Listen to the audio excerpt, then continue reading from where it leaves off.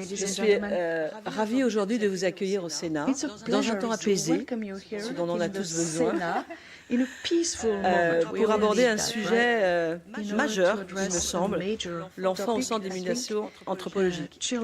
J'ai un immense plaisir d'accueillir ce colloque parce que, comme vous le savez probablement, pendant un an, j'ai mené un travail ici au Sénat sur lequel je vais revenir juste quelques instants avec Caroline et Céline. Et je voudrais leur dire combien d'avoir travaillé avec elle m'a apporté de choses, combien j'ai pu avoir une réflexion sur beaucoup de sujets.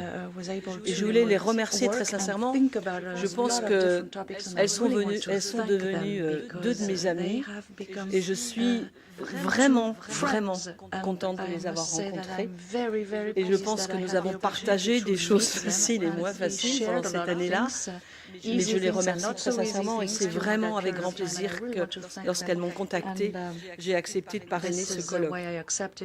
Comme vous le savez probablement, nous avons travaillé sur un texte concernant la transidentité des mineurs parce qu'il y a un peu plus d'un an, je me disais qu'il y avait quand même des sujets sur lesquels les politiques devaient se pencher.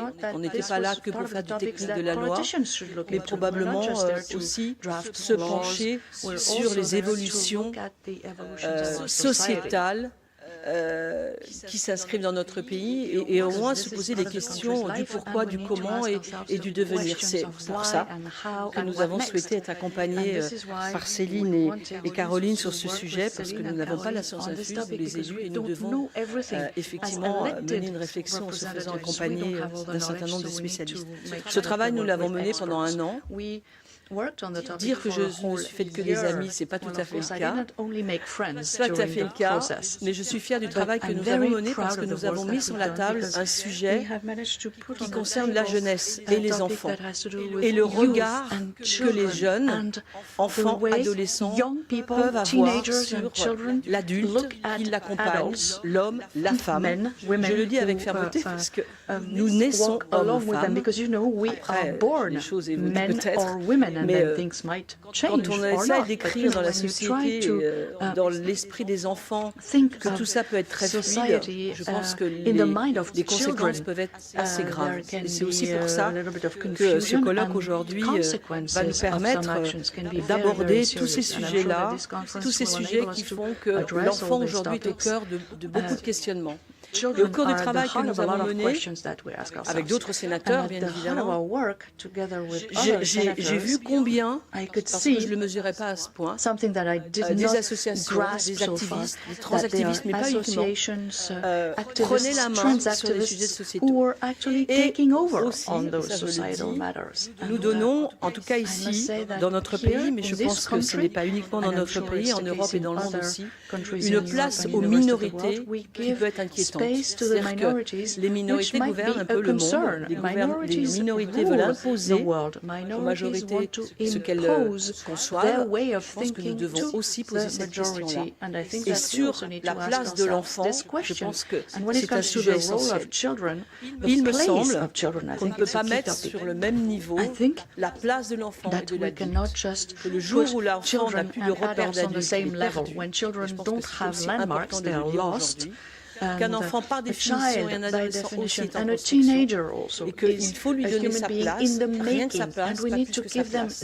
Et c'est un peu tous ces sujets-là qui font qu'il y a une espèce de perdition avec des parents qui sont perdus aussi, on l'a vu pendant nos travaux, des parents perdus, et des parents qui n'osent plus dire non, ça c'est quand même le sujet majeur de nos sociétés occidentales quand même. Donc voilà, je pense que le travail que vous allez mener pendant 2 jours va faire partie aussi de ces réflexions sur lesquelles les politiques au sens large du terme, parce que la politique c'est beau quand c'est bien fait.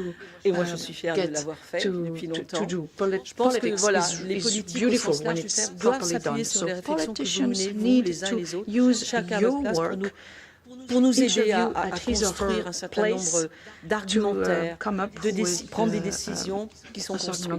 C'est ce que nous avons fait lorsque nous avons fait ce travail. Je rappelle juste que donc, le texte sur lequel nous avons travaillé a été adopté ici au Sénat, malgré contrevents et marées, avec une presse qui nous a... C'est là qu'on s'aperçoit aussi que la presse a un rôle negative coverage in the majeur press, dans and ce this qui est is where you see véhiculé quand that the même, press also en has termes an de vérité, impact mais en in termes the de messages mensonges which are beaucoup. conveyed, in Il faut terms savoir of résister. news and in Et terms que of les fake hommes news. And politiques we et les have to femmes be able politiques to au sens large resist, du and terme doivent politicians savoir résister. must be able Et to c'est une resist, obligation que nous avons and it's aujourd'hui an de obligation, résister it's a duty pour that pouvoir we have to construire resist l'avenir. in order to Et be quand able to l'enfant est build au the cœur de future. nos When questionnements, children are at c'est the l'avenir heart de nos of pays our qui est au cœur de nos questionnements. Voilà, discussions, donc it's the je ne vais future pas of parler our plus country longtemps, mais which je is veux at dire the que heart je of suis our vraiment discussion. So contente I'm not going que to vous soyez là speak toutes any et longer, tous but I must say aujourd'hui that I'm very pour pleased mener to aussi see et you pour all peut-être today. donner une And ligne I'm sure that qui n'est you are peut-être pas dans going le to courant majoritaire, have a mais lot qui est of dans le courant discussions and majoritaire reflections, dans and la to draw population. Et the on s'en est line which is aperçu maybe lors not de the nos major travaux. trend, Je but pense which que is something la that the population se general pose des bonnes population has questions. questions about. I'm sure Et that pour que the la population population, asks quand la themselves the population right se questions, donne, and en tout when cas se pose des populations bonnes ask questions, themselves the ça veut right dire que questions, nous devons it aussi means that écouter. we have Et to c'est aussi listen to the l'objet questions. des And travaux que it's vous allez also mener. the Alors, objective soyez of les your bienvenus au work during Sénat. those 2 days. So Le welcome Sénat qui est here. dans un temps calme Welcome to aujourd'hui, the parce qu'on Senate. est en It's phase d'une petite very parenthèse. quiet today Mais ce because Sénat qui est quand we même are in une forme de between, stabilité, right? But et on en a bien besoin en ce the moment. Senate is Voilà. really a source Donc, of stability, and travaillez this is bien, something je that sais que we vous allez bien need more travailler, than et ever. surtout soyez les So bienvenus au I Sénat. wish you a Et very, merci à vous d'être a là very aujourd'hui, fruitful 2 Zenia, days. parce qu'on Thank s'est you déjà very rencontrés much plusieurs for fois, being et here, vous avez fait aussi Zenia, partie, because comme un we've met certain on nombre de gens several qui sont dans cette occasions, salle, and des like many réflexions other que nous people avons in pu this mener room, you were ensemble. involved in Voilà, our merci à discussions, vous and tous, I'm merci very à vous pleased tous. about that. So thank you. Thank you very much.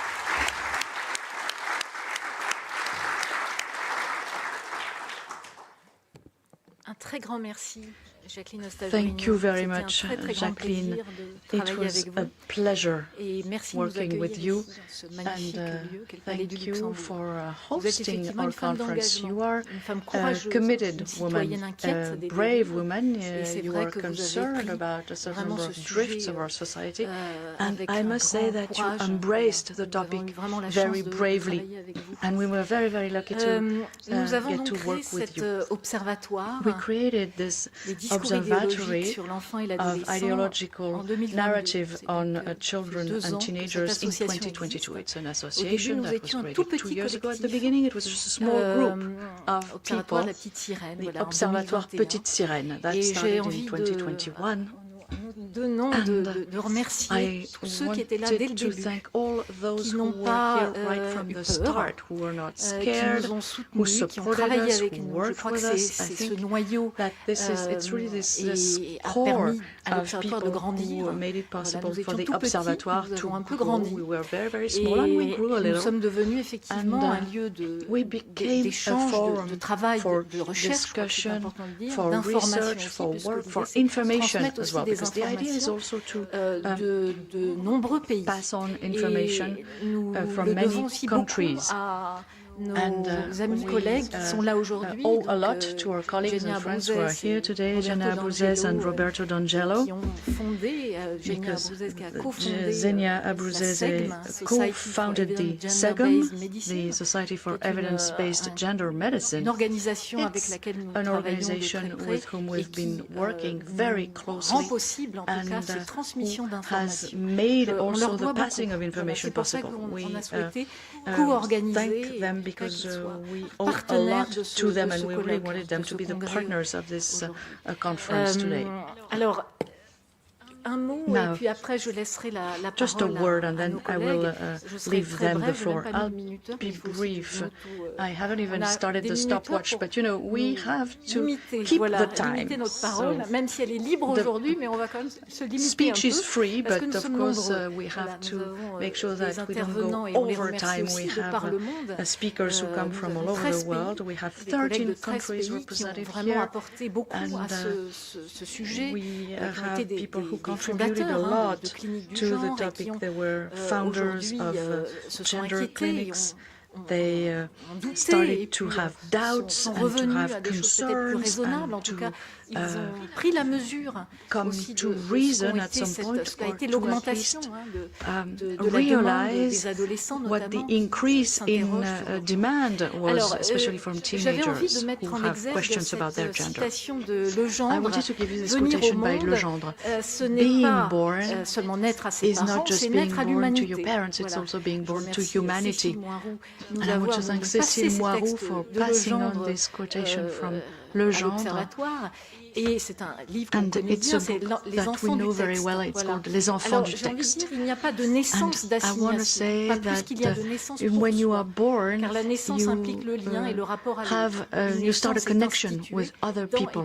You are being born in and for the community of human beings. So, avec Pierre Legendre, d'un désengagement can we normatif, ask ourselves the question dans le sens of où l'État a qui fonde la normative filiation ne disengagement? garantirait plus le principe Because du it tiers. means C'est un peu that tout le travail you aussi have to de look Pierre at the Legendre. connection with third parties. This is what Pierre Legendre worked on. Porter ce nom aujourd'hui aussi d'un grand We penseur have français, also a great intellectuel, French thinker, professeur de droit, professor who is a professor in law and le a modèle psychoanalyst. anthropologique se The défait. anthropological model is being Nous sommes nombreux unraveled, à as le we say, dire, se and défait, this is a détricotant lot of aussi la us fonction saying, d'interdit. and what is Ce qui also aboutit au unraveled règne is d'un enfant what is roi qui forbidden, équivaudrait and we par ses have droits et au nom now de the l'égalité reign un sujet of roi the comme les autres. child king.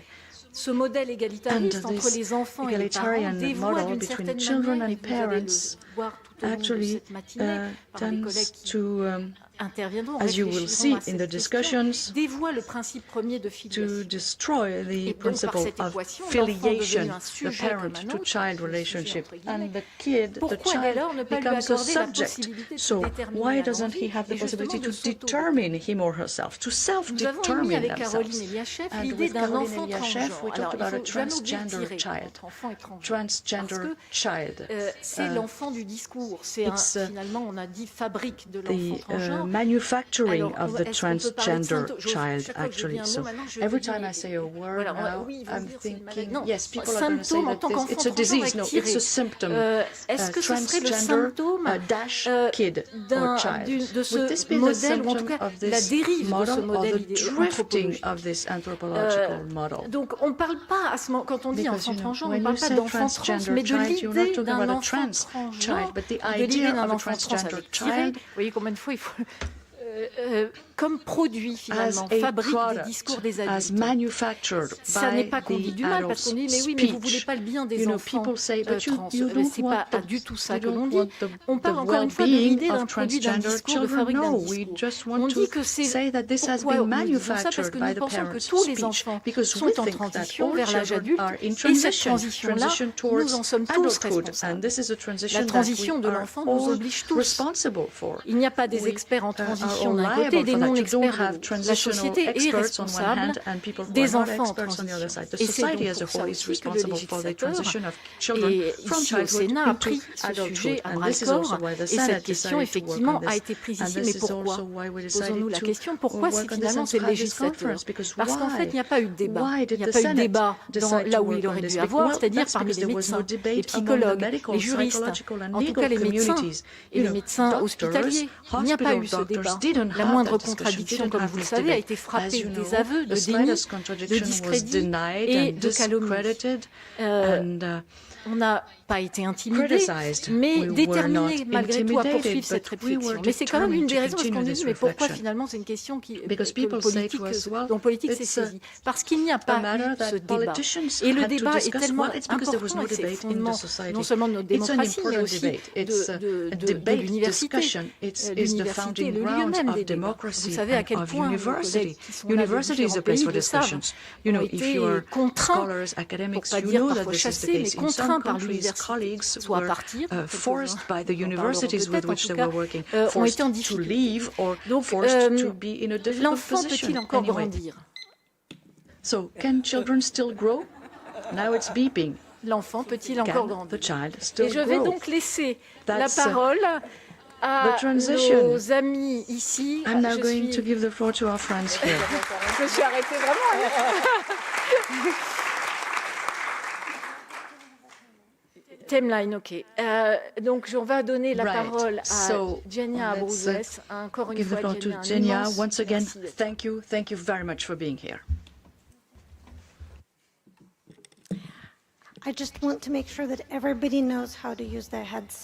Alors, je voudrais m'assurer que tout le monde sait comment utiliser les casques pour la traduction. Est-ce que ça marche pour tout le monde? Vous avez la traduction simultanée. Si vous nous entendez, c'est que ça fonctionne. Traduction simultanée, c'est bon pour tout le monde apparemment. OK.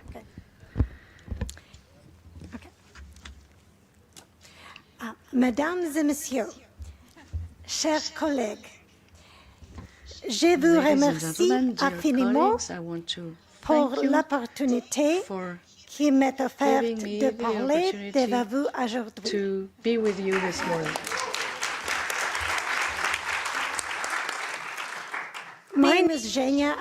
Je suis Genia Abruzzese. Je suis la cofondatrice du SEGM, c'est la Société pour la médecine de genre basée sur les preuves. Nous avons fondé cette société en 2019 en réponse au nombre croissant d'enfants, d'adolescents et de jeunes adultes qui présentaient des dysphories de genre et qui cherchaient un soutien auprès des professionnels de santé. Depuis le début, notre objectif a été d'aider le champ de la médecine de genre et à faire en sorte qu'on corrige la direction et qu'on commence à travailler selon les principes de la médecine basée sur les preuves et de l'éthique médicale. La SEGM est une organisation à but non lucratif, libre de toute influence politique, idéologique, religieuse ou financière.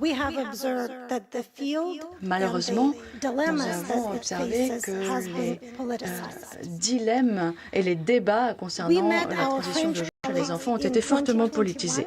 Nous avons rencontré nos collègues français en 2021 et ça a été une collaboration magnifique. Nous en sommes très reconnaissants. Le champ de la médecine de genre est véritablement un champ exceptionnel parce que il opère de façon exceptionnelle aussi. Il est exceptionnel dans son aspiration à transcender la biologie. C'est aussi un champ exceptionnel dans son attitude vis-à-vis de la science. Si le champ de la médecine de genre fonctionnait comme n'importe quel autre champ de la médecine, eh bien je ne serais pas là aujourd'hui. En fait, je n'ai aucune raison d'être là parce que je ne suis pas médecin et je ne suis pas psychologue. Moi, je suis économiste de la santé, de formation, et je suis aussi un parent. Et je suis très impressionnée.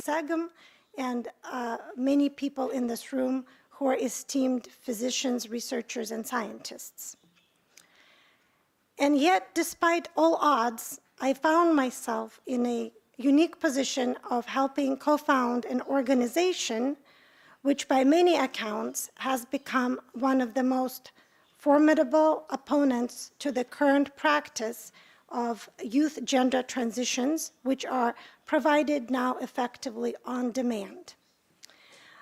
Our group has become such a force that the well-known American political organization called the Southern Poverty Law Center, a very liberal organization to which I personally financially contributed for many years, recently attacked our group, calling us the hub of misinformation, and what they really meant is the hub of international scientific resistance to the current practices. When they called us the hub, they did not mean it as a compliment, but we took it as such. In a few minutes, our president, Roberto D'Angelo, will give you a proper introduction to SEGM. But as a founder, I would like to briefly share with you the SEGM founding story. In 2019, I was a parent in the United States and the state of Oregon, which has become quite well known around the world for its extreme liberal attitudes toward a number of issues. And I've always called myself a proud liberal. But as a parent, how many minutes do we have? 1 minute. As a parent, I observed myself many children beginning to declare trans identities. So I began to read research, including the underlying foundational Dutch research that gave rise to the practice of youth gender transitions. And it was very clear to me from the very beginning that the research did not describe the kind of children we were seeing declaring trans identities. So I got in touch with the authors of the Dutch protocol, and I asked them the question, do you agree or disagree that the current population does not look like the patients? And they replied to me saying that they agreed. They agreed that their research could not be used to justify or to expect benefits from gender transition in the current population. So I began meeting with various professionals, and we thought just by merely describing this, disseminating this basic fact, the whole problem would immediately go away. But that is not what happened. And so it became clear to us that this is a much deeper-rooted problem. These 2 days will be dedicated to exploring why this is happening. But then we formed SEGM, and we began to assess studies and deal with the science. But from the very beginning, we knew science and the scientific foundation for this practice is exceptionally weak. We have now demonstrated it, but at the same time, solutions are needed, alternative solutions. So it is not an accident that SEGM elected as its president a psychotherapist, because alternatives are going to have to come from the psychological realm. And so with that, I would like to introduce our president, Dr. Roberto D'Angelo, who is a psychiatrist, psychoanalyst, and the president of SEGM.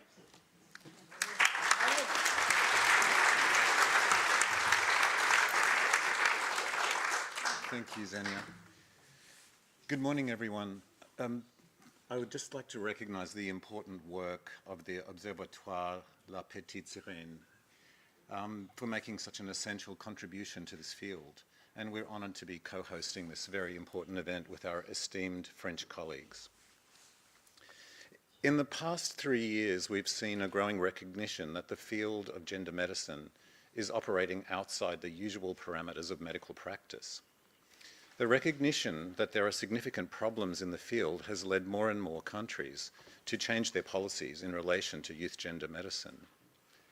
And now, as we all know, an increasing number of European countries are reclassifying medical affirmation of youth as an experimental intervention available only in research settings, thereby significantly curtailing its use.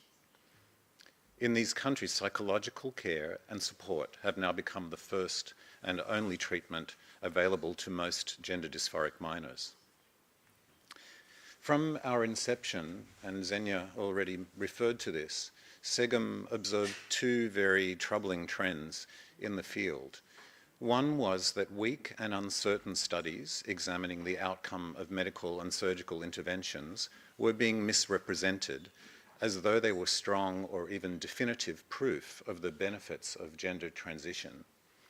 We spent much of our time and resources on battling scientific misinformation that has become so ubiquitous in this field, and I think we're succeeding, as the Southern Poverty Law Centre attests to.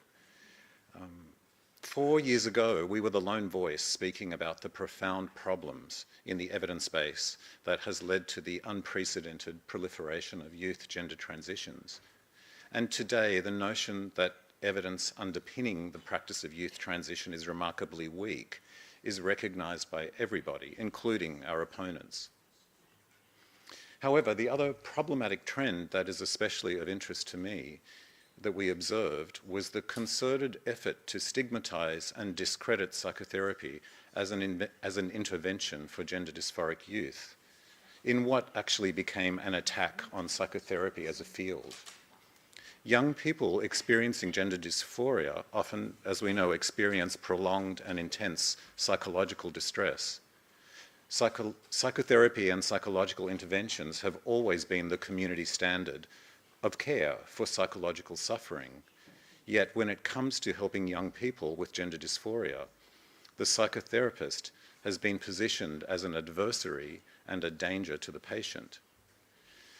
The end result has been that the role of the psychotherapist has been reduced to that of an administrator who certifies patients' self-reported feelings and writes recommendations for hormones and surgery. Importantly, the expertise of psychologists and psychiatrists to explore and think about the complexity of psychological suffering has been sidelined. We find ourselves in the bizarre situation where exploratory and psychodynamic therapies for patients with gender dysphoria are being discredited as covert forms of conversion therapy. These are the established therapies that many of us here practice and that are known to be helpful for a wide range of human difficulties, including problems of identity. Last year, in an attempt to begin to reverse this trend, SEGM co-sponsored an event with Tampere University and Dr. Kaltiala, who is here with us, where we explored psychological approaches to helping gender dysphoric youth. In early October, we're continuing this conversation in Athens at our next conference, and we hope we'll see some of you there. I'm very excited about what is ahead for us over the next 2 days here in Paris. This conference, I believe, will make an essential contribution to our collective work in developing psychological interventions for gender dysphoria. In order to provide appropriate psychological intervention, we need to understand the nature of the internal struggle in young people with gender dysphoria. We cannot do this without understanding the context in which this struggle is emerging. I believe this is the first time that the contextual, social, and political forces that have led to the dramatic rise in the prevalence of gender dysphoria are being explored at an academic conference in such a comprehensive way. We believe that a collaboration with the Observatoire will help to generate a more humane, complex, and nuanced understanding, an understanding which brings together evidence-based medicine, ethical medical practice, and sociologically and psychologically informed care. Thank you.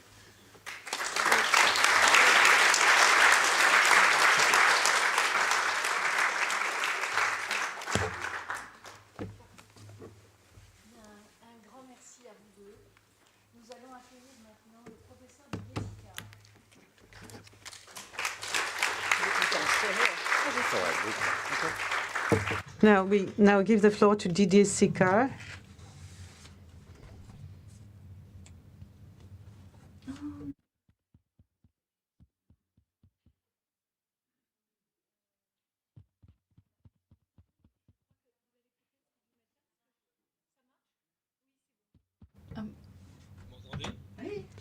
Now, hopefully you can hear me.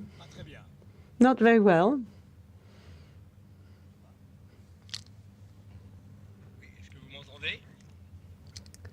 Can you hear me clearly? Is it all right? Oui, là vous m'entendez? Très bien. Right, I think it's working now. Now, I would like to thank Senator Jacqueline Eustache-Brinio and Caroline Eliashef and Céline Masson. Now, Caroline Eliashef and Céline Masson indeed have helped me to see clearly what it is all about. And this has been the case for 3 years now. And I think it is something which is absolutely fundamental in our society today.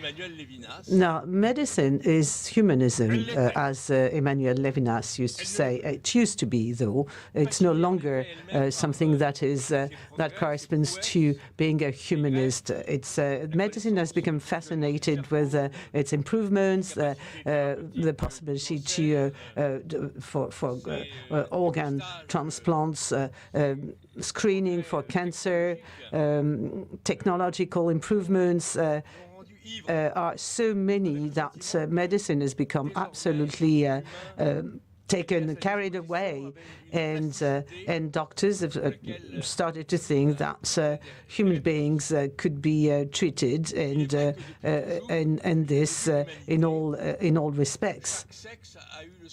And it's true that since the beginning of mankind,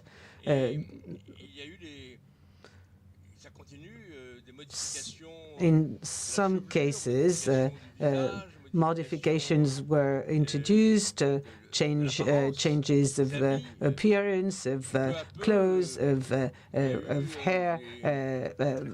hairdressing, and then gradually cosmetic surgery started to be used more frequently, with nose jobs, with other types of surgery.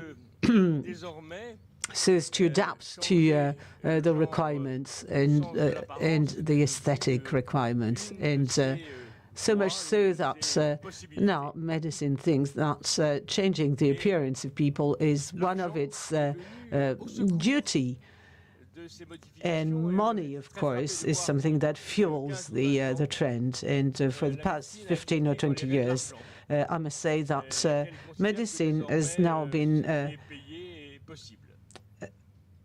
under the control of money forces, and that if you can pay for it, then it becomes possible, and that it has now become quite unacceptable to criticize the resort to cosmetic surgery because someone, and the same thing goes for transitioning of man to woman or woman to man, and that this is transphobic and homophobic, and all this, though, is very true. However, there's been an anthropological radical change, because it now affects children and adolescents, and we can all see around us that children behave very differently from they used to in the past. And it's true that nowadays pubertal anxiety, which is absolutely normal and natural, is now met on social media with responses that are medical responses that explain to these adolescents that for their happiness and for the rest of their life they can resort to this sort of medical response. And of course, in our society, children and adolescents are much more open to these sort of narratives, and there's some sort of hold on them because of these social media. And they are told that this is something which is very banal and that it is perfectly reversible, that they can go for it. And by the way, it's also reimbursed by the social security system, which is quite weird, because this is a treatment that hasn't gone through the licensing procedure that is applied to drugs, to medicines. And therefore, this treatment, which hasn't been validated by the scientific community, is now on offer. And it's on offer, and there is a rejection of psychoanalysis and psychiatric treatment and management of these cases.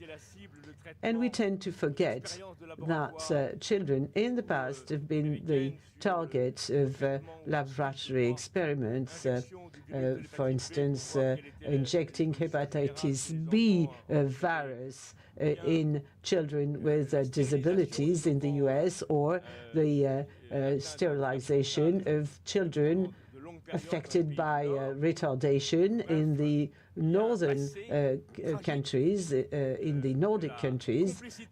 So there's some sort of tragic complicity of doctors with non-validated therapies. And by the way, it seems that doctors have overlooked the medical consequences of transitioning, be it sterility, loss of libido, also loss of bone density, and also the fact that it can lead to liver cancer if you are given hormones on a long term, and many other things we haven't heard of yet. So these drugs do modify the physiology in children, and we all know that puberty is some sort of struggle between your mind, your inner self, and the outer world, and your body, and the trans activists tell these children that they can help them to reunite their body and their mind. Now, what is really strange is that these terrorist trans activists, who are very violent people, do not comply with the ethical criteria. I think that it is important to respect the criteria of first do no harm, and because offering transitioning to an adolescent who suffers is like offering a drug to a drug addict and doctors have always rejected acting as if they were drug dealers, as it were. So we shouldn't go for this sort of treatment. Paul Ricoeur, the philosopher, used to say that when a child grows up, a child discovers himself or herself and becomes aware of the inner struggle and finds the force to overcome these struggles. And if you turn to the law tells you, for instance, that in some cases anorexic children have a body image that needs to be respected, and then I think the law goes wrong. And there seems to be quite an unusual contradiction between ethics and the law, and where there are cases whereby you see cases where doctors and lawyers don't agree.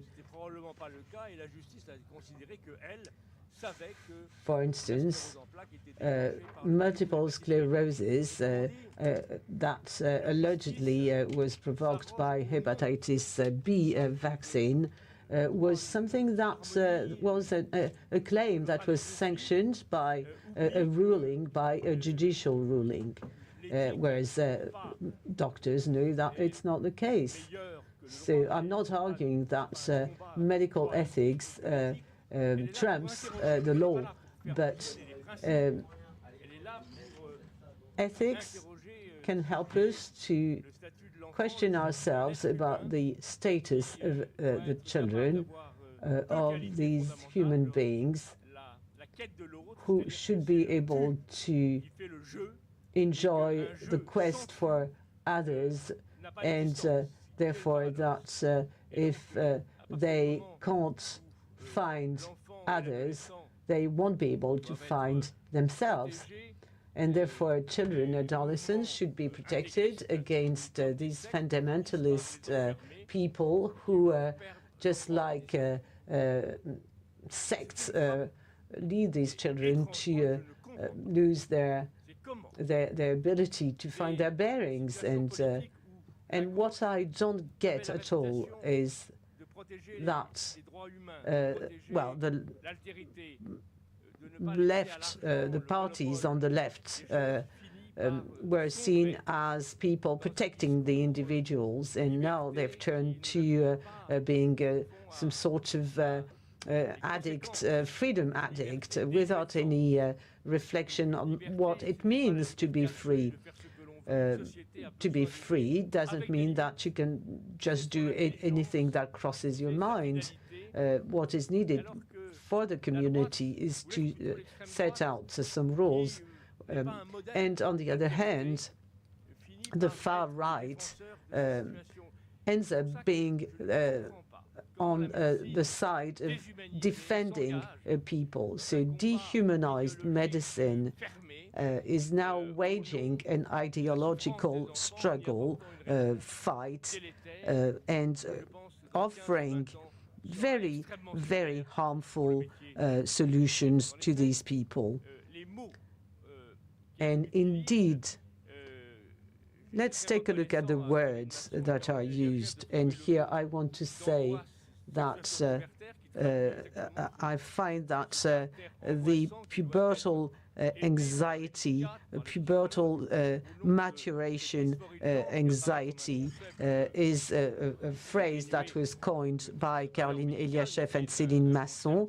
And I think this is something which is very valuable. Now, I've been accused of being transphobic, though it's not true. I'm not arguing that people shouldn't transition, but I think, well, minors and children are a different story altogether, where this concept of freedom can't be applied without some precaution. Now, recently, the CAS review for the first time has shed some light on the validity of the long-term scientific studies that have been carried out. Now, there's no ideology whatsoever in the CAS report.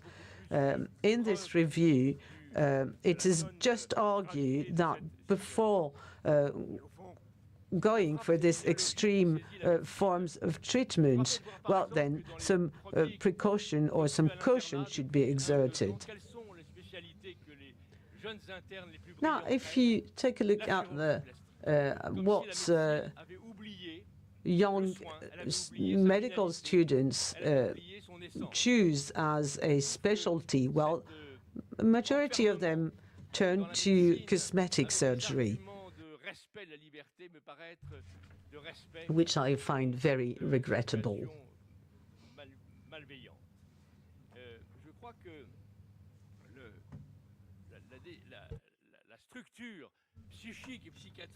Now, the psychological and psychiatric structure of adolescence, going through this rough, difficult moment, is pretty well understood, and it shouldn't be left in the hands of people who have a vested interest because there's money to be made.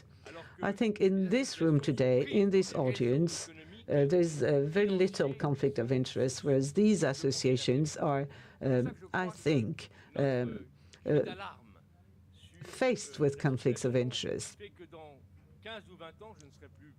Now, in 15 or 20 years' time, well, I'll no longer be here to say anything about it, but I'm sure that people will wonder how we did come that far and that wrong.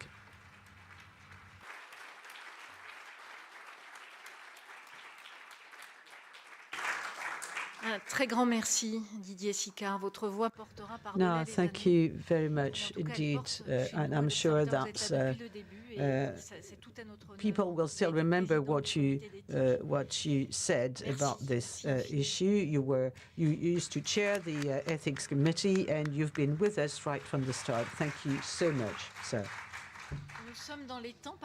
I think we are perfectly on time. So now I'd like to ask Leonardo Orlando to join us and to moderate the roundtable with Jean-François Bronstein, Nathalie Heinig, Jean-Pierre Lebrun, et Jean-Louis Ranchon.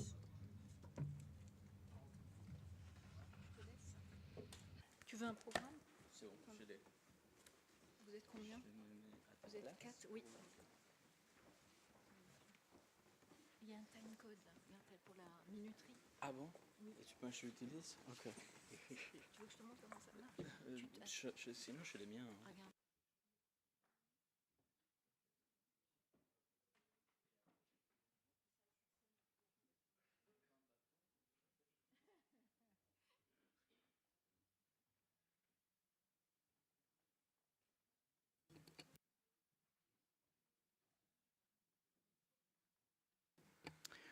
Bonjour à tous. Hello everyone. We're going to start with the very first roundtable and the moderator. And I thank you very much to Caroline and Céline who asked me to do so. Now we are going to focus on the French-speaking scientists with us today. Jean-François Bronstein, who is Emeritus Professor of Philosophy with University Panthéon-Sorbonne, Nathalie Heinig, a sociologist and Research Director at CNRS, Jean-Pierre Lebrun, psychiatrist, psychoanalyst, Vice President of the Lacanian International Association, and Jean-Louis Ranchon, who is Emeritus Professor of Law, Family Law, with the University of Leuven. So we are going to give the floor to Natalie first. Thank you very much, Leonardo, and thank you very much to Céline and Caroline for the invitation. Now, very briefly, I'll try and answer this question. Is self-determination an identity building tool? To answer this question, I'm going to tap into the work I did on identity and also on psychosociology, on family relationship, and more particularly the book I wrote with Caroline, Daughters and Mothers. And then I will also referring to modern art. And you'll understand why later. Now, identity. What is it all about? To understand this, one should understand that this is the result of a series of processes. So it's just on the absolutely on the other end of the spectrum of the identitarism that is highlighted these days.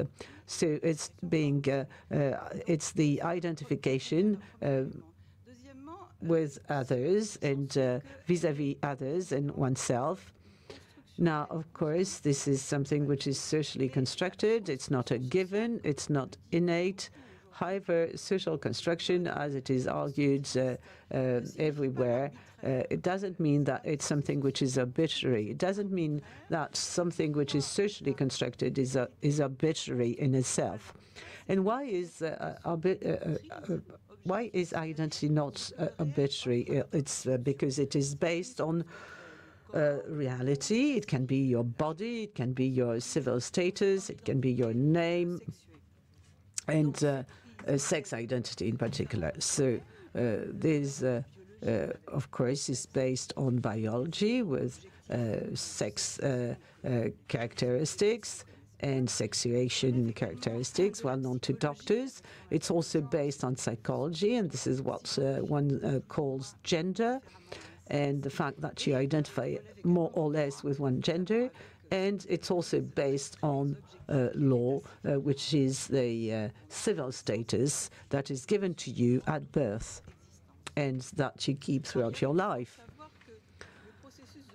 Now, one should know as well that identity construction goes through three key moments. Firstly, the self-perception. How do you perceive yourself? Do you consider yourself a man or woman? Also, how you present yourself to others. And finally, the fact that you are considered by others and designated.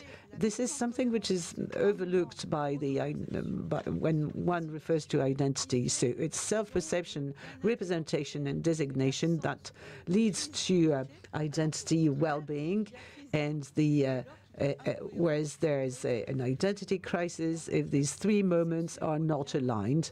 And one can see that, of course, in the matter at hand. So identity is a process which is based on interactions. Now, contrary to what Norbert Elias considers as being the human being shedding oneself, while identity construction is based on interaction with others, and it's also based on the institution. The institutions are here to support and underpins the interactions. It can be, of course, the law with civil status, but it can be also the language itself. Since philosophers have shown that language can in itself be considered an institution. Now, so therefore, the very idea of self-determination, and more particularly of your sex, of your gender, is a sort of hubris. It's a sort of omnipotence. It's a sort of, yes, it's hubristic. And it's got nothing to do with the identity construction. Now, this omnipotent perception is now, or let's say that in the 1970s, this sort of hubris was met with this notion of the child that is overindulged, that is like a king, that is its own master, that's imposing any rules or any constraints is something that is absolutely unacceptable. Now, of course, this was deeply rooted on the will to avoid abuse of children. However, it has led to this fantasy of being an all-powerful child, and it does also denies the unconscious dimension, because the unconscious mind is something that can't be controlled. So the overindulged child also is a notion that also rejects the unconscious mind, and therefore this is what you find with transactivism, that rejects psychoanalysis or psychological treatment. And it leads also to transgression and to permissiveness, and with a delusion that you can do everything you want. Now, let me turn to modern art and turn to the permissive paradox. And this is the sort of threefold take of modern art on this.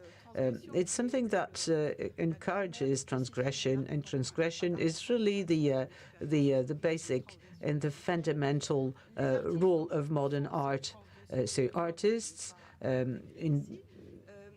go for transgression increasingly, and the institutions, the museums, the curators also encourage transgression and turn this into something which is no longer fruitful.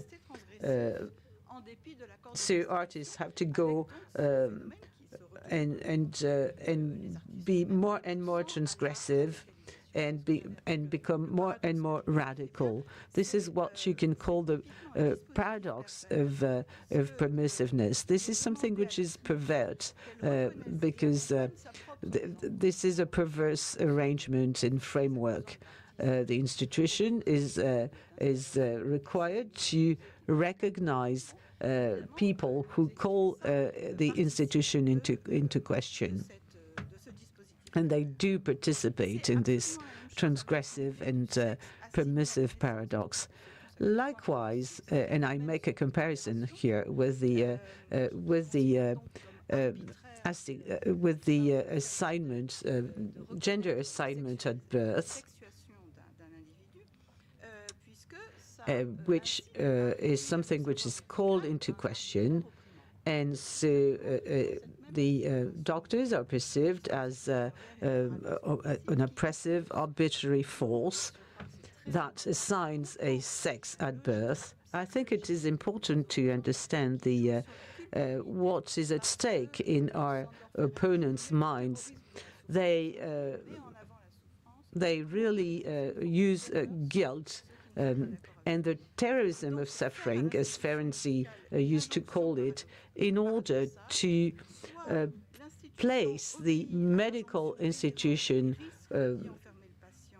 in front of a delusional injunction, i.e., either they go along the fantasy of being an all-powerful patient, or the medical institution refuses to do so, and then becomes guilty of being indifferent and of being discriminatory or even transphobic.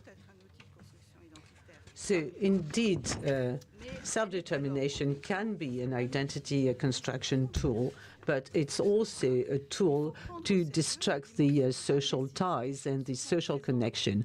One should take seriously the aggressiveness that is present in the trans-activist claims of for a recognition of gender identity.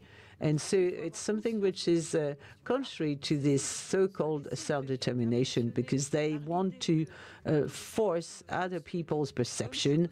And I think that the gender identity is something which is impossible, for one, and it's also something which is very dangerous and perverse. Wonderful. Thank you very much. You've been on time. And now we are going to give the floor to Jean-François Bronstein.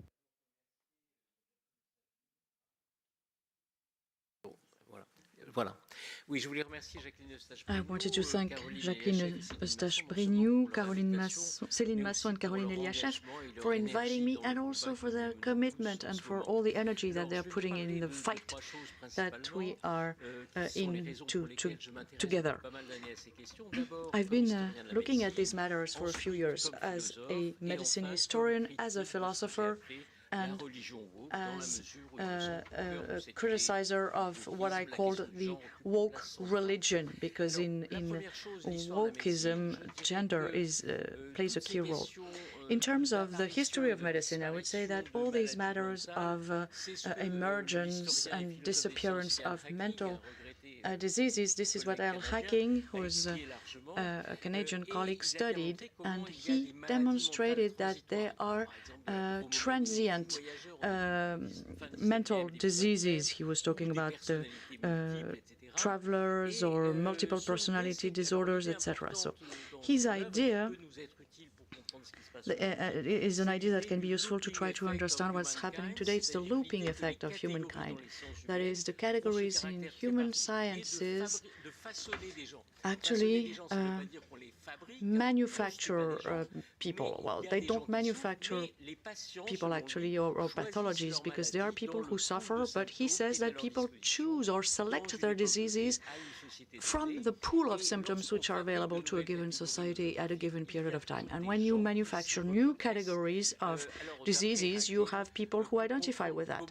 According to Hackling, if you want to understand how these new disorders emerge, you have what he calls ecological niches, which are a whole series of medical theories, institutions, a culture with positive and negative values, associations of patients. And these mental disorders can also be connected to sociological considerations. And the social media, for example, can be very instrumental there. And some diseases actually take and others don't. He looked at a mental disorder which he claims was the first to have been created on the internet, amputomania, for example, to have the amputation of a healthy limb, for example. But anyway, this one didn't take, it didn't click, luckily. And of course, primum non nocere, this is what doctors say, and doctors are exposed to paradoxical injunctions. Children are exposed to paradoxical injunctions. And of course, there's a medical aspect to this. But the second thing is that this question of gender and gender transition is not only a medical issue, because if we treat it as such, we would not understand how much enthusiasm this question has created. And I think it's a new way of seeing the world. It's a new awakening, because it is amazing to assert that your gender identity has nothing to do with your sex. You would have to be illuminated to think this. And this is probably why the current situation, which we might think would be better, look at the Hillary Cass review, the WPAP, the whistleblowers in the Texas Children's Hospital.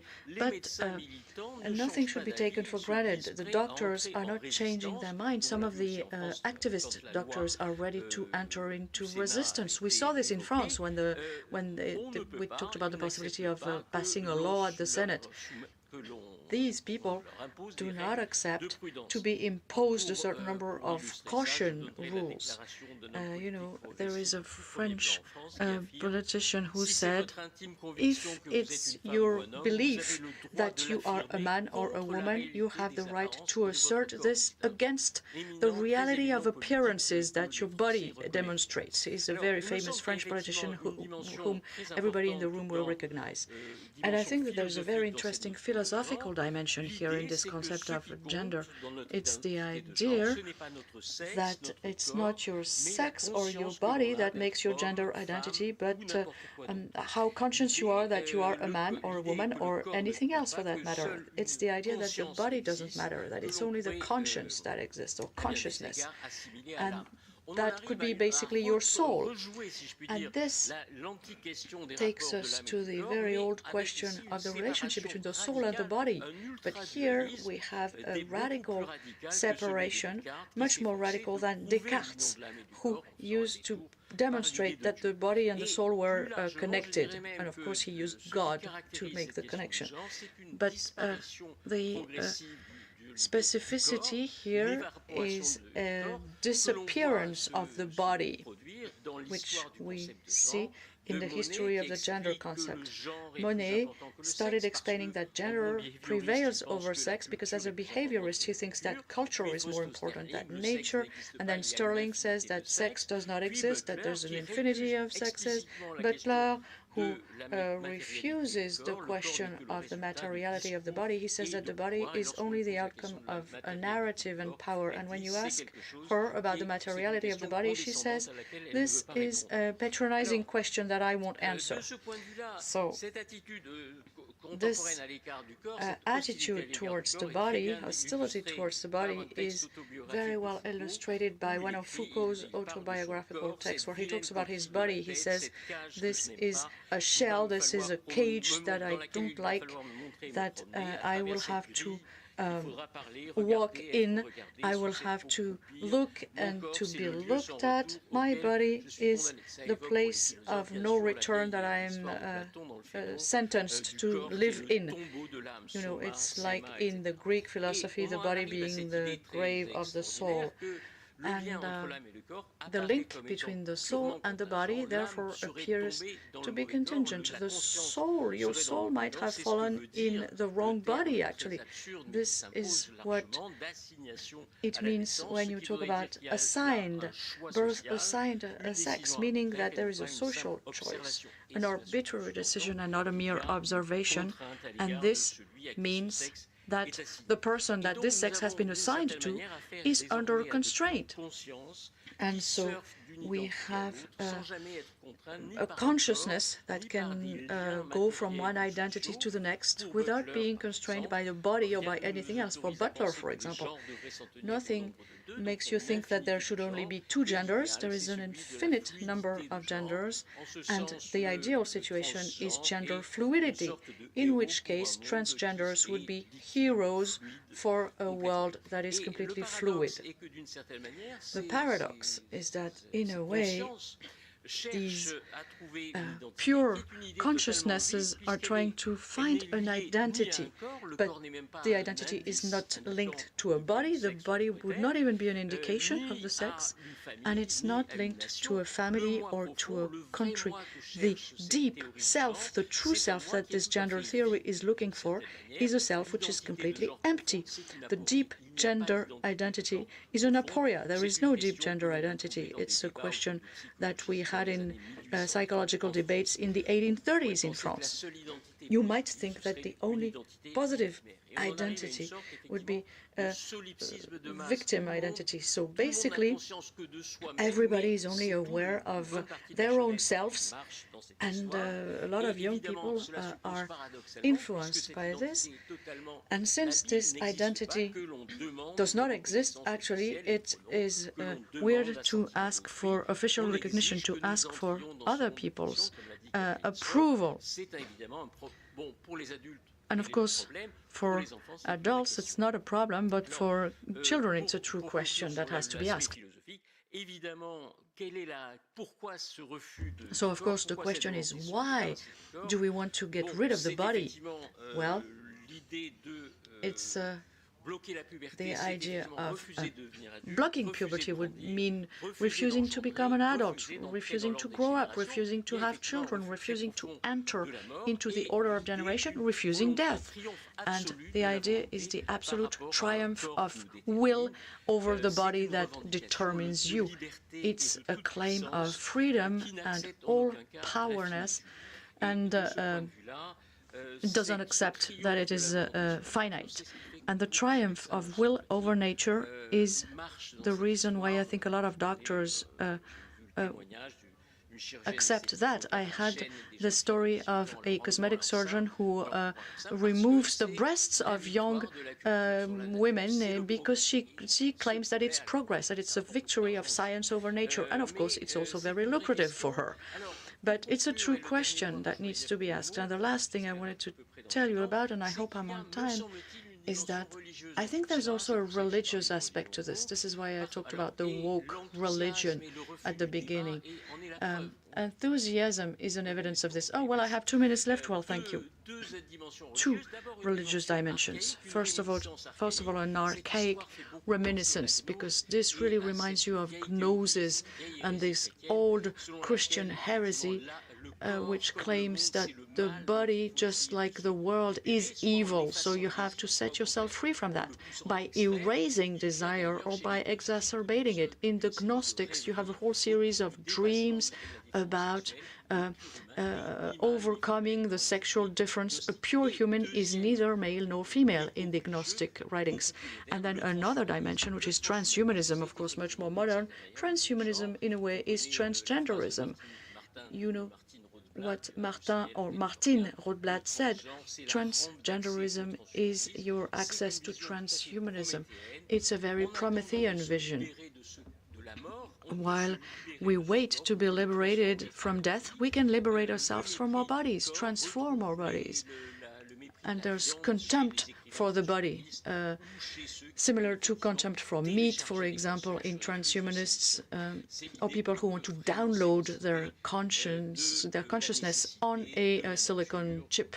You can really set yourself free from your body, from nature. And this, I think, is a matter for concern because it goes in the same direction as what GAFAM are offering, of total virtualization of the world. And if it is working so well after COVID, it's because a lot of young people, for months and months on end, probably just lived on the internet. The only reluctance would come from the real world workers that Christopher Lasch was talking about. And it's this emancipation idea, which is so that the progressists who could be with us, who should be with us are totally paralyzed. In conclusion, the last thing that I did not mention is this idea of erasing limits. I think it's essential in a whole series of currents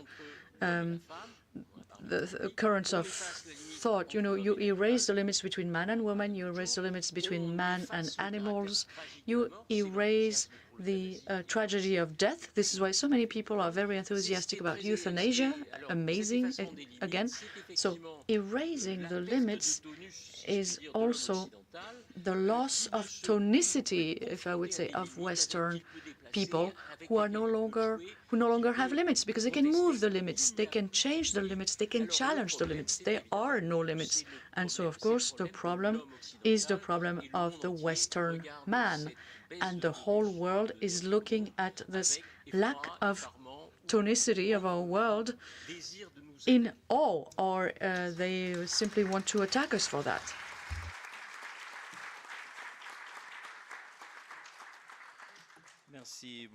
Thank you. Thank you very much, Jean-François. I'm now going to give the floor to Jean-Pierre Lebrun.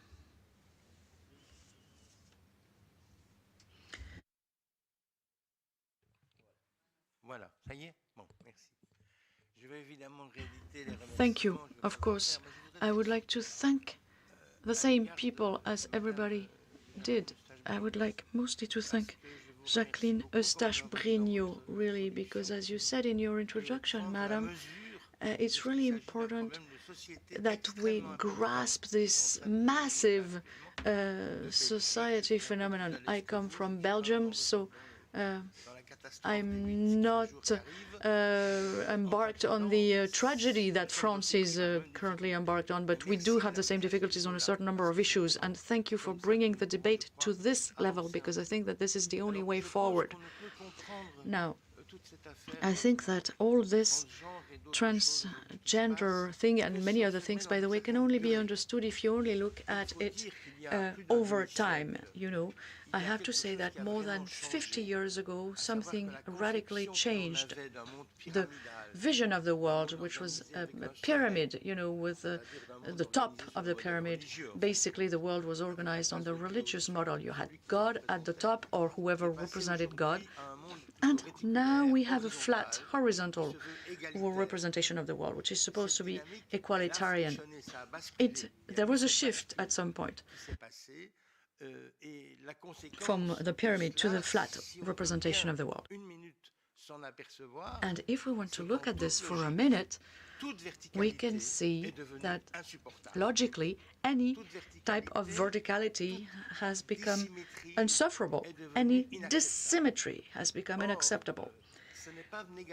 However, what we tried to do was not negative, because the idea, of course, was to achieve man and woman equality, for which it was helpful. It also helped develop everybody's individuality. This is how it worked, and this is how it was meant to work. And I think we first need to look at the positive aspect of this change. But maybe we didn't realize everything that it was going to entail. And that's what I would like to tell you about. But this move towards more and more equality means that at some point there is a loss of legitimacy to those who have a function that is dissymmetrical. That is, for example, the school teacher, or the school principal, or politicians, or fathers, the family fathers, at all levels. All the people who used to have the legitimacy of this pyramid and who could claim this legitimacy are totally being challenged. But it's not just that they are being challenged, because little by little, this legitimacy that is given to any kind of challenge has turned challenging into a recusation. And it's not the same thing. You know, refusal And I think that you have to listen to young people today, because they are not, as we used to be, challenging the generation above them. You know, that made sense. But actually, they are legitimate to disqualify actually what's coming. Basically, they're saying right from the beginning, I don't care for this. It's not my problem, you know. And I think that this is exactly the situation that we are in today with a lot of young people. They just don't care. Couldn't care less. So in yesterday's world, I think that actually the mother and father would actually distribute two models of love. One was the unconditional love that was mother. Of course, I'm over caricaturing here. It's over exaggerating, but the mom would love the child as he or she was, and the father had love, but at a condition. What was the condition? Well, the condition was that the child had to abide by the rules that will make it possible for them to take their place in the social world. That was the condition for your fatherly love. And in this world, women who raise their children on their own very often say, I have to play both roles, which shows that you have two positions. There is the unconditional love and the conditional love. Both kinds of love are necessary for children, but the problem is that with what I just described, the love at a condition is totally disqualified. It has no legitimacy at all. This is why a lot of fathers today are in disarray, because they don't know what they should be doing. They question themselves. Maybe they want to become a second type of mother, but this is not exactly what children need. So it's complicated for fathers. And precisely, I think that this is what we need to understand. Maybe because of that, that's what I think. Maybe we are the first society in the world, ever since the beginning of the world, to not put the fact of growing up on the agenda of a society for children. What does it mean, growing up? Well, growing up, it means agree to what has been said before. Agree to give up to all the possibilities, you know, giving up your child power, your being almighty and all powerful as a child. So where can you find your legitimacy to give that up? Because if you're going back to this position of superiority and dissymmetry, well, it is disqualified immediately in or by the societies as they are perceived today. So it's as if all possibility was still possible. Well, of course, the history that you have, the parents that you have, the language in which you were born, and the sex that you have, there are a lot of things that cannot be changed, because that's the reality that you have to make do with. And that's the path, that's the journey of a child. You know, they start with a lot of inequalities, different features, and they have to find their place in the world on that basis. So these actually started to disqualify any kind of authority, because this would be seen as domination from the beginning. But then this also led to a very embarrassing thing, which is the confusion between repressive bans and structuring bans, because some things are necessary. Some things which are forbidden to children are necessary because they will structure them. For example, there are a certain number of interdictions. The incest is an interdiction, for example. But if any interdiction is seen as being repressive to your singular self, well, of course, there's no legitimacy for this interdiction. And today we have a society where it's forbidden to, where interdictions are interdicted. You know, il est interdit d'interdire. That was a slogan from May '68. So this precisely does not exist anymore. You cannot have interdictions any longer. I remember a school teacher, my first school teacher, actually always said, well, that brings us back a long time ago, right? But he said something which I think is very clear. I want to see only one head. He wanted us to line before we entered the classroom. It's very nice. It's very beautiful. He wanted the straight line, but it meant that he only wanted to see one single head. Everybody had to have the same head, the same brain, and this is what is coming out today. The total opposite. Everybody needs to have their own heads, their own minds, and I think this is really interesting. But you don't want to think that this actually challenges the one head only, because we need to accept that we're all constructed in the same way if we want to talk to one another. But this has been completely disqualified to the benefit of this idea that we actually encourage and valorize the individuality of each person. And I think that this is really what is at stake here. And this is what I really want to thank you for thinking about these matters at political level, because if we're in a society like this, we just broke the balance between individual demands and civilizational demands. We have just broken this balance which used to work and operate for centuries. So this doesn't mean that it's not interesting. It can be interesting, but we have to realize that it will have consequences on our societies. And if we don't do anything about this, well, then we might overvalue self-determination, and therefore we might make it impossible for a child to have to live with these rules which are imposed on them. And I think that today, at all levels, we have these people whom we are not sure they understand, that they perceive exactly who understand that social should prevail, the social life should prevail. In themselves, they do not have the perception that they are the members of a collective, of a group. So we're going to have to re-articulate all this, to put all this back together, to make sure that it's possible. And I think that this is the work that we have to do. And I just want to finish with a quotation by Freud, which I think is remarkable. He says,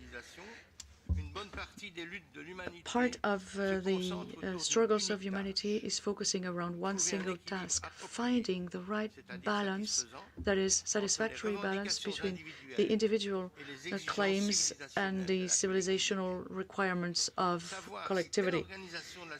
Knowing if such or such organization is going to be able to put this balance together, or if conflict will remain insoluble, is a problem that will actually determine the fate of mankind. Thank you for your attention.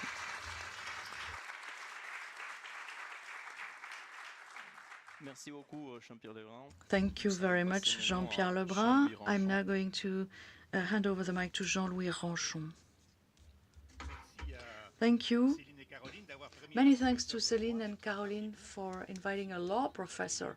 And thank you, Madame Eustache-Brinio, for hosting this conference. Céline and Caroline asked me to say a few words about the law. Well, there are a lot of things that you can say about the law, and I've been working on this for 45 years as a law professor, what's happened in terms of the law and family law in particular. And I would like to remind you that the law also is a system that makes sense. It's a language in itself. What specifies the law is that it defines the standard, the norms, it prescribes, and also it names and it gives meaning to the real, to the reality. And this is why maybe it's interesting to have a lawyer, because I agree with everything that you said, and you cannot think law in an approach that would not be multidisciplinary. So there is also ethics that defines standards, like Professor Sicard said.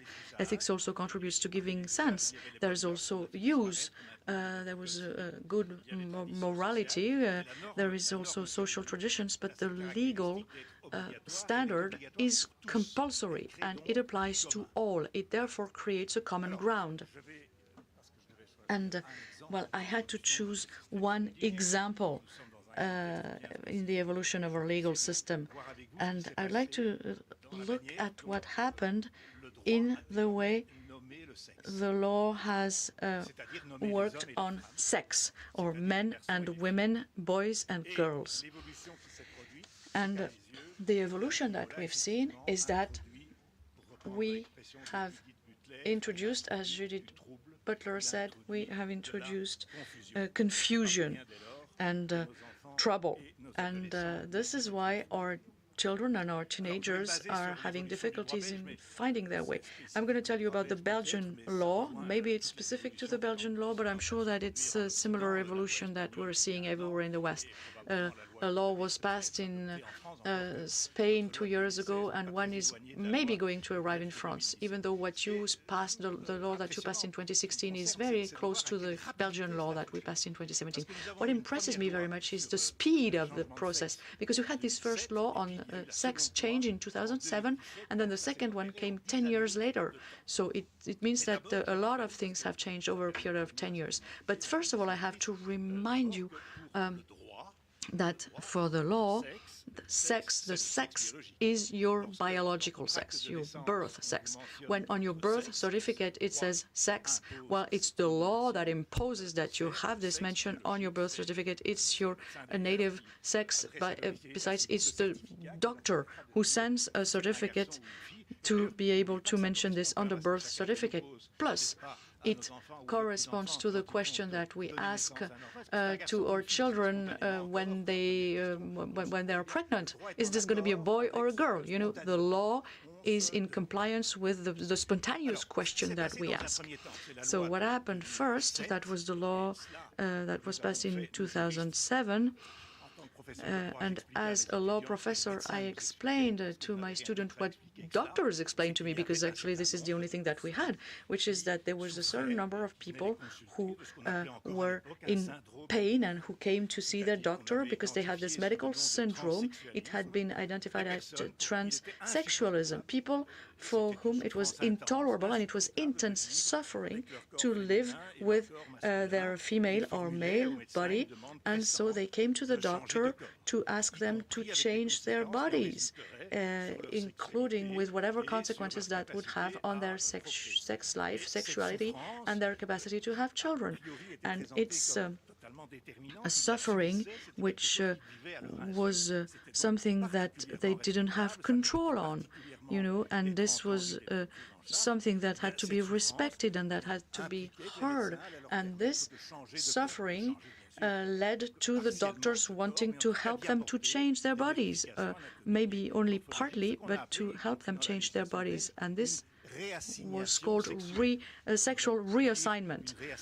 Basically, it should be sexed reassignment because it had to do with the body of the person. The person would actually change bodies. So in 2007, the Belgian lawmakers, and as a law professor, I considered that it was fair if the doctors helped change the body of a person, and then, of course, it was a very long journey.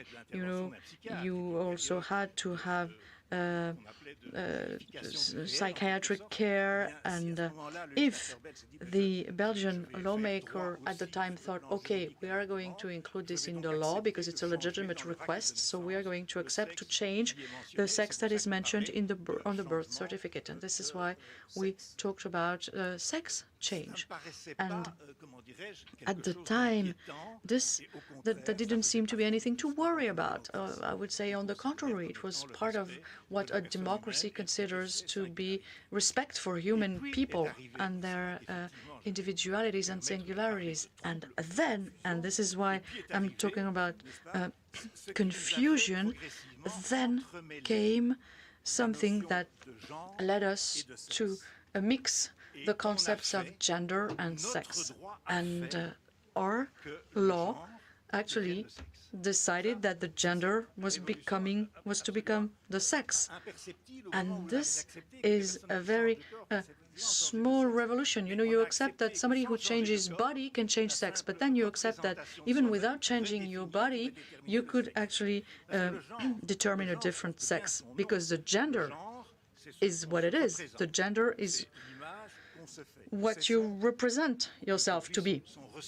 It's what you're feeling to be. You say, oh, this one, he's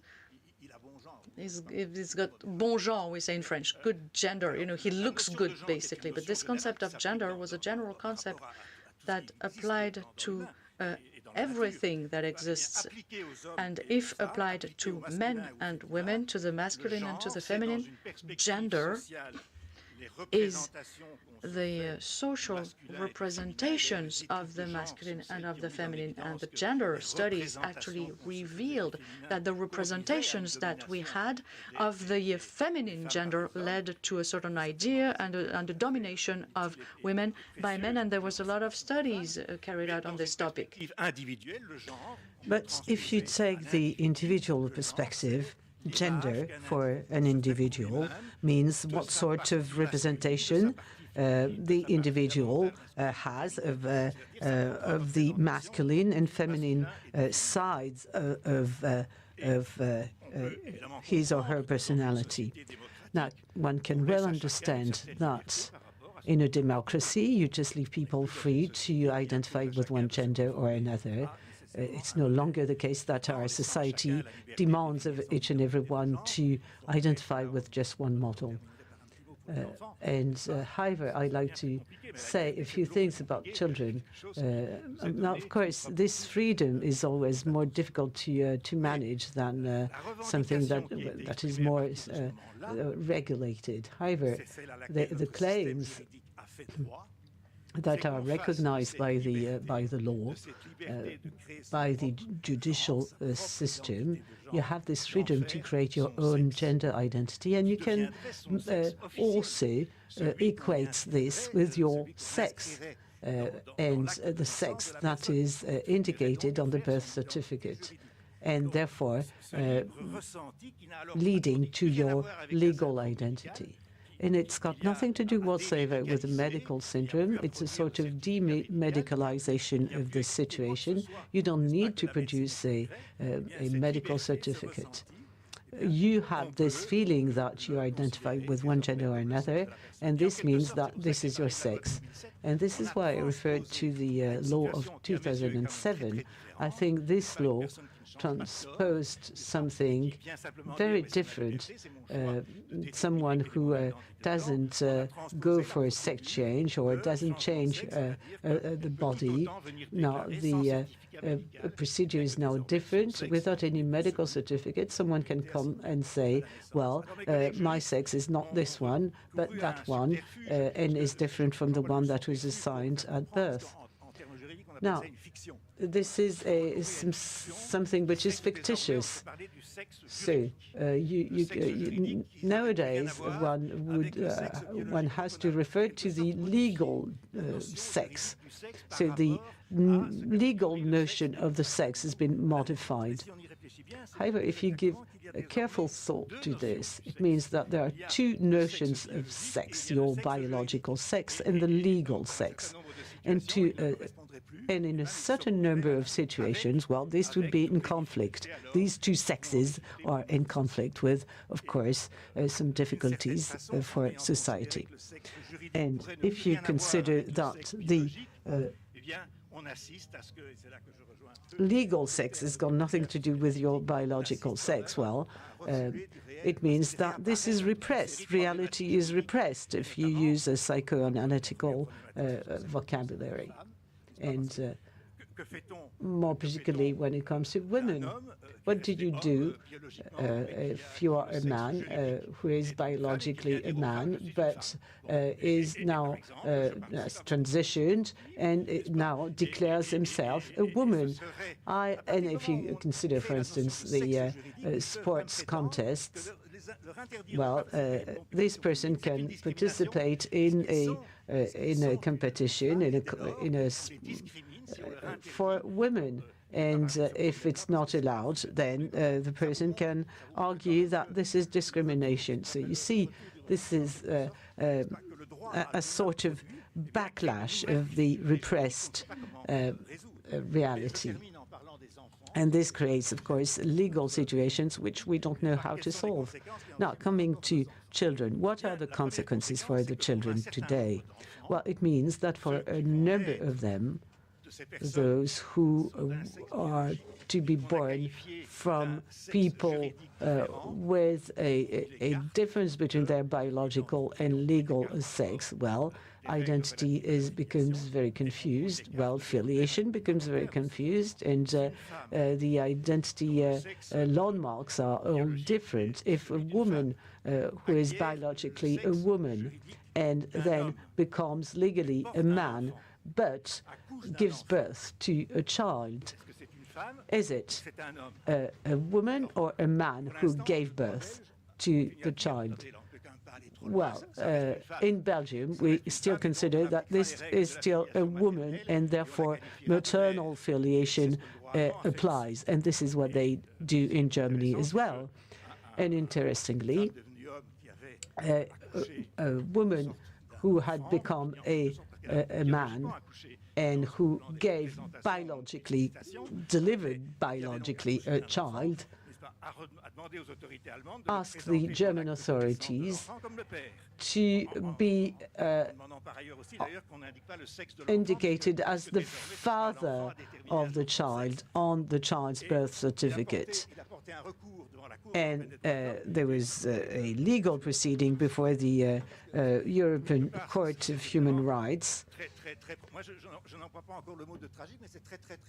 I'm not saying that this is a tragedy, but you see, to a certain extent, it's absolutely mind-boggling because now the European Court of Justice said, of Human Rights, said that rejected the claim, and said in its ruling that the child had to benefit from a clear and stable legal link with a man, with a mother and father, and so gave right to the German authorities. However, there is a risk of confusion for children, and there is also a risk whenever you confuse gender and sex. And this can mean confusion of the landmarks of reality for all children. If each and every one is responsible for determining the gender, the sex, after having decided on the gender, well, it becomes very confusing. And the law did contribute to a certain extent to this confusion. So I think the place of the law and the legal aspects of this have to be borne in mind as well. Merci beaucoup.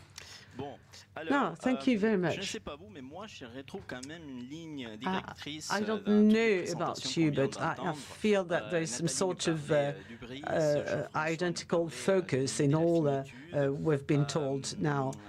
We were told about hubris, or about also the freedom and the problems associated with this all-powerfulness. And Jean-Pierre also referred to the inability to give up anything. And Michael Shermer, for instance, argues that there is a utopian and realistic vision of mankind. And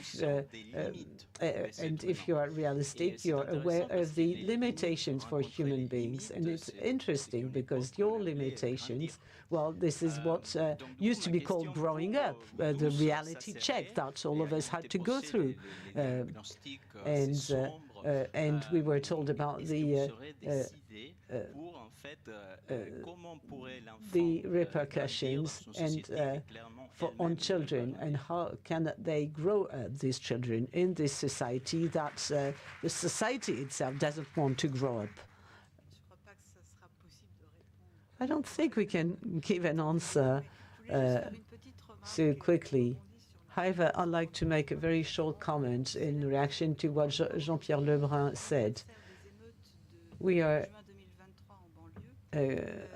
this is the one-year anniversary of the riots in 2023 in the suburbs of Paris when the young Naël was killed. And you may remember that there was a hearing at the Senate, and I was questioned at the time, and I couldn't read anything about Naël's mother. She had brought up her son on her own. And she, at the time, she was explaining that this was really wonderful, the period when the child was growing up, because this was a fusion, and a perfect fusion between herself and her child. So probably this mother set out no limits whatsoever, and so the child had to look for these limits. And leading to, unfortunately, transgression and unlawful behavior, and associated with police violence, leading to his death. And this death triggered a riot and unrest, tragic unrest in the neighborhoods, and we are still feeling the repercussions today. And I think it is important to bear this sort of things in mind. Unfortunately, I don't have any ready-made solutions to offer, however.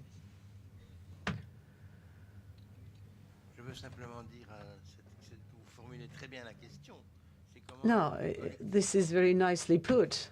How can we collectively do something about it? There are two things that are new with transgender. The medical, surgical, and endocrinological possibilities that are offered with puberty blockers in particular, and also the way it is perceived by society and the take of society on transgenderism is something that asks or calls all this into question. And how can we find a way to reintroduce limits? And if we are in a limitless society, and we are getting into a limitless society more and more, and we can see that the impact is harmful. Now, all children are all-powerful, but first they find no limits whatsoever. The school gives in, the parents give in, the state as well. And for instance, one of the Minister of Education indeed issued a decree on that, whereby when a child wants to be called by a different name and want to have a different gender at school, this is readily accepted. Now, Hegel referred to this sort of teaching method that gave priority to a playful approach. Explained that this was a way of preventing children from growing up. And there's a wake-up call that can be absolutely tragic. And some psychoanalysts argue that this could lead to, well, people wanting to have some sort of, very powerful master to set out limits. Now, what about the Children's Convention on children's rights? Well, this is a well-balanced convention that was drafted in 1989. It has been ratified by all states, and this is an international convention that is binding for states. And this is what Mrs. Brice explained. This was the French delegate for the convention, and this is a convention, but meant for to explain the adults, what are their duties vis-à-vis the children. Doesn't mean, of course, this convention doesn't mean that children have a right to self-determination, and on the contrary, because Article 5 specifies that states have to recognize the priority of families to guide their children gradually towards autonomy. But this is where you see the law is now caught into the dominant narrative and is now giving an interpretation that was not initially introduced in the convention. And there's also a committee for children's rights at United Nations level, and they issue recommendations. And this is in their recommendations and guidelines. And these people are not legal advisors, but they issue recommendations for the benefit of the states. And this is in those recommendations that you can see some reference to the right for children to self-determination. But initially, the convention didn't mean that at all. Well, if the convention is meant for adults, why wasn't it entitled a convention for adults to protect children's rights? Because using the Convention on Children's Rights, well then, of course, this is opening the door to a drift, and also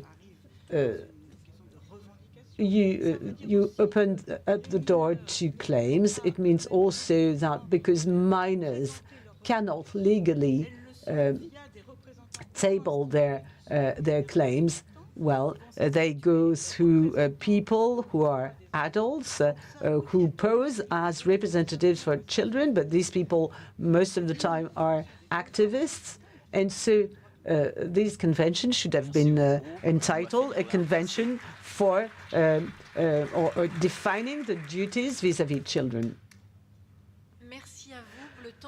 Now, thank you very much. We're smack on time. It's 11:30. We're going to start the second roundtable with Karine Guéniche,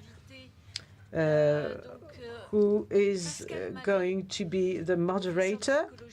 And we have Pascal Mallet, a professor of development psychology, Isabelle de Mecnem, who is a philosopher, and Gérard Rabinovich is not with us, unfortunately. He excused himself, and Pierre-Henri Tavaillot, who is a lecturer in philosophy.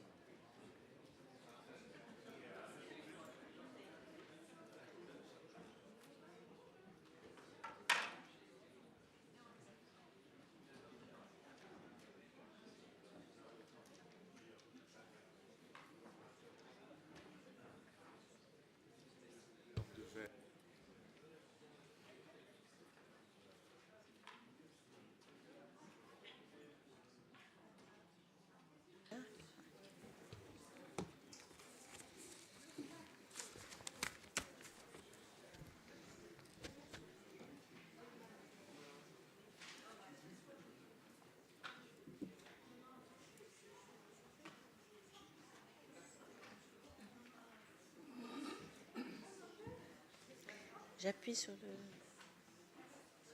Il faut que je me soumette aussi à ça.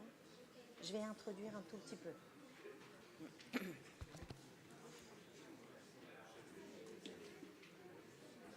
On y va. Alors, merci beaucoup.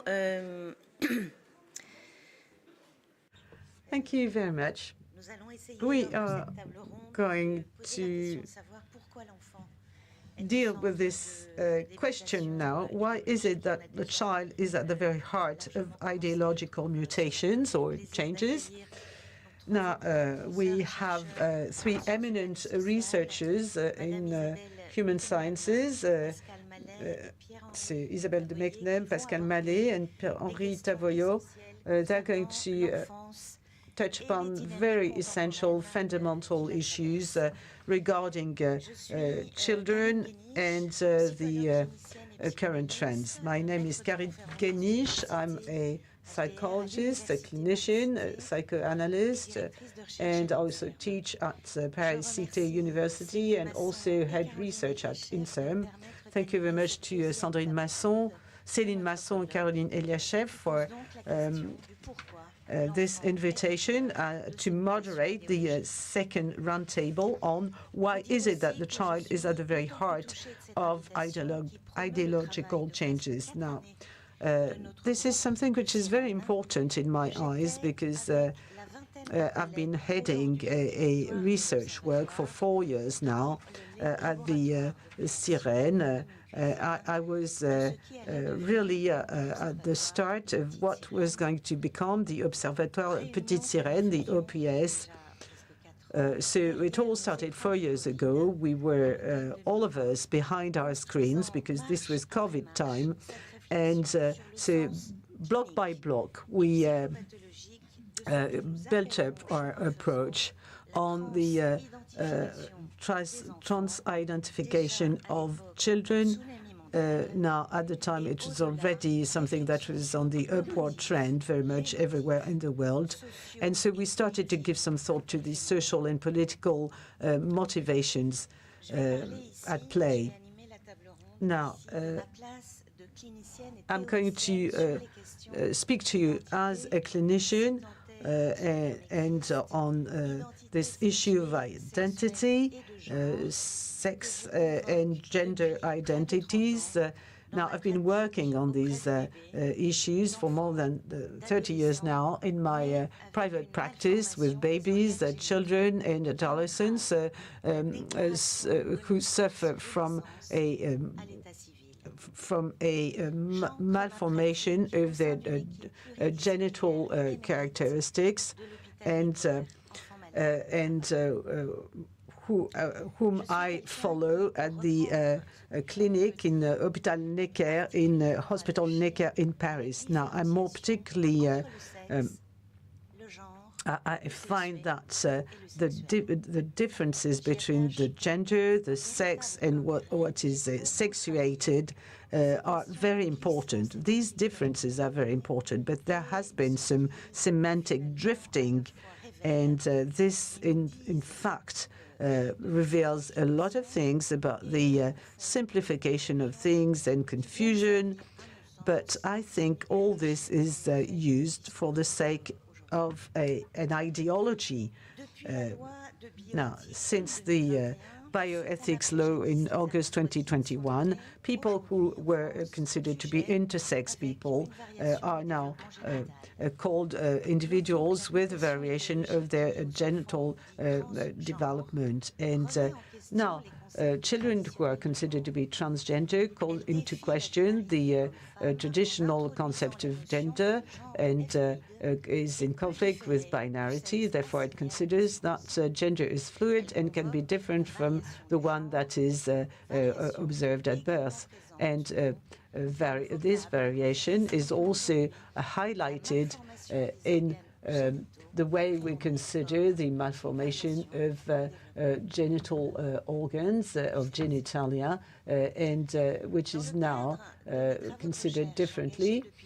Now, in my research work for many years now on these babies for whom there is a doubt about their sex, it's something which led me to the creation of a working group to ponder on the identity disorder and also the transsexualism.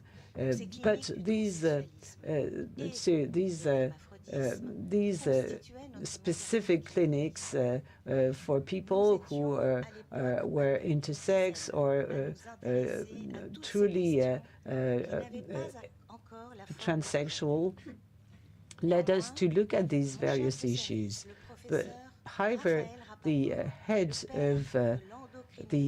of my department at the time, Professor Rappaport, who pioneered endocrinology in France, were already highlighted the drifting in the year 2000, because we had some girls who had been operated upon at birth, and he was at the time just back from the US, where gender studies were on the upward trend, and he told me, Karen, I think that this is going to strike us in some times now in France, and therefore we need to give some thought, very thorough thought, to all these issues.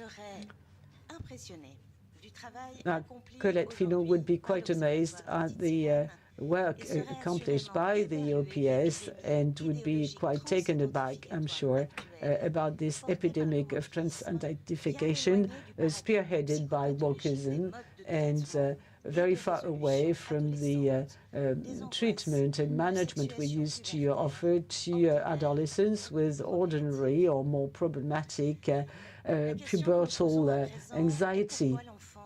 So why is it that children are at the very heart of ideological mutations? Now, an ideological mutation is something which is complex and multifaceted, and this implies radical changes in the minds, in the beliefs of society. And very often these mutations are triggered by social movements that call into question the established order. They can be quite slow, but they can also be rapid in their onset, and they are always promoted by the media and technology. They affect all aspects of life.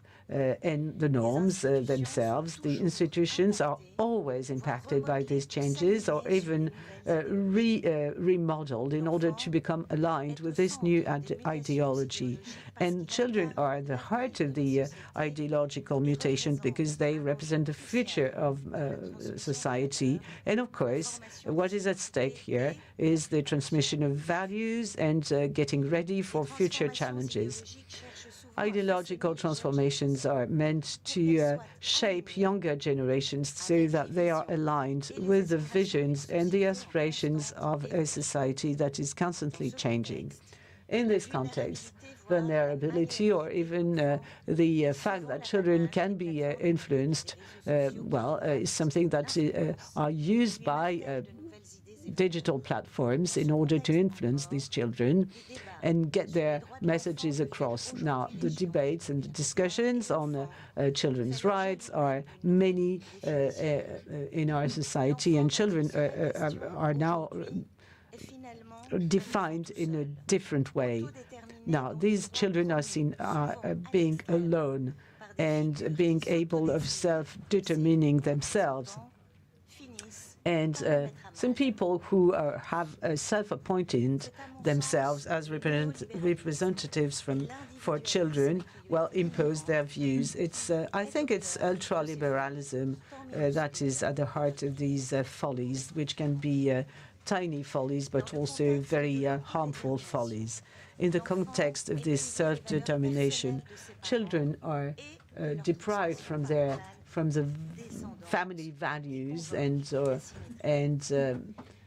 therefore these parents find that they hesitate to transmit their values or impose their values because they feel that it could be imposing. It could be a huge imposition on their children. And therefore, the children can be then used by the people who would like to make money and who are more particularly keen on transhumanism. And I think that the question of why and for whom, in fact, lead us to look at what is going on here. Now, this child or the children are allegedly overprotected, but in fact they are placed in situations that are very harmful for them, but they have a right to do these things that are very harmful for them. Now, we have decided to call this the trans-identifying phenomenon. These children are no longer faced with the limits posed by their parents, but the children are on their own. They are encouraged to maintain their own powerfulness, just as a little child. And the laws, in fact, that criminalize parents do not protect children. Now, let's see together how the intergenerational relationship can become readjusted because of the new ideologies that are emerging, and hopefully this discussion will be informative and will help you to give some thought to these fundamental issues. Now, let me give the floor to Pascal Miller, who is a professor of psychology at Université Paris-Nanterre. He will tell us about how the friendship between children can play a role and can become a relationship where children are influenced or are controlled by others.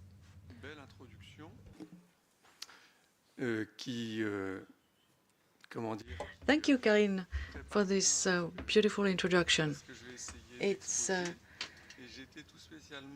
very good forward to what I'm trying to say. And I really appreciated when you mentioned one of my former professors, Colette Seeland. I was lucky to be her student a long time ago at René Descartes University. And her class was not about that, but she already told us about her experience and the pain in which children are when they are born with abnormal genitalia. And you know what's interesting is that these children who only make up a small minority, well, they are almost not considered in all this debate, while they have a true legitimacy. I'm not saying that the other children are not suffering, but it's not really in the same order of magnitude. Now, I want to thank the organizers for inviting me to this discussion. Why are children at the center of these ideological changes? I was asked to make the link with the friendship, because that's what I've been working on. So the question that I was asked to address is, when does friendship among children become a relationship of influence? Well, because as Karine said, children are at the center of ideological mutations, because a society, of course, is perpetuated through the children by transmitting them values, culture, or history and projects, and then it's for them to decide what they will do with that. But there needs to be some kind of transmission. And traditionally, this transmission is based on what we call vertical relationships. That's been mentioned before. Vertical relationship, it means that it goes from the adults to the children, from the parents and teachers to the children in the framework of family or school or whatever. And this is what we call education. This is what we used to call education, I would say. If there is an ideological mutation, it's probably because we have a problem in the transmission in this vertical relationship. And it's probably also because the horizontal relationships now become more important. Horizontal relations is what we call peer relationships.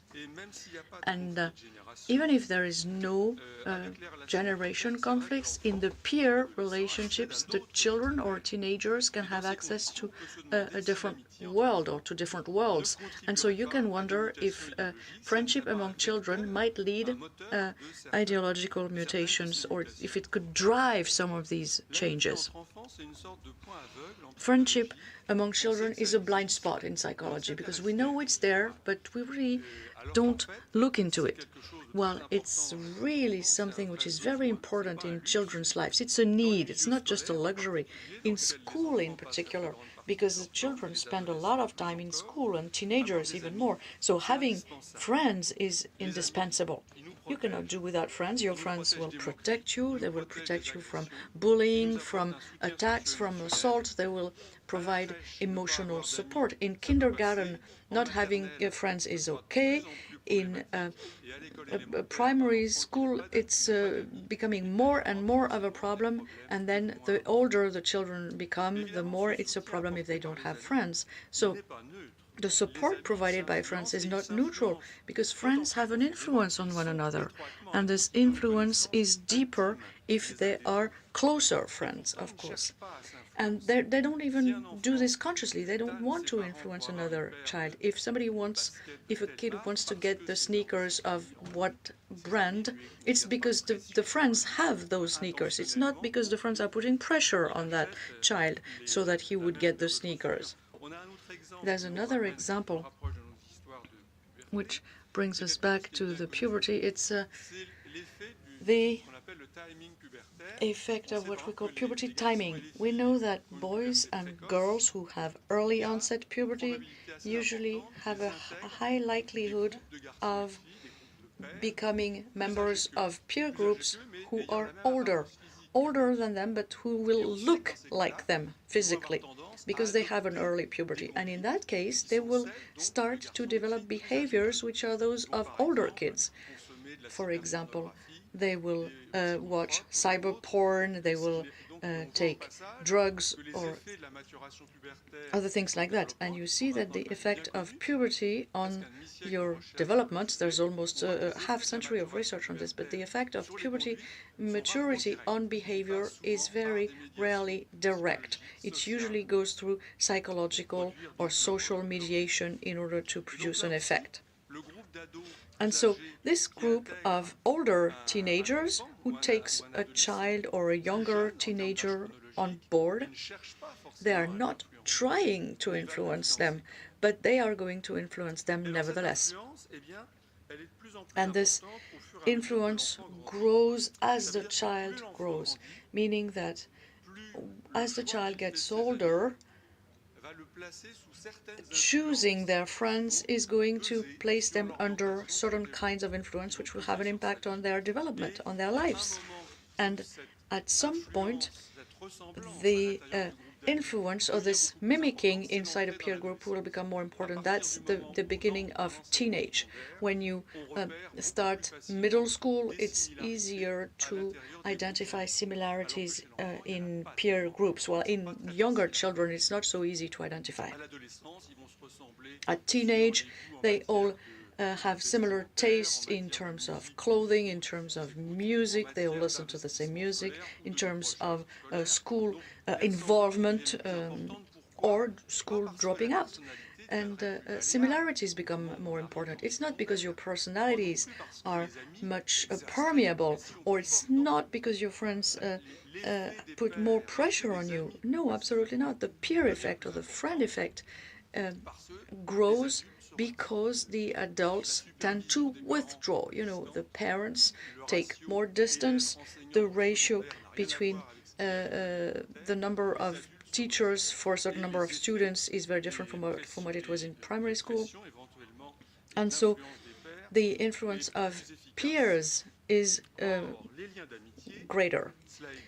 But friendship, as Karine said a few minutes ago, is something which is very much present on the social media, TikTok, Snapchat, etc. And so, of course, these companies are not philanthropists. They just want to secure their market shares, and they take advantage of the need of children to socialize and in order to impose some forms of social interactions which we want to look at if we are interested in anthropological changes. What are the main specificities of these social interactions? Well, first of all, it's impulsive, or it forces you to be impulsive. You have to react quickly. If you react 1 hour after the video was posted, well, it's too late. You're out. So you need to think, you need to react impulsively. You need to not think.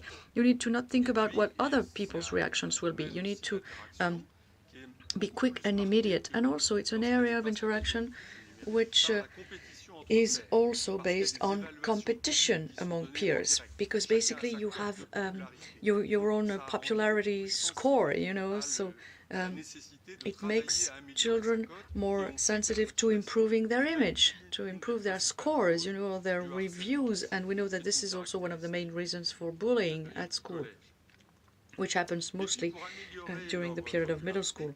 And then in order to become more popular, teenagers also refer to standards, like brands, for example. And once again, they do this more than trying to visualize what other people might think about that. This is not what they think about.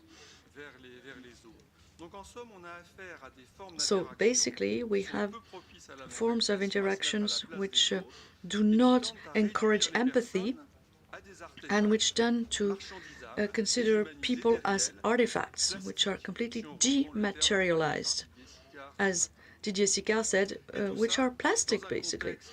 And all this in a context where you have a lot of content, advertising, series, videos, which are full of gender stereotypes, hypersexualized, sexist, and degrading, mostly for women.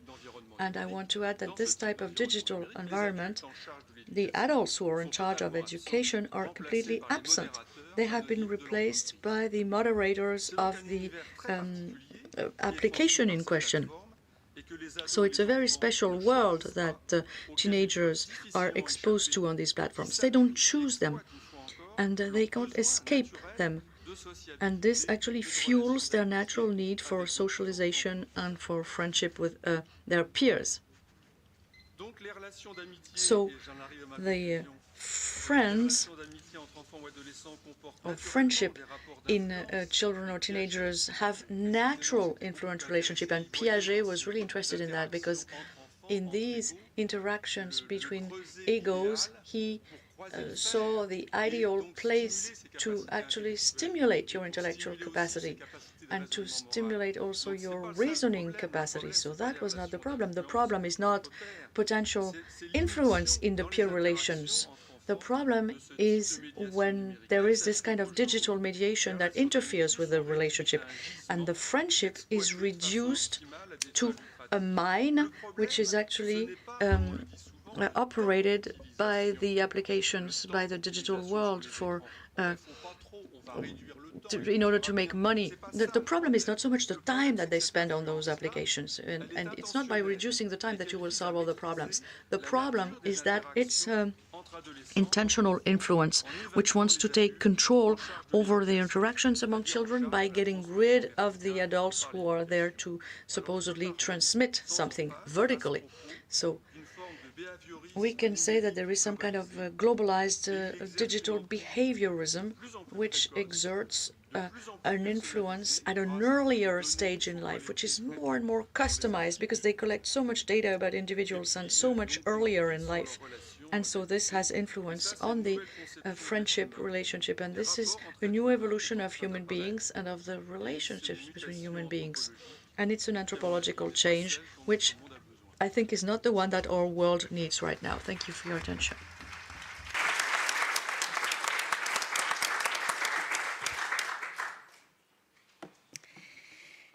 Merci beaucoup. Thank you. Thank you, Pascal.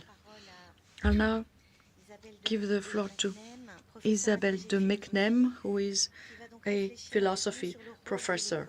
She's going to tell us about the role of democratic school in the taking into account of pupils' intimacy and privacy, because we see that the expression of the self is very often highlighted and required at school.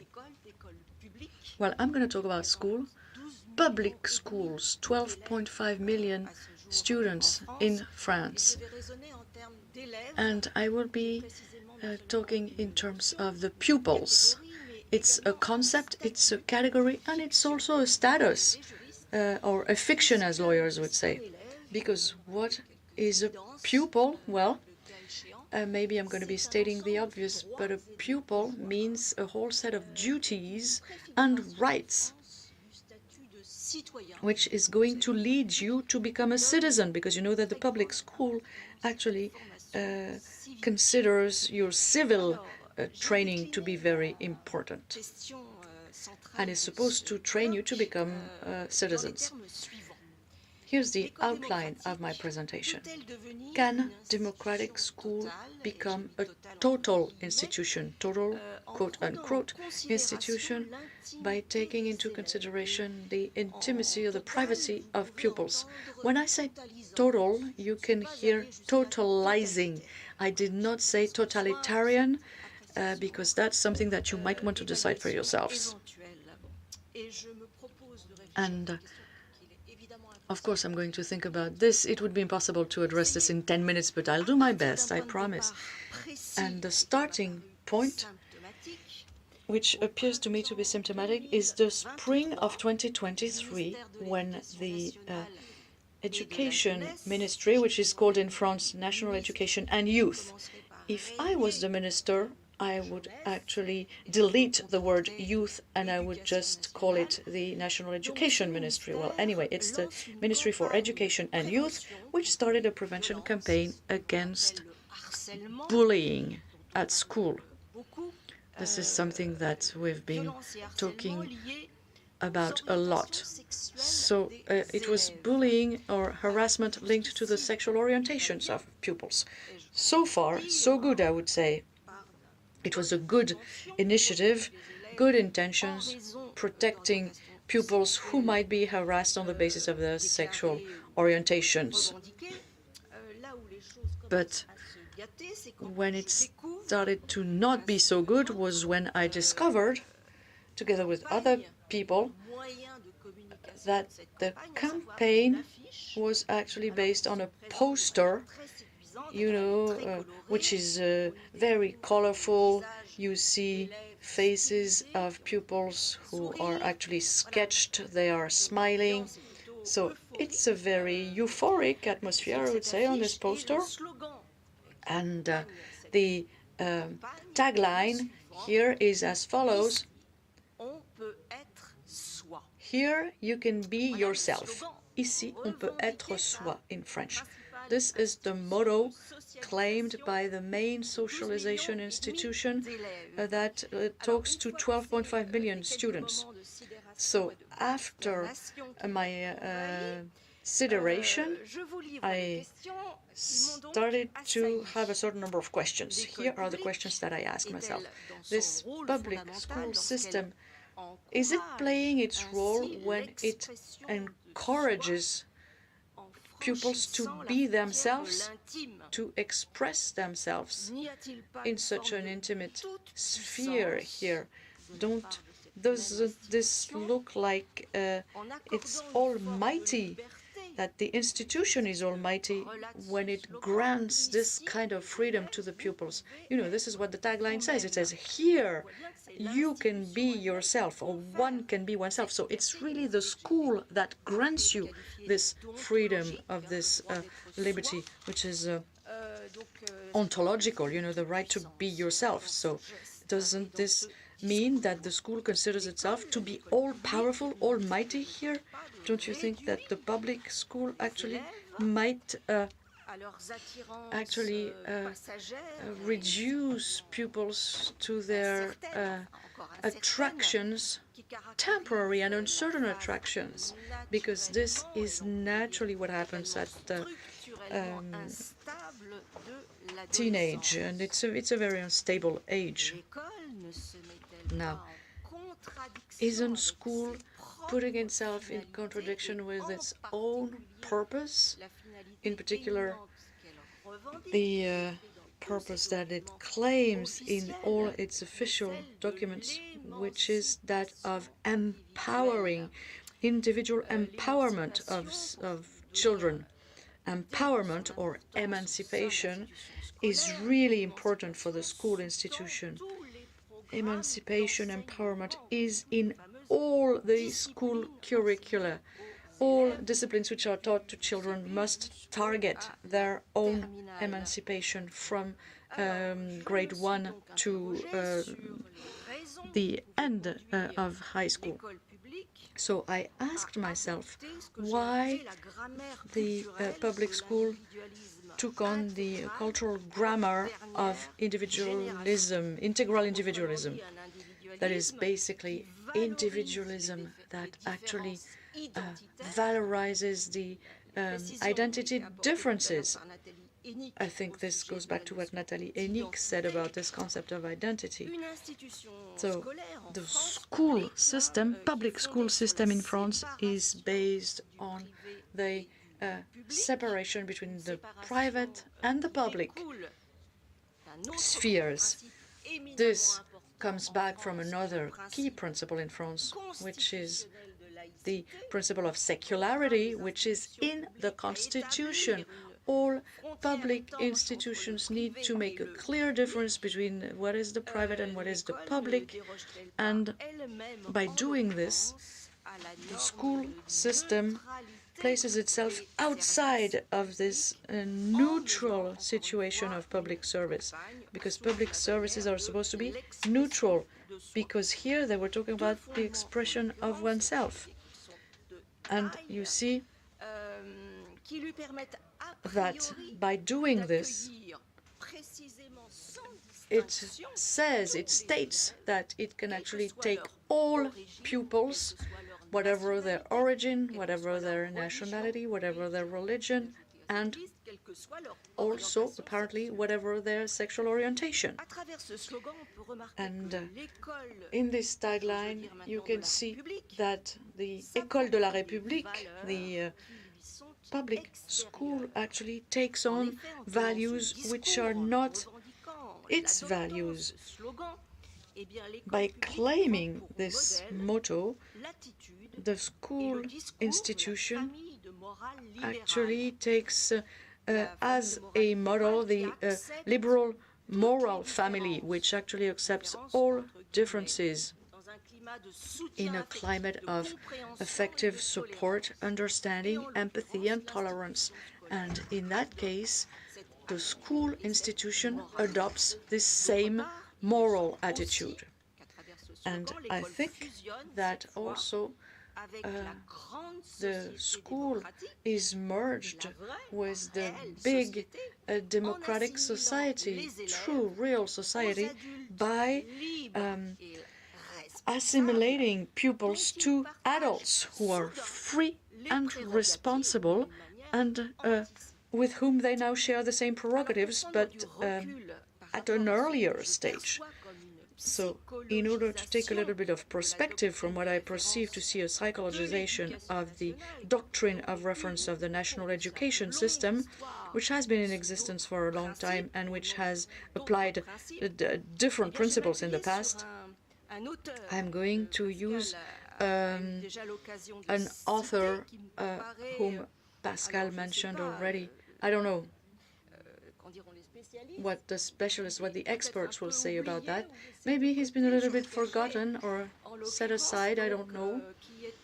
But he was an epistemologist and a researcher in education science. And he wrote a lot of books which take up many, many shelves in the university libraries about the development of children and teenagers. And that's Jean Piaget. And he actually commented on an article that is a founding text, which we haven't had the opportunity to discuss so far, and it will be my privilege. It's Article 26 in the Universal Declaration of Human Rights. This declaration was voted by the United Nations in 1948, and the text includes an article which is dedicated to education. This declaration set the fundamental principle of the right to education. And in that case, it's Article 26, in which we have a definition of the doctrine in education. It's the democratic doctrine.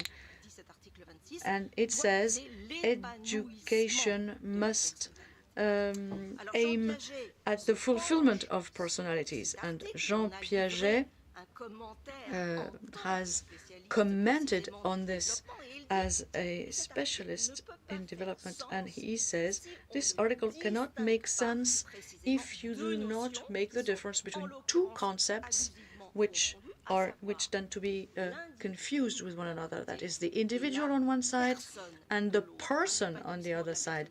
Because, you know, when you talk about fulfillment of the personality, personality actually includes two different things. Because what does it mean, an individual? To Piaget, it's just the unity, the replicated unit of the human species. The human species is declined into as many individuals, which are the counting unit, if you wish. Personality or person, that's something else altogether. It's the end point. It's the point of arrival of a whole process, which happens to be called development. And Piaget very cleverly adds that education is in itself a factor of the development in question. And I think I have to stop here, but I think that it's very enlightening in terms of the level of confusion of the institutional narrative of the public school system. Thank you. Thank you for your attention.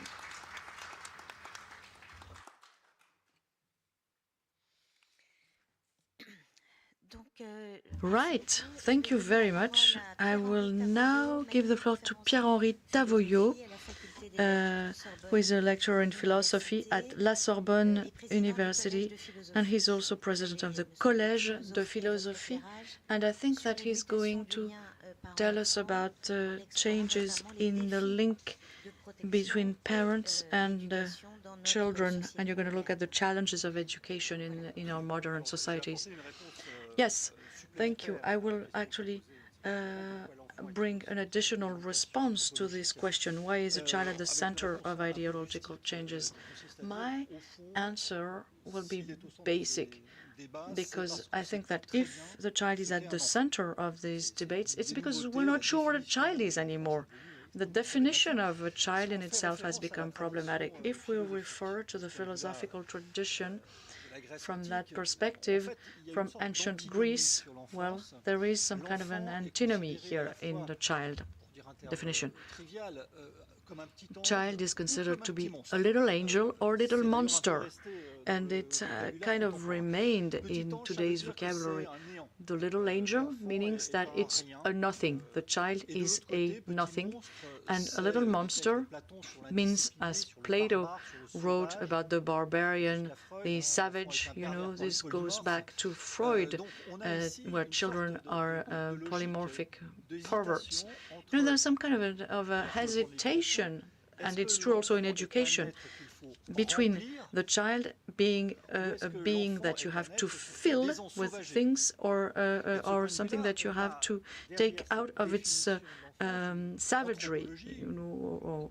And so there's an anthropology of the child in which we say that a child is not completely a human, it's an infrahuman, that the child has to be submitted, and that the child is not really a full-fledged individual.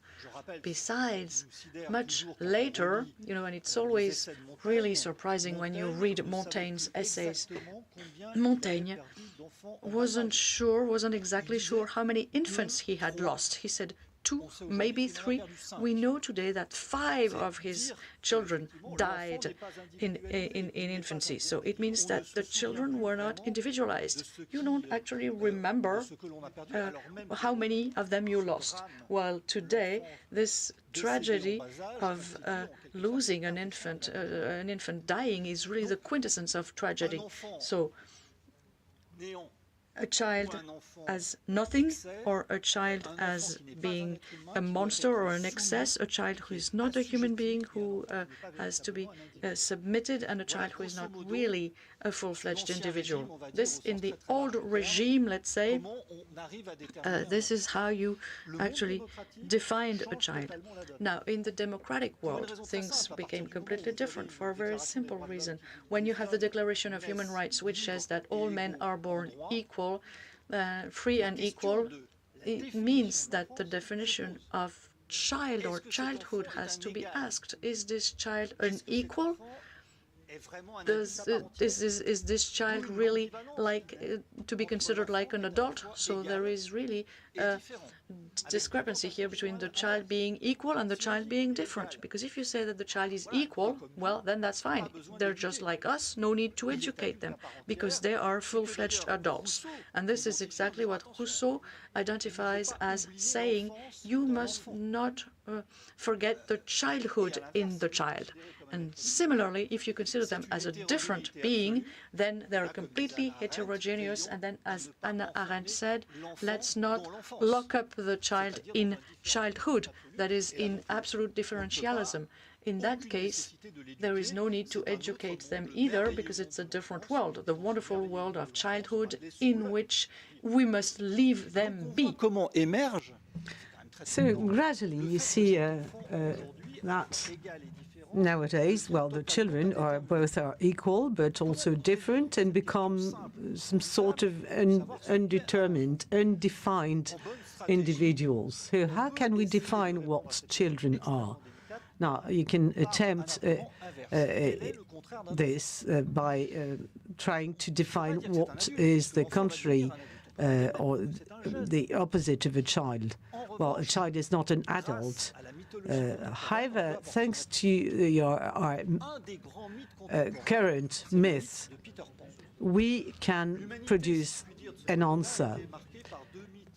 There are two basic myths for mankind: Gilgamesh, who didn't want to die, and Peter Pan, who didn't want to grow up. And James Barrie explains that every child wants to grow up, but this one, Peter Pan, doesn't want to grow up. And James Barrie himself defines what he wants to explain. And you, of course, you probably saw Disney's film, but in reality, it's a real tragedy. So James Barrie's play Peter Pan, the child, the boy who didn't want to grow up, was written by someone who didn't want to grow up either. And Peter Pan maybe was a boy who died at an early age, or maybe was never born. In fact, Peter Pan is someone you can't grasp, and his childhood personified the joy, the little bird just out of its shell, and what I want to remain for the rest of my life. I don't want to grow up. I don't want to learn difficult things and become a man. So all children want to grow up, but this one. So it's just the opposite of childhood. Childhood is indeed characterized by this will to grow up. Now, children want to grow up, and these two words are important. The will to grow up and growing up. So if you agree on that, that children want to grow up, it's something that can guide you. Now, of course, child protection services have improved a lot, but unfortunately, trying to protect children as much as we can, we forget that they need to grow up, or they have to grow up. What must be protected is not childhood in itself, because you want to get rid of it gradually. You have to get rid of your childhood gradually.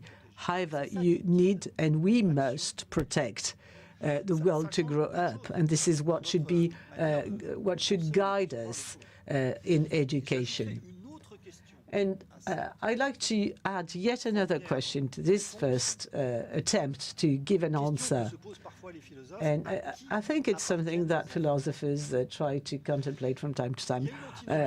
Who owns the children? To whom do the children belong? In a traditional society, well, children belong to their families, to their tribes, to the nation, and therefore they can be misused and they can be abused. And of course, you don't want that. So you can argue that, well, it's not the case at all. Children are individuals and they belong to themselves.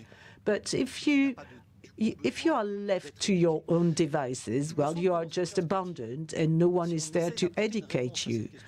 So if you want to know to whom children belong to, well, maybe we could argue that children belong to the adults that they will become one day.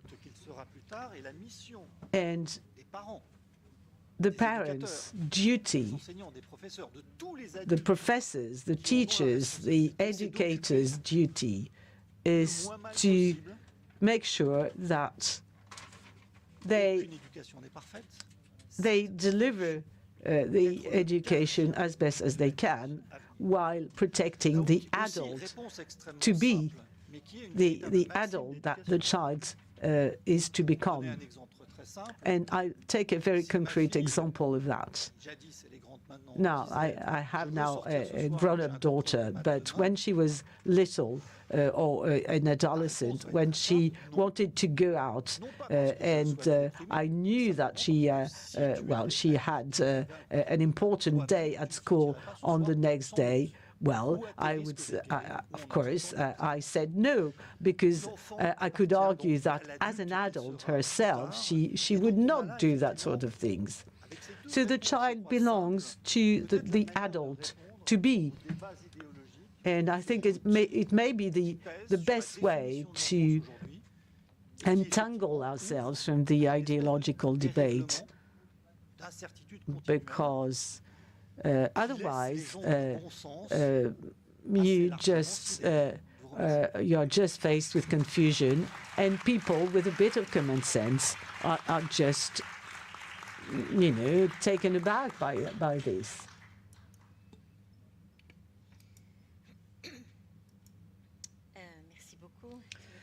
No, thank you very much to the three of you.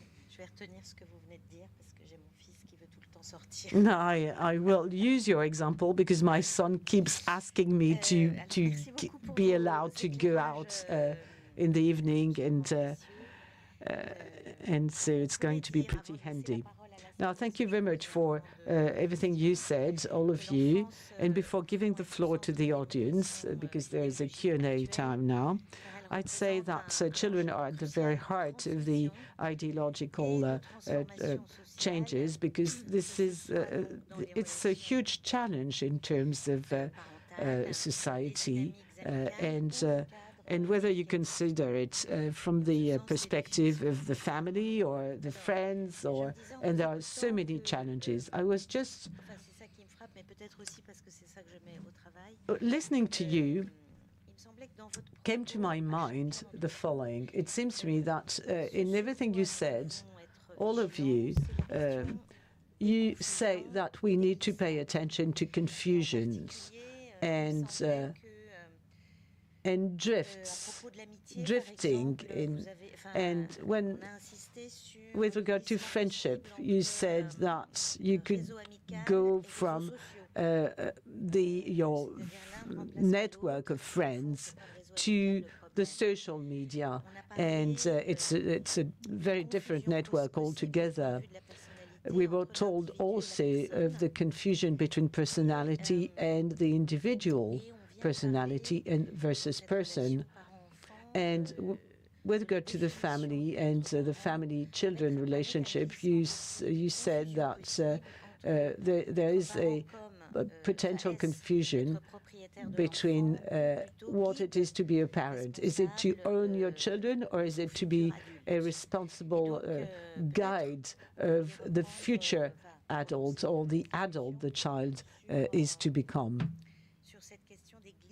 So this drifting, there are some semantic drifting, but there are other cases of drifting and confusion and or translations.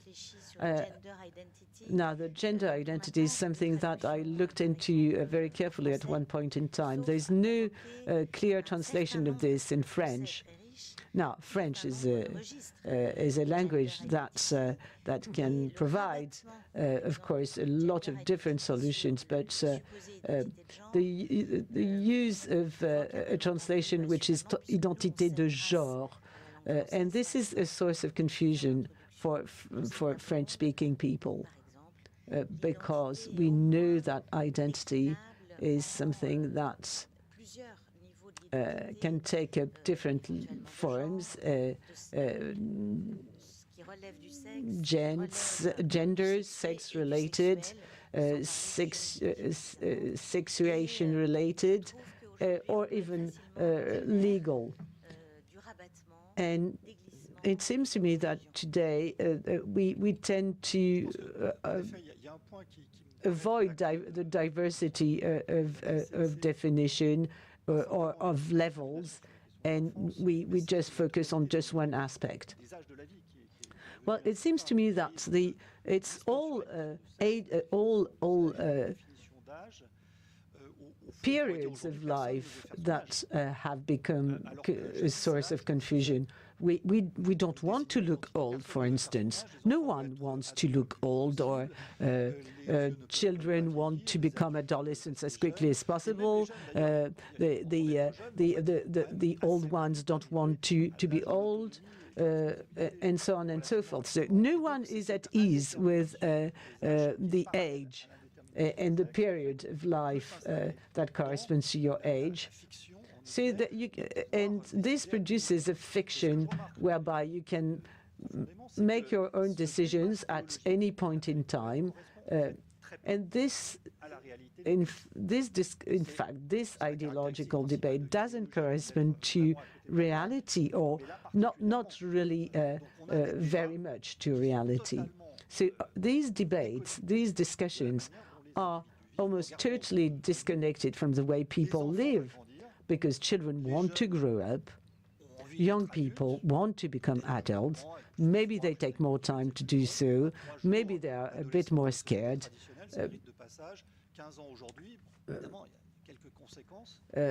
Of course, but adults do their job more or less, and even old people, well, for some of them, do accept that they are getting old, though it's not pleasant. But so the collective experience is fairly basic, and the ideological debate is disconnected from reality. So I think we should re-inject some level of reality or dose of reality. Intellectual people, intellectual minds were meant to guide the people towards a bright future. And well, now they have to fight in order to re-inject some reality into these discussions.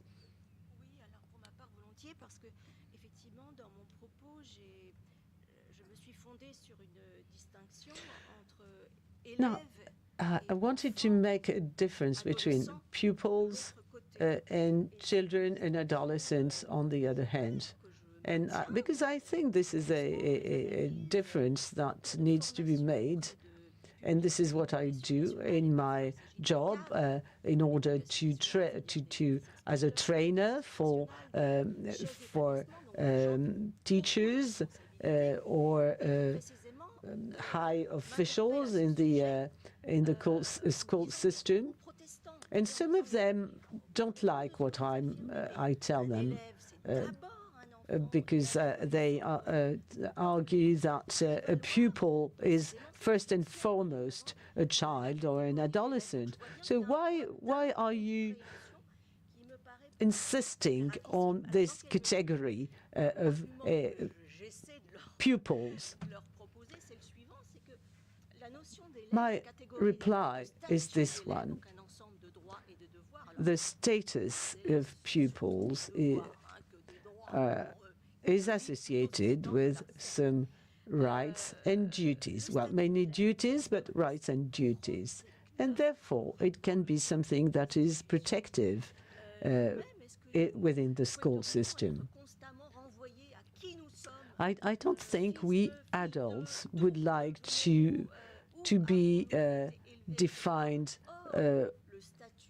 all the time by where we come from and who we are. So this status of being a pupil for the time you spend at school is something that can be a protection. And I think it's a way for pupils to escape their own sufferings, maybe, or what is difficult in their private lives. So I think it's important to highlight this difference.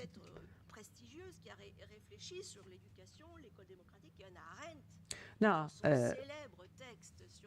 Hannah Arendt, in her famous article or essay on the crisis of education, wrote that the school is neither something that is like the family or society. So neither the family nor the society means that the school in a democratic society is really something that is a protective environment. And Pierre Manon, who is a political philosopher, defines democracy as a regime whereby there are separations, political separations, but also separations in the other areas of the life. Yes, I think it is important to say that schools are here to teach these students or pupils. Now, inclusivity is something that is very much highlighted by the French school system for some 15 years now. And this is something that, in the eyes of Mr. Royer, is something that is not easy. Mr. Royer teaches future professors, and he asks them what should be an inclusive school. Well, these future teachers, always forget one thing, which is that the school is also here to pass on a number of knowledge and skills. Now, Piaget thought that it is very important for children to be on a level playing field.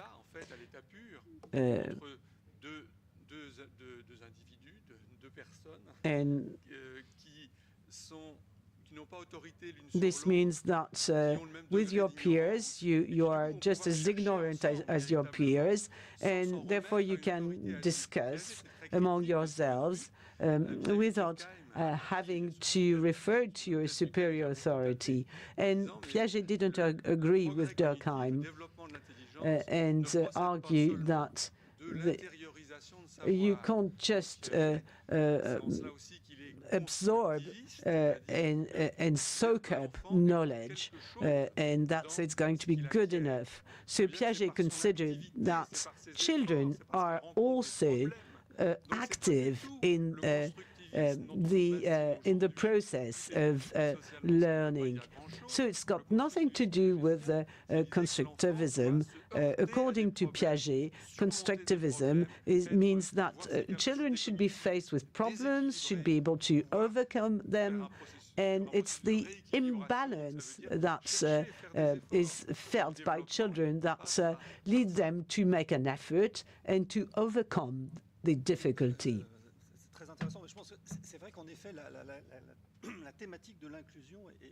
Now, this theme of inclusion, this issue of inclusion is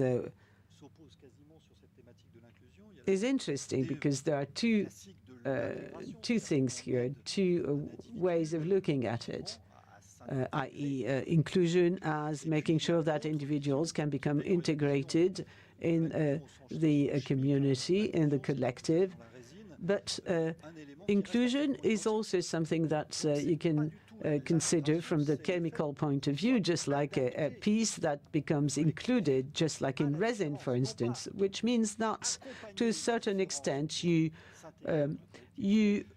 make sure that the collective, that the community changes so that it complies with the differences of the element that has to be included. And this is ambiguous. The inclusive school is something that is defined by the legal documents on the school system in France, but there is some level of ambiguity. And with regard to case law, it can raise huge problems because the two, in fact, there are some contradictions, and inclusiveness is something which is very much talked upon these days, but it can be interpreted in two different, very different ways. And I think it does contribute to the level of confusion that reigns here.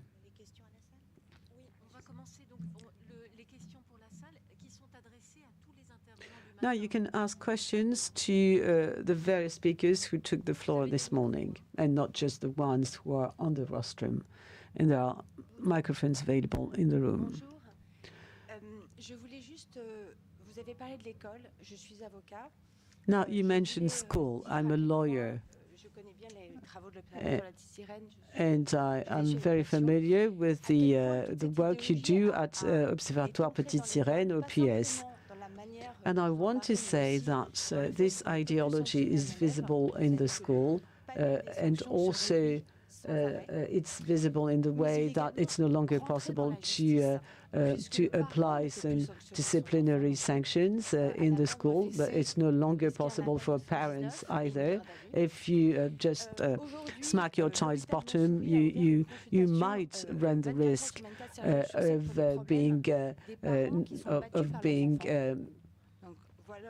reported. And there's even now a department in one Parisian hospital open for adults who are beaten by their children. And there's also one case law that's attributed to children who were abandoned. Well, unfortunately, in the case I'm mentioning, the parent was paying for the child's education, and therefore was not considered guilty, though the parent wasn't taking care of the child, wasn't taking any interest whatsoever. So it's perceived as a right for the parent not to do anything more than just paying for the child's livelihood. And I think we should now wonder, all of us, how can we make sure that your ideology, quote-unquote, is reinjected in the institutions, because they managed to do so on their side. So why couldn't we, couldn't you do likewise? I think we need to turn ourselves into activists, just like these people are activists. Paul Denis, I'm a psychoanalyst. Now, Isabelle de Mecnem's a talk led me to think that the phrase école maternelle or kindergarten, as it is in French, got nothing to do with maternelle. The French use the word kindergarten as a motherly school, but it's got nothing to do with mothers. And with regard to these children who have problems with their gender, well, unfortunately, psychoanalysis and psychiatry are disregarded, and the psychiatric symptom is then considered as just an ordinary medical symptom, and therefore the psychopathology is totally overlooked. I could see in some hospital ambulances a tagline reading, "Psychiatry is just neuroscience." Can you please introduce yourself before taking the floor? Now, words have a meaning, and they can be strong as well. Don't you think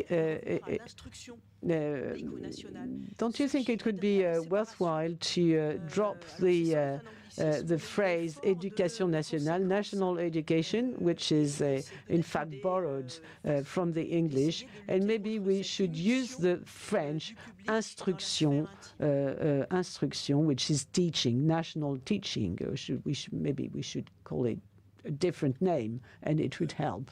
Une ou deux petites réflexions. Tout d'abord, je dois dire que depuis que nous nous occupons de cela, j'ai le vertige. Parce que autant d'intelligence. I find that this is absolutely mind-boggling to find that there are so many efforts deployed to deny that in some cases some people can end up in the wrong body. I find this absolutely difficult to understand and disheartening. Now, the slogan that is used for schools, "Here you can be yourselves." It's very interesting because it's also the slogan that is used by McDonald's, the hamburgers. And there is some link, as you are going to see. And another comment. We've been told several times about the need to grow up. Now, Françoise Dolto used to explain very clearly what it means to grow up when she says that this is all about an individual that grows up in the genius or the intelligence of his or her sex. And I think we haven't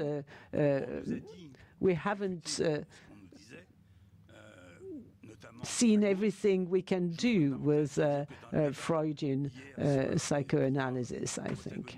And I also want to say a few words about the debate yesterday evening, political debate. Olivier Faure, the Socialist Party representative, asked or launched an appeal for the new Popular Front and arguing that transgender children had to be supported. But this is a side comment. Let me come back to my main comment here.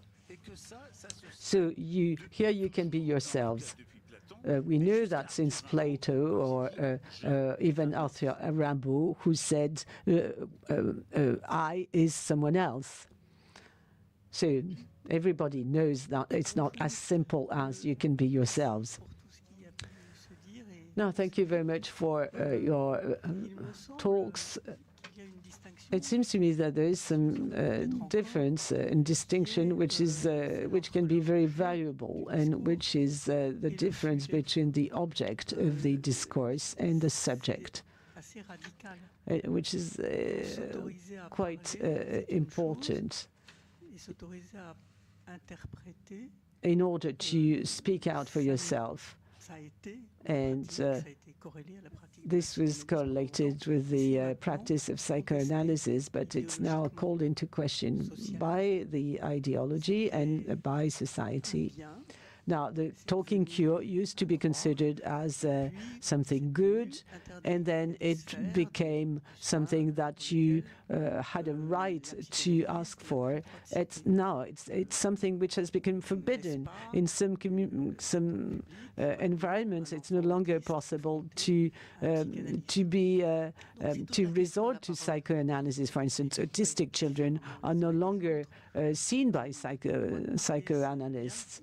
So the right to speak out is all very well, but being heard, what does it mean? Can children still be heard by someone and explain to someone who maybe is in a position to hear what is on their unconscious minds? I wanted to mention George Open when asked what it meant for him to get old. He answered, yes, growing old. What strange business for a little boy.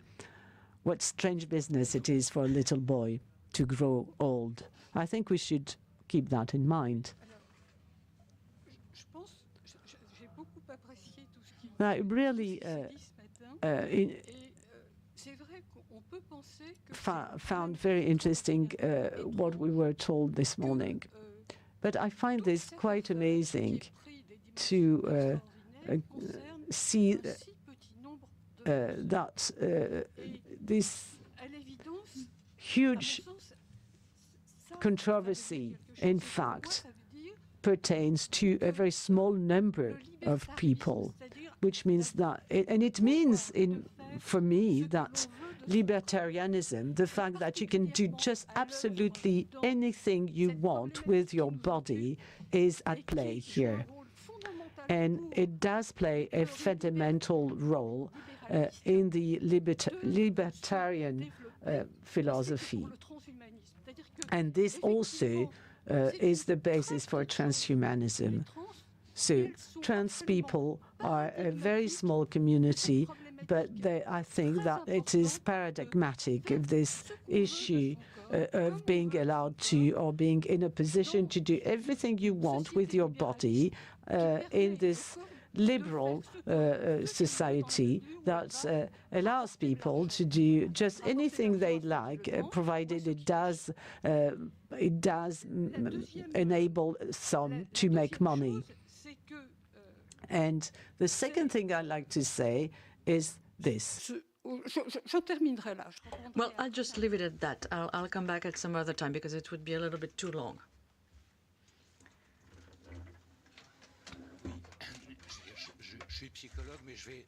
I'm a psychologist, but could you tell us your name so that we know who you are? I'm Jean-Luc Viau. I'm a professor in psychology. I have been for a while, and I'm happy because I hear a lot of things that I'm very familiar with. Montaigne, I started all my classes with him. So I want to say that this interpretation of the International Convention of Children's Rights comes from a long way. I don't know if you'll remember, but right at the beginning of the 1990s, the Centre de Droit de la Famille, the Family Law Center, was based into two sides, was split into two sides. There were people who interpreted children as being autonomous, and others, like me, who said, well, children have the right to be educated, meaning that they have to be taken on that path. They have to be driven. But if we go back to before the Declaration of Children's Rights, this transactivism that we're seeing reminds me of the 70s, when a petition letter was signed by a few celebrities to say that children had the right to have pleasure, to dispose of their own body, and to have sex with anybody, including adults.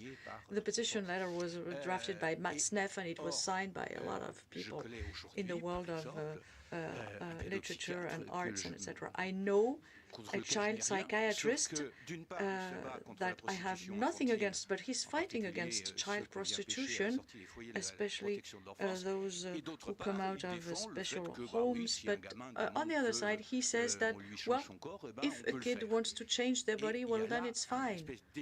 So I think that there is such a discrepancy here. How can you hold those two positions? But it comes from, well, you know, they are teenagers who prostitute themselves and they think that it's fine. Well, they can dispose of their own bodies, so that's fine. What would adults have to do with that? Well, that's something that you might want to fight. But you could also say, oh, but if a girl wants to become a boy, well, then that's fine. Let's just operate on them. I think that this is totally schizophrenic. Because how can that same person do those two things? There is a huge gap here, and I would like to thank Mr. Tavoyot for what he says, because I'm the chairman of a large child protection association, and among our keywords there is grow up, helping children to grow up. You know, it takes a village and all that kind of thing. You know, in the heart of our values is helping children grow, because children, you will have to help them become adults, and adults, the adults are in the children. Yes, obviously.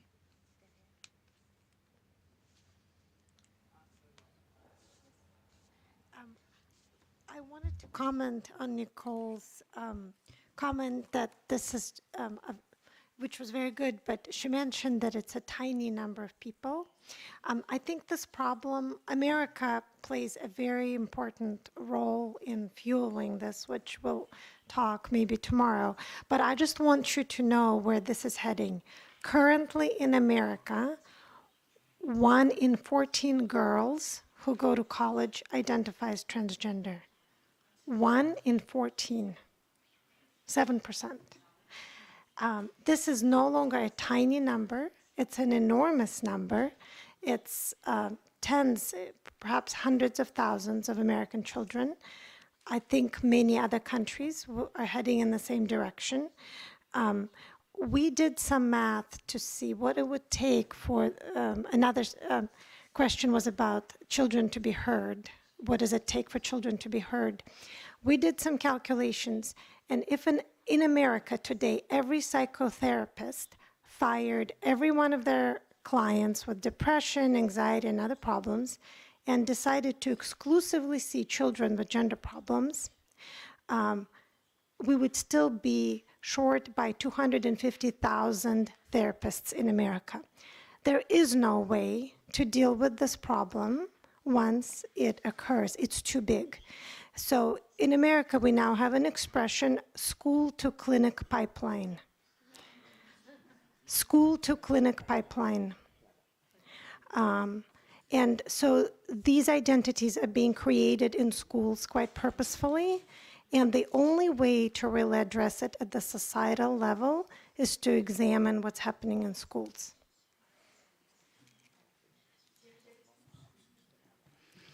Oui, merci de me donner la parole. Thank you. Thank you for giving me the floor. Au fil de la matinée, j'avais une image qui partait sur la question du jeu. Picture in mind that started with the question of the eye. Il est quand même question de l'enfant. Because, you know, we're talking about children, and we haven't mentioned that, or play, rather, sorry. And so I have the kid playing in his sandbox, who is brutally carried away by some predator. And I was thinking, well, there is an experience here to be lived, including for our young patients, because at some point they place themselves in that situation. They try different places. You know, it's like a game. It's like playing, really, that they're playing in school, or especially in middle school, you know. And this afternoon, during my talk, I will quote a child who says, in my class, we are all bisexual. You know, it's like experimenting. It's like playing. And then, when I thought that, I heard the end of recess when Mr. Tavoyot says childhood has to be killed. Well, I understand that you don't mean to kill children, of course, and you don't intend to go back to the old regime type of childhood that that was described by one of our colleagues here, but I go back to what you said. The child belongs to the adult that he or she will be later. And I really wanted to oppose this with the adult actually belongs to the child that he or she was. Well, you know, there is something that might escape us here, and you know this yourself, because you might, because of something happening to you, become a child again, a child in disarray who needs this concept of playing or a game to react to the situation as an adult. Yes, I prepared this quote by Marx, which I think is interesting. He who wants to be a child does not become a child, but becomes infantilized. The child exactly does not want to become a child, but he or she will take all the games very seriously. The first attempts to cope with their surroundings exactly as if they were really adults, and this is how they will really be childish. Sorry, the quote is approximative, but the interpreters did not receive it in advance. Donc, je peux y aller? Ah bon. Oui, René Fiori, I'm a psychoanalyst.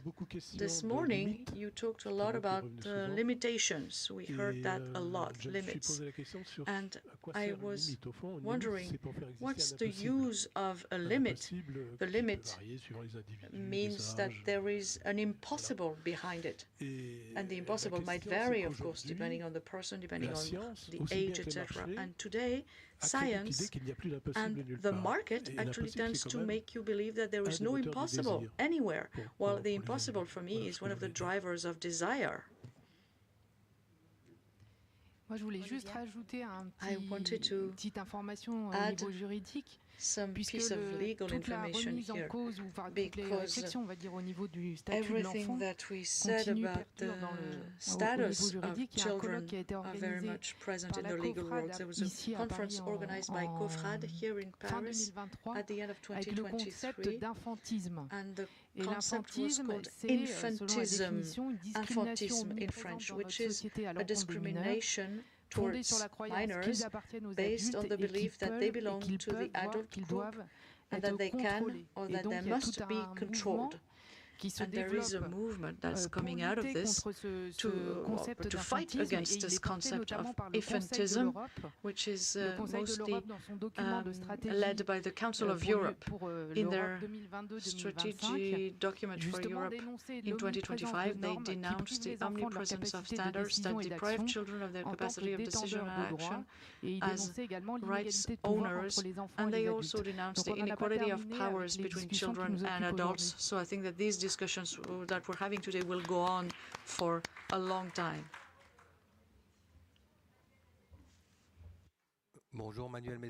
Good morning, Manuel Mellenberg. I'm a psychiatrist in Paris. As you all know, children occupy whatever place we give them or we leave them. I think that things are a little bit blurred in the legal world between the legal identity, the biological identity. In the world of education, which was totally permeated by trans ideology, and in other spheres as well. There is a crumbling of the gatekeepers who are supposed to educate children, and so hence my question, this crumbling of the world of adults, what does this mean? What is this the sign of? Alors, moi, je voulais juste rebondir sur ce que Madame a dit en premier sur l'absence de this lady said here about the impossibility to punish children.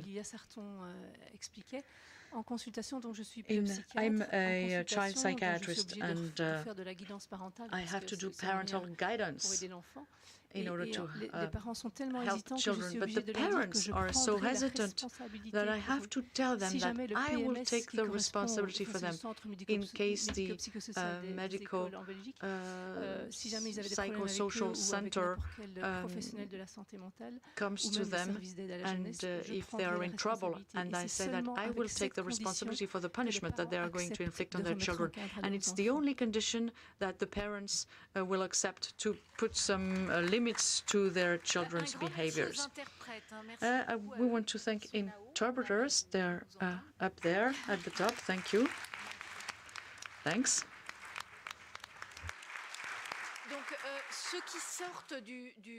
Now, if you are going to leave the Palais du Luxembourg, please come back a little bit before we start, because you have to go through security again. And so for those who know, you know where we're supposed to meet. That's for the speakers. We're having lunch and we're coming back at 2:30.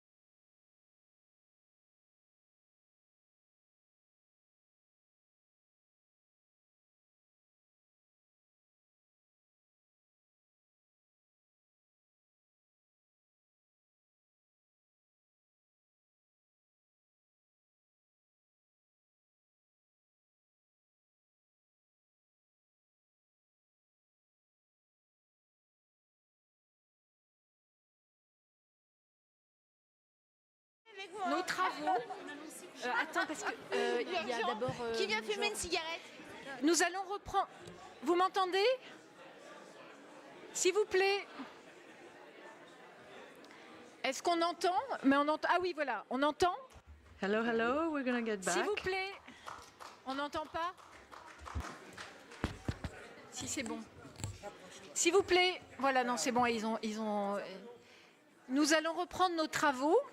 Let's get back to work. Sustentés. Welcome back. Et je vais demander à Georges Perla. I'm gonna ask Georges Perla de venir. To come on stage. Georges Perla est comédien. Georges Perla is a storyteller. He's also a poet. Il va nous raconter. And he's going to tell us a story. So the interpreters would like to mention that they only received the text this morning and that it's a storytelling. It's a lot of improvisation. So interpreters will do their best. And we also have Jasko Ramic who plays the accordion.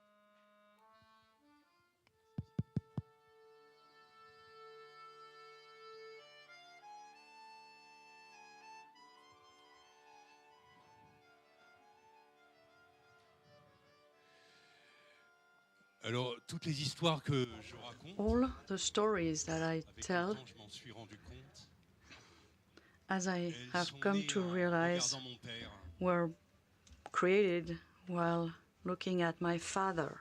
Il venait de très loin. He came from very far away. Il venait de Pologne. He came from Poland.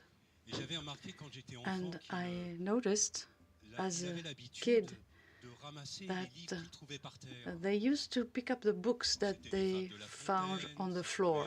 It could be Fables de La Fontaine, it could be fashion magazines, or it could be pieces of Victor Hugo books that he read in Poland in Yiddish. So there were all kinds of things. And of course, he read the papers that we bought at the time. We had to buy them at the newsstand because there were daily newspapers, Neue Press, Unsdorf, all kinds of Yiddish newspapers that were published every day and that eventually disappeared because there were no readers anymore. At the time, I didn't understand all that. And then, as time went by, I realized that what he did, picking up any type of printed material, written material, had a much more remote meaning for this old communist. There were books, parts of books, printed material. Actually, to him, it was the echo of a very old motion, very ancient motion. He told me about his grandfather who lived in Lodz, and he said, my grandfather was a Kabbalist. I didn't know what a Kabbalist was. And he said to me that in his grandfather's library, there was a book that nobody could touch. Now it's a book that you can find everywhere. It's Zohar.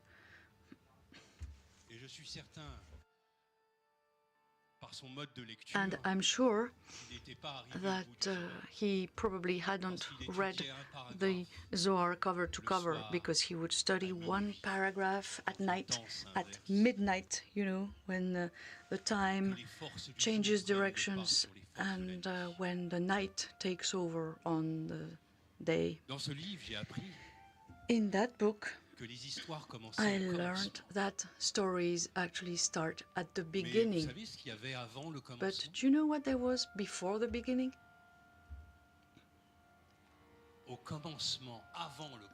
At the beginning, before the beginning, it is said that the Creator was playing with letters. It was the 22 letters of the Hebraic alphabet, the alphabet, the one that supposedly created the world. And the Creator was there, sitting in front of the blank page, the infinite page, and he was playing around with letters, and he was wondering, which letters am I going to start the book with? And all the letters were around him dancing, because they knew that the world was about to start. The last one to come came eventually. It was the Tam of the alphabet. And the Tam said, Master of the world, start your book with me. I'm Emet. Emet means the truth. And it's good for the world to start with the truth, right? And then the Creator said, yes, of course. That's all very well, but I cannot start the world with you. I cannot start my book with you, because you also spell the word met, the word that you know, which is mat, death. I cannot start the world with that letter. So the other letter was the Shaddai. You know this letter with bells around its head that came dancing and that said, Master of the world, start your book with me. I'm the Shaddai. I'm also a way of naming you, and I mean abundance, profusion.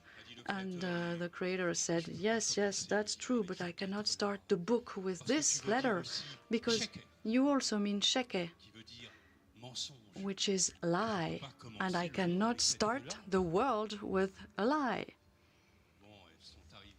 So then they all came one after another, and since we don't have much time, I'm not going to tell you the story of the other 20 letters. But you know, that's the way it is. We never have enough time. But I will go to the last but one, the bait, which came and said, Master of the world, start your book with me. Because I'm the bee, beta, and I mean house, home. And it's good for the world to be a house that you can inhabit.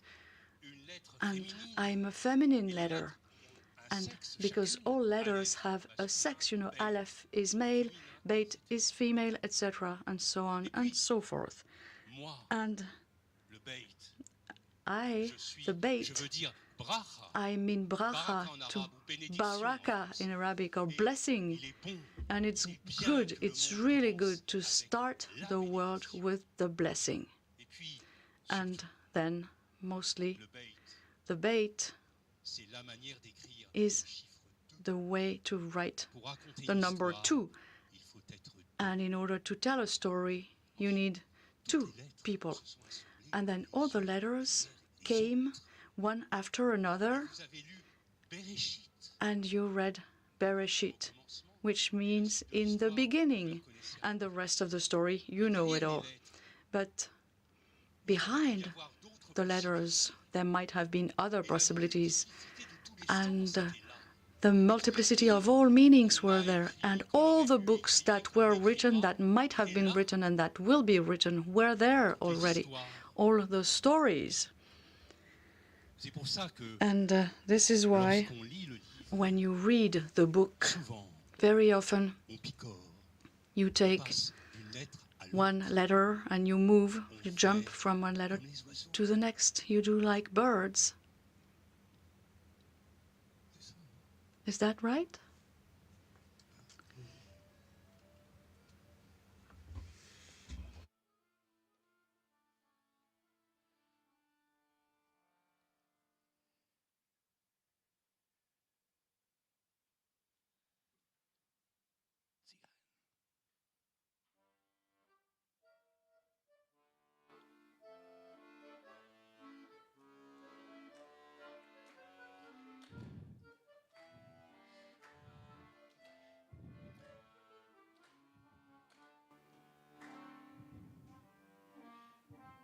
Les tziganes disent. C'est une histoire qui m'a rapporté. The gypsies say. Ils disent, avant nous,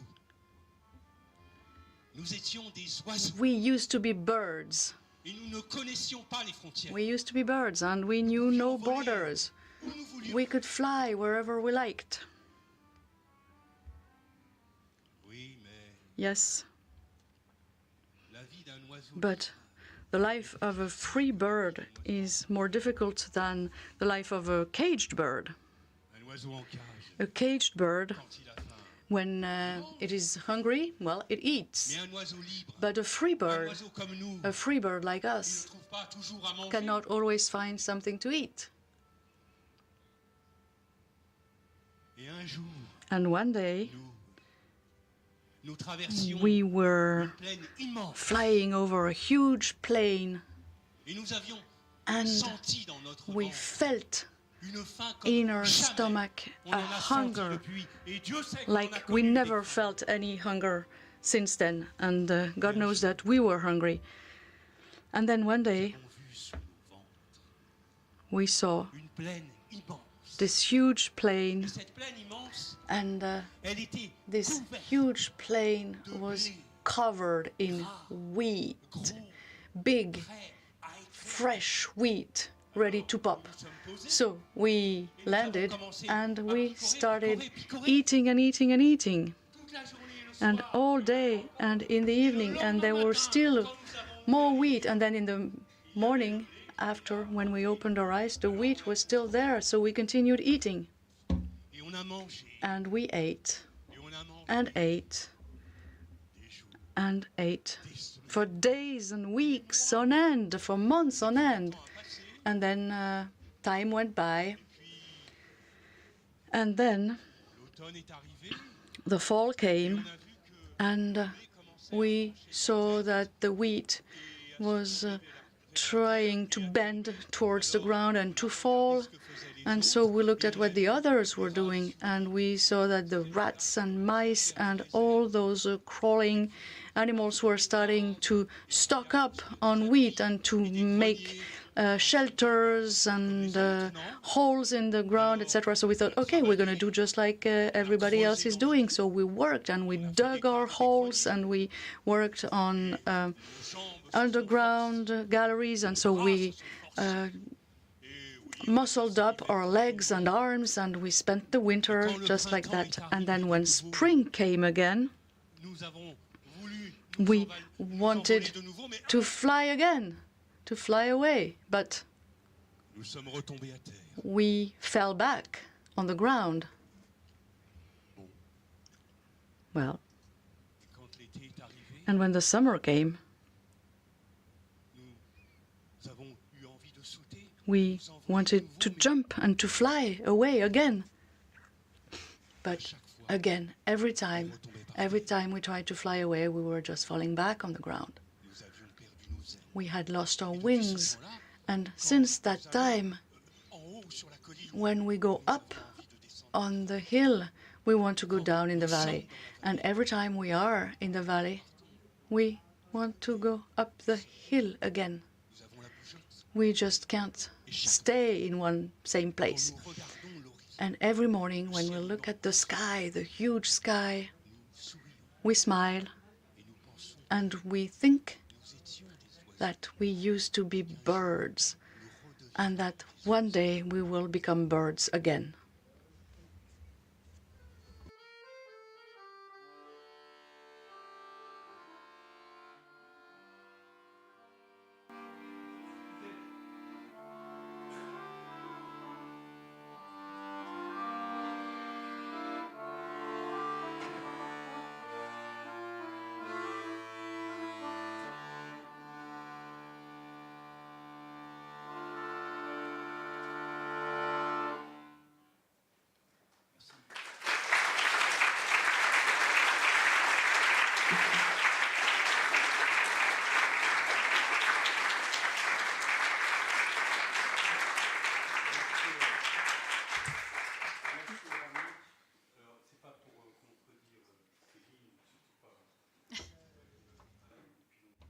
The interpreter is very sorry, but there's no microphone, so we cannot hear what this gentleman is saying.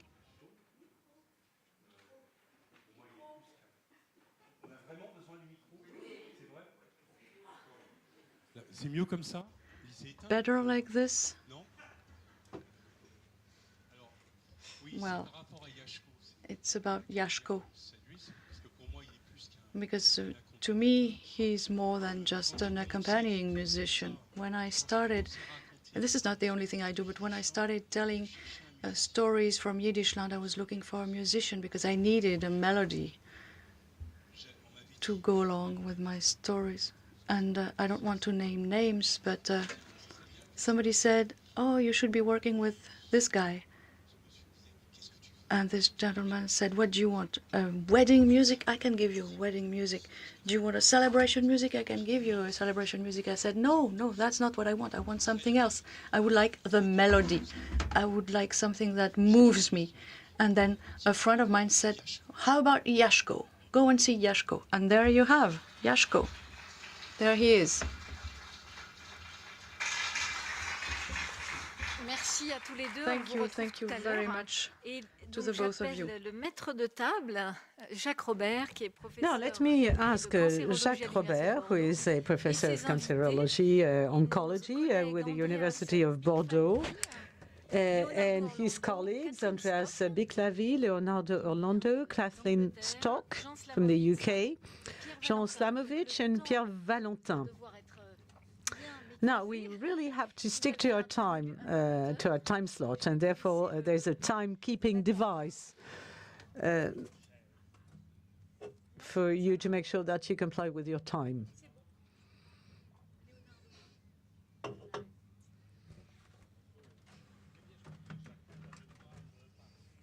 Right. I think that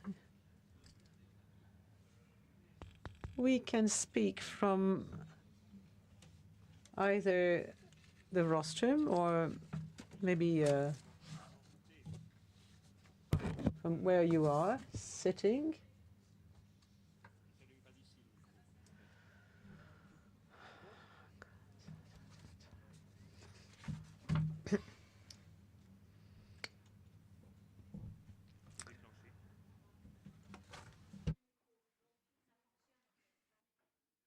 C'est bon maintenant? Ah bah oui, effectivement c'est bon. Donc nous avons un certain nombre d'orateurs. Right, so there are a number of speakers now this afternoon with us, and I'll be forced to interrupt them after some 10 minutes, I'm afraid. Micro marche. Ah, il faut que je vraiment que je parle dans le micro. Hein. Il marche pas, ni l'un ni l'autre.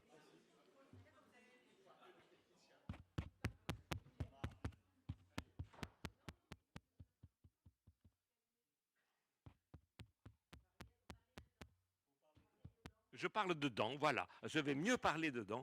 Right. I try and make sure that I really speak in front of the microphone, which is the usual idea of using a microphone. And I'm not really very familiar with the use of a microphone. I had up to 600 students in my time, and I always managed to make sure that they could hear my voice and didn't cover my voice with theirs. Now, I don't want to speak too long because I want our speakers to have time to do so themselves. I'm just going to play the role of the timekeeper. Now, we are going to listen to Kathleen Stock from the UK. She's a philosopher and a feminist, as is indicated on the agenda. I like the and philosopher and feminist, or feminist and philosopher, and she's very well versed in biology, and she has published a book which has just been translated and which is absolutely fascinating. And the translator is also with us today, so you have the opportunity to discuss with them, because I'm really quite amazed at the precision of her descriptions. Now, she's going to tell us about the metaphysics of the biological sex and why is it that in nature, in some cases, sexes are united or separated. Now, of course, separation is the rule for mammals, but it's not the case for the whole nature. And some invertebrates or plants where you find both sexes in the same individual. It's the case for flowers, for instance. So, however, not all plants cannot self-fertilize. It's a bit like snails. Snails have to find a partner, and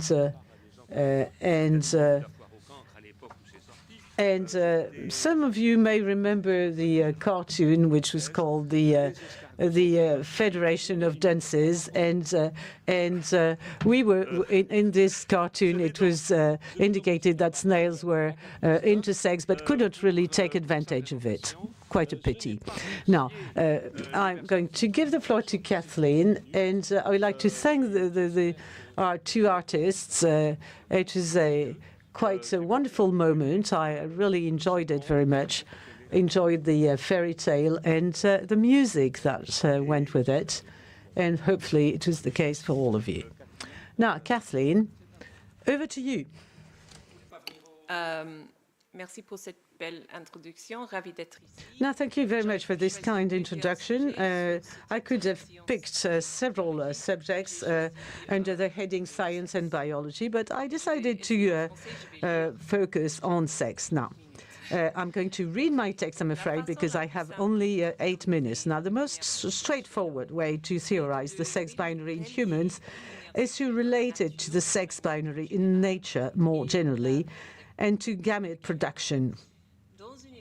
In a sexually dimorphic species, females are those life forms on a pathway to producing large, static gametes, or eggs.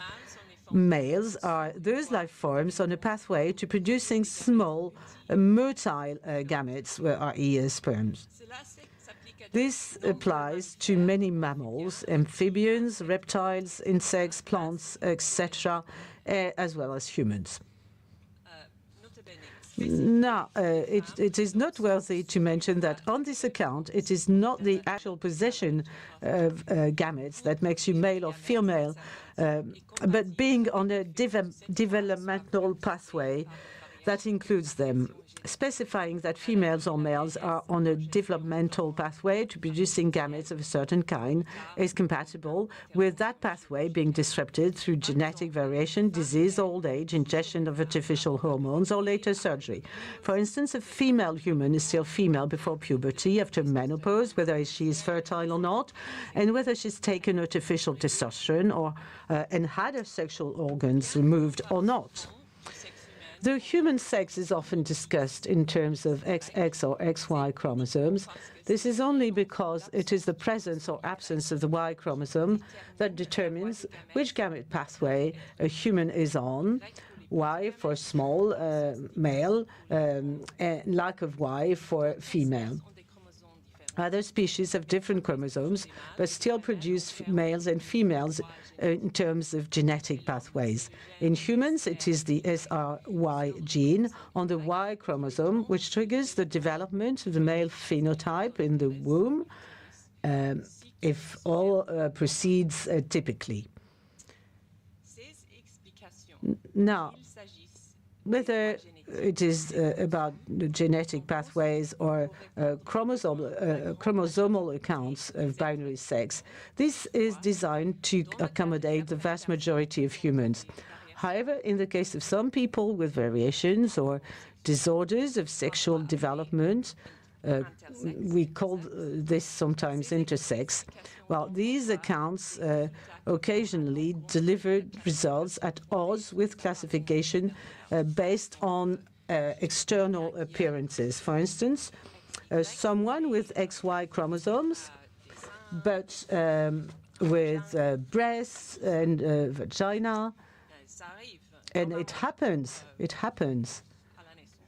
does happen, and this is observed in that case at birth. So we need to recognize the fact that these categories of male and female cannot account for all variations in biology, or we should adapt our categories in order to accommodate biological variation and relate to the categories male and female as clusters of natural properties, none of which are individually necessary for category membership, though a relatively large number of them will be. So it's quite complex. Now, contemporary transactivism seeks to challenge and obfuscate the natural existence of a sex division of any kind. In effect, transactivists deny that the human race is naturally divided into two kinds of people, male and female. I don't know whether this is what they are convinced about, or if they think it's not relevant, because the overall aim is rhetorical, and it's to make people believe that chosen ways of dressing yourself or chemically or surgically altering your bodily features count in the process of determining biological sex just as much, if not more. And transactivists maybe believe that it would make society more inclusive for all of those who are judged to be deficient, people who are not who are gender non-conforming, including trans-identified people. Now, of course, there is another way of addressing this issue, which is the traditional feminist approach. Leave the sex binary alone and challenge the oppressive social norms associated with sex binary, but that seems to be of no interest whatsoever.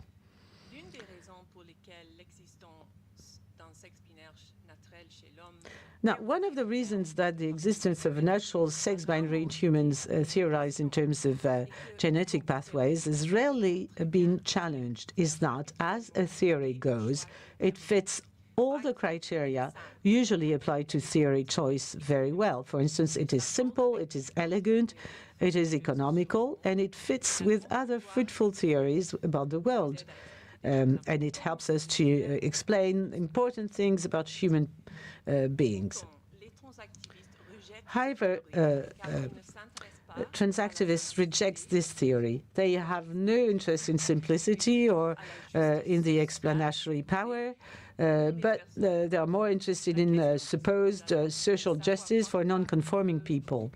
So the question arises, what do they want to replace the natural binary with? In many cases, the answer is culture, and that's it. Following philosophers such as Judith Butler, they argue that there is no nature independent of human thought anyway, and hence humans are free to invent new categories and get rid of old ones that are of no use any longer. And in fact, what is meant that gender identity should be the principle organizing the categories for humans, either replacing biological sex altogether or making sex equivalent to gender identity. People with female gender identities are women, and people with male gender identities are men. And people with a bit of female and male identity, well, would be both. In my book, Material Girls, now translated into French, I expose some objections to this idea, which I don't have the time to go over here. However, by way of conclusion, I say that if the categories of biological sex were entirely socially constructed, with no natural foundation, independent of human minds, it wouldn't follow that activists had the power to decide what the new categories were. At most, activists could affect or could influence how these ideas are defined in their own subcultures.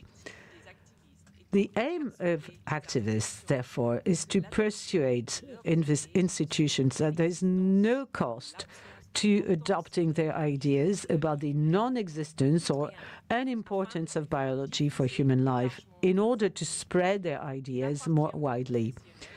And it is up to professionals in medicine, psychology and psychiatry, social work, philosophy, sociology, and other disciplines to explain to people who are in power, what exactly are the costs of abandoning traditional concepts of biological sex, the costs to women and girls, to gay men and lesbians, and to trans-identified people themselves.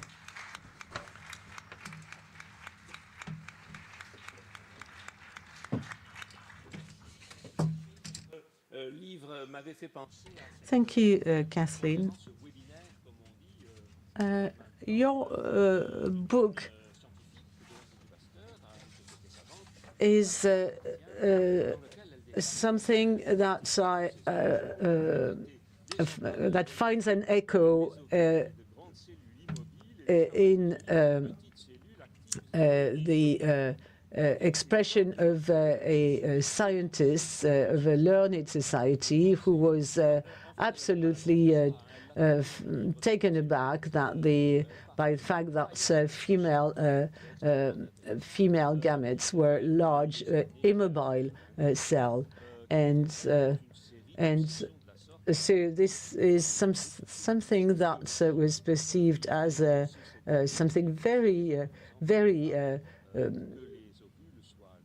bad for women and very contrary to the good image of women to have these large eggs, and contrary to, as opposed to the very mobile spermatozoid. Now, thank you very much for this presentation, crystal clear, as always. Now, I would like to ask Jean Slamovich, who is a professor at the University of Burgundy, who is a jazz expert and a wine expert as well. I met him in Bordeaux during a conference. I will mention again in a few minutes. He has published a very interesting book on the subject. It's about the sex and the language, and he shows in this book how much grammar is wrongfully tortured, as it were, by this desire of a social justice. I know what justice is. I know what injustice is. Social justice is something that I find a bit hazier and more difficult to define. Well, over to Jean Slamovich, who is not going to refer to his book, but he will tell us how is it possible to mix ideology and scientific approach. Thank you very much, Jacques. No, I don't know whether I should be just pigeonholed in, with these different identities, one expert or language expert. Now, I just want to identify a few contradictions born out of the confusion of science and ideology, and though this happen quite regularly.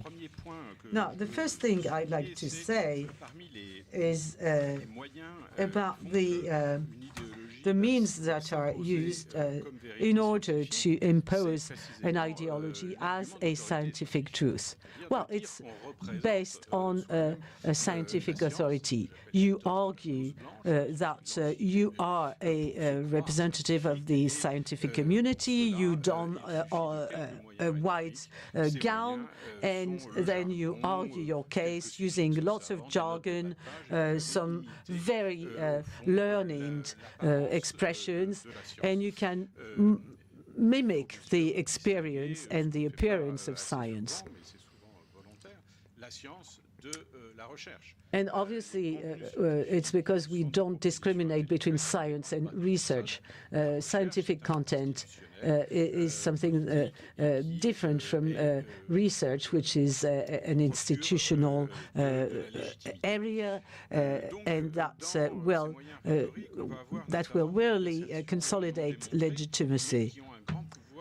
So some people will use slogans such as grammar is a tool to make women invisible in society, though people don't know what they mean with grammar or what making someone invisible means either. So this sort of expressions and slogans are very convincing, and it's almost impossible to prove this wrong without a lengthy demonstration. So these slogans do appear as very legitimate from the intellectual point of view. And they're also used as weapons to intimidate others, taking a moral stance and using these slogans in social sciences, in human sciences, as we can see with these armamentarium of the philosophy that puts at the forefront notions such as patriarchy, inclusiveness. And these notions are either positive or negative, but they use a lexicon that is based on judgment, that is judgmental by nature, and not based on description. And this creates a discourse and with as a correlate a moral intimidation, and it reinforces itself. So these theories are what is quote unquote the good attitude, and on top of it, you're told that science has proven it. Gender is typically a notion that seems to or looks like a concept, but in fact brings together all meanings of this word. Gender means the gender used in grammar, but it can mean also personality, it can refer to individual, to sex. And therefore, it becomes very difficult to fathom what it means really. It's using an argumentative atlas, and you can use all these words in different ways as weapons. And this is what has been done with the word gender. So it seems logical, but the reasoning is in fact only based on claiming that you are in the right, or using the phrase to identify with a woman or a man. This is just an expression, and it is nothing else than that. It is as if the basis of this theory were founded on just a slogan like I identify with. Because what does it mean? And how could you describe it? Well, these theories don't want to describe anything. They tend to overlook everything that is based on observations or methods, but they use slogans or metaphors in order to remove the reality. And of course, if you just do that, it becomes extremely difficult to deny these theories because they are so hazy. So argumentative atlas, obfuscation, rhetorical obfuscation, and also the refusal to consider your people who oppose your views, and it's apodioxis and accusing your opponents of being transphobic, for instance. It's a way to point your fingers at people and and in fact, not even having to show that they are in the wrong. So the system is in itself like a trap, and it merges science, moral or ethics, and politics. And this has been the case not only in society, but also in the medical community. And what could be considered as mutilations on minors is now becoming the rule of the day. And this theory makes these mutilations acceptable, make them tolerated, and also they look legitimate, but it's based on things that are not logical, on slogans and intimidation.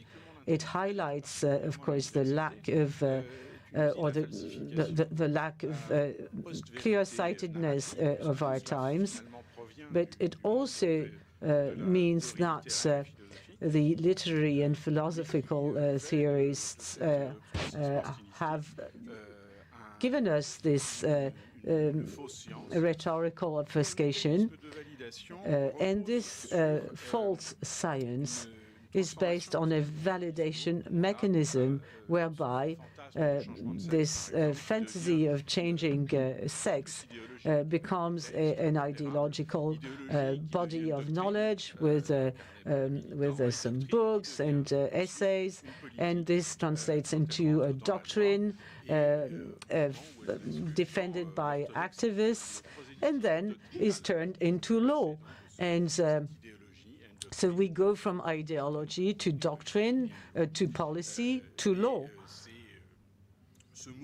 And this movement is something we need to be aware of. We need to know that it is what makes it strong, but we need also to be aware that this projection of slogans is a verbal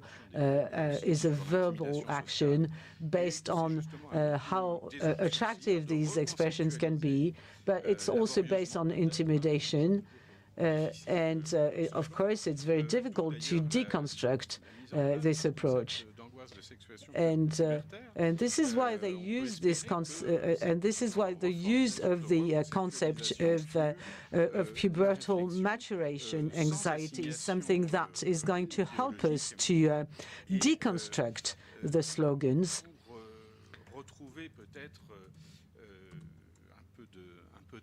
And find a bit of common sense.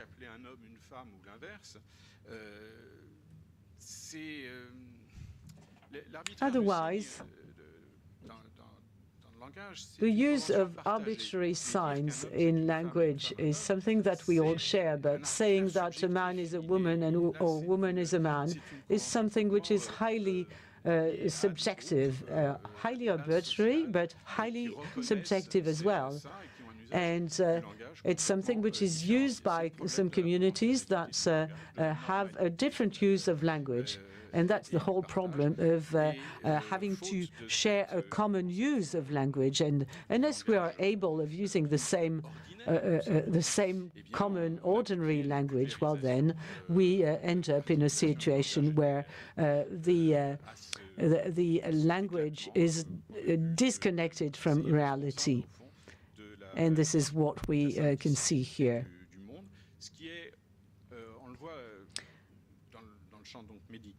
We can see that in the medical community, this opens the door to manipulation and controlling a situation. And contrary to what they say, what is argued, well, these manipulations do not lead to emancipation, but to domination.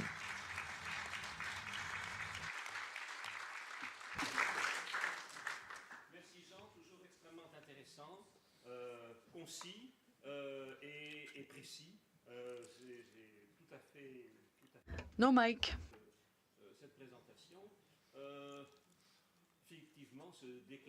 Sorry, but this person is not speaking in the microphone. The interpreters can't hear. Really sorry. Pardon. So you didn't realize, but I've transitioned myself into a younger age. I'm 25. I'm 25 years old. Of course, this is not performative because I could not dissolve my age. But anyway, I am telling you that I am 25 years old. And I still have a little bit of work to do. And I'm going to go and see our former minister to make sure that he will rejuvenate me. You know, I've discovered a whole series of new words, rejuvenation, because I want to make sure that I am the age that I'm feeling, which is 25 years old. And I must say that yesterday I was hurt when a young lady stood up in the metro to leave me her seat. Right. I'm sorry. Really sorry. I'm sorry, I'm just making fun here, but our speakers are so serious. And that's who I am. I'm going to call Leonardo Orlando now. He is going to tell us about the denial of biology and of the evolution theory in social sciences.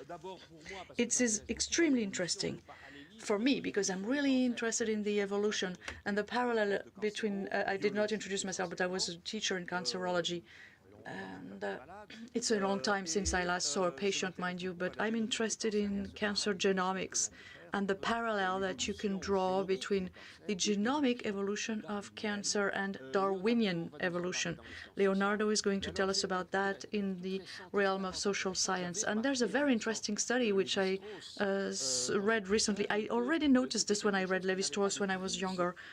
I noticed that it is something that does not have any incidence on time. He considered the human species once and for all, and he described the elementary phases of parenthood without actually anchoring them into the history of human species. Bernard Chappé, in his book, describes, he was a primatologist to start with, and then he went into anthropology, and he describes the anchoring of some behaviors of the human species in social and sexual behaviors in the chimps and bonobos, even though they don't follow the same models, but the avoidance of incest, for example, was already present in those far cousins of ours, you know, because we separated from them several millions of years ago, but the avoidance of incest already existed in bonobos. And what this writer says in his anthropology book was, I think, very interesting, and I'm sure that Leonardo is going to tell us more about that. He's going to talk about evolution. Darwinism. I don't like the word, but anyway. We don't talk about Einsteinism to talk about the theory of relativity, right? So Darwinism, no, it's just a theory of evolution, according to me.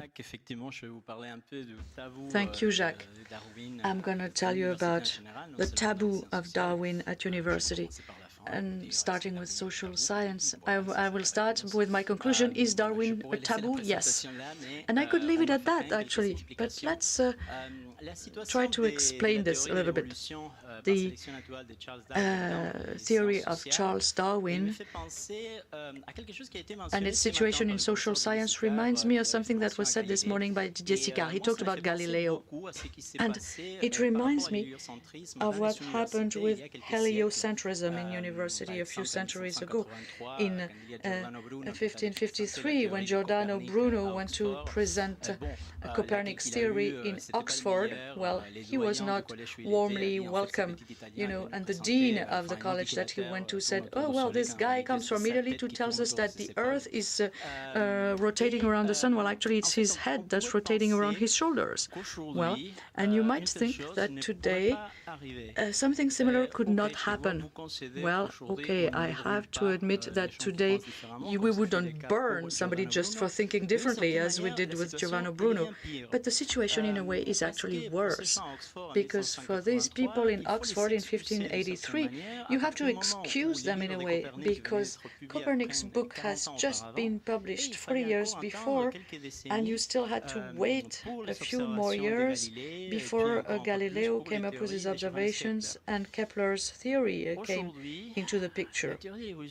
Now today, the evolutionary theory was published in 1859 by Darwin,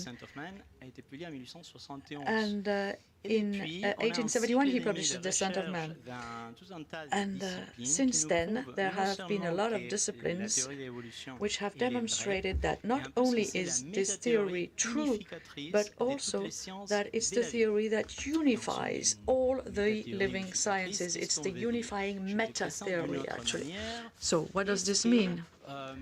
Well, it means that can physics go against mathematics? Can I present a theory in physics that would actually entail that 2 + 2 = 5? No. Can biology go against physics? Can I study the flight of birds if I deny the mechanics of fluids? Well, no. And yet, in the social science, people deny the evolution theory. A few concrete examples. I'm not going to talk about the cancellation cases, because I think that if you're here, it's because you know them all. Maybe actually this is a meeting of cancelled people, right? So let's be a little bit more practical here.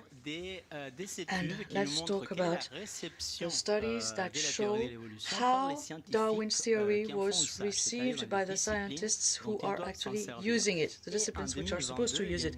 In 2022, a large study was published, which actually took another study that was conducted in 2002, which demonstrated that actually scientists in the disciplines that should be using the evolution theory, such as anthropology and psychology, are more reluctant to talk about it than they used to be 20 years ago. So it means that there has been a decrease here.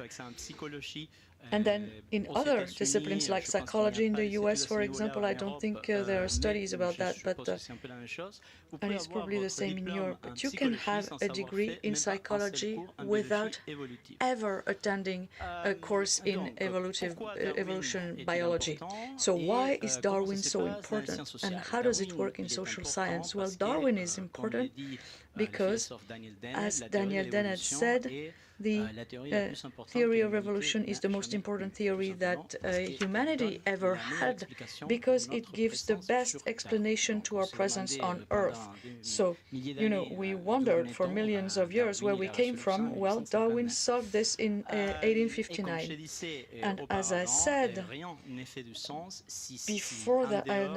before, nothing makes sense outside of the evolution theory. But the social sciences were built in dissociation with the theory of the evolution. And this is not new.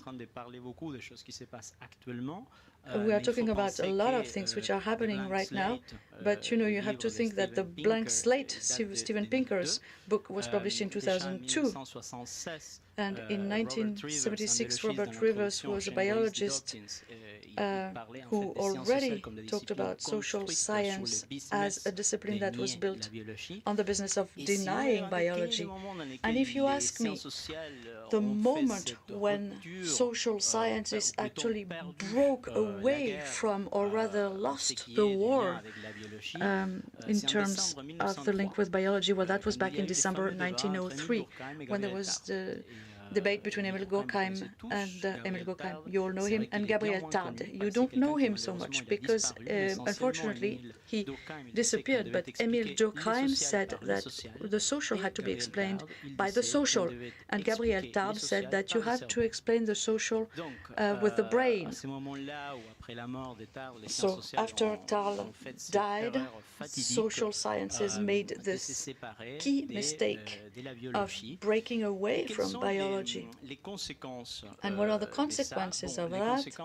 Well, I would say that it's a spectrum of consequences that go from the nefarious to the monstrous. Monstrous, I think we'll talk about that tomorrow. Tomorrow we'll talk about child mutilation. Let's only look at the nefarious here. And it's, for example, when you ignore the effect that millions of years of evolutions had on our brain, and you cannot understand a lot of social dynamics, but in that case we have individual dynamics, like the relationship between men and women, love relationship. It's very difficult to address this if you ignore this detrimental effect. We see the consequences of this today when you look at statistics on sexual intercourse that people have today compared with the previous generations especially. But if you want to look at childhood in particular, there are 2 or 3 things that I would like to highlight. The first thing is that it's the game, the play. We know that in all cultures, boys play the same. They play games in which you have an enemy, basically, while girls, they also play the same thing, but it's a game where you have to take care of another being. And yet, millions of euros of tax money are put into public policies based on the denial of this evolutionary reality. School. Why is failure at school an almost male-only phenomenon? The brain of boys are not made for school. Crime, if you ignore the young man syndrome, as Martin Dale and Margaret Wilson said in 1988, you cannot understand the problems of delinquency and crime. So there are a lot of problems related to this denial of the theory of evolution. And this places university in some kind of an obscurantism. You know, in the same university, let's say in Berkeley, you have Nobel Prize and you also have other people teaching different things. So what to do in that case? Well, I would like to make a few suggestions, because I think that analyzing things is all very nice, but you also have to try to move forward.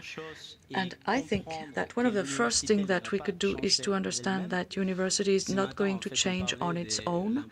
This morning we were talking about the importance for children to grow up to understand reality. Well, yes, I think we have to accept this. And until we accept that university has no reason to change on its own, because society still continues to ask for diplomas, so universities give and deliver diplomas. So if we don't do this, well, nothing will happen. And also, for public policies and research that could apply directly to the reality, how can you sort things out?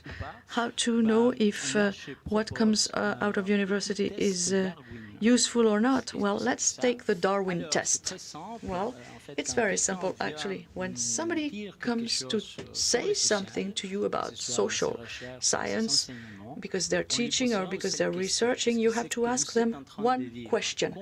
What you are saying, is this in contradiction with the theory of evolution? I'm not going to go into a philosophical discussion about describing and explaining, but if a demographer comes to tell you what people vote in what constituency without any other explanation, if this person, if a sociologist or a politicist wants to explain why the people behave in this way, what this person is saying cannot go against the theory of evolution.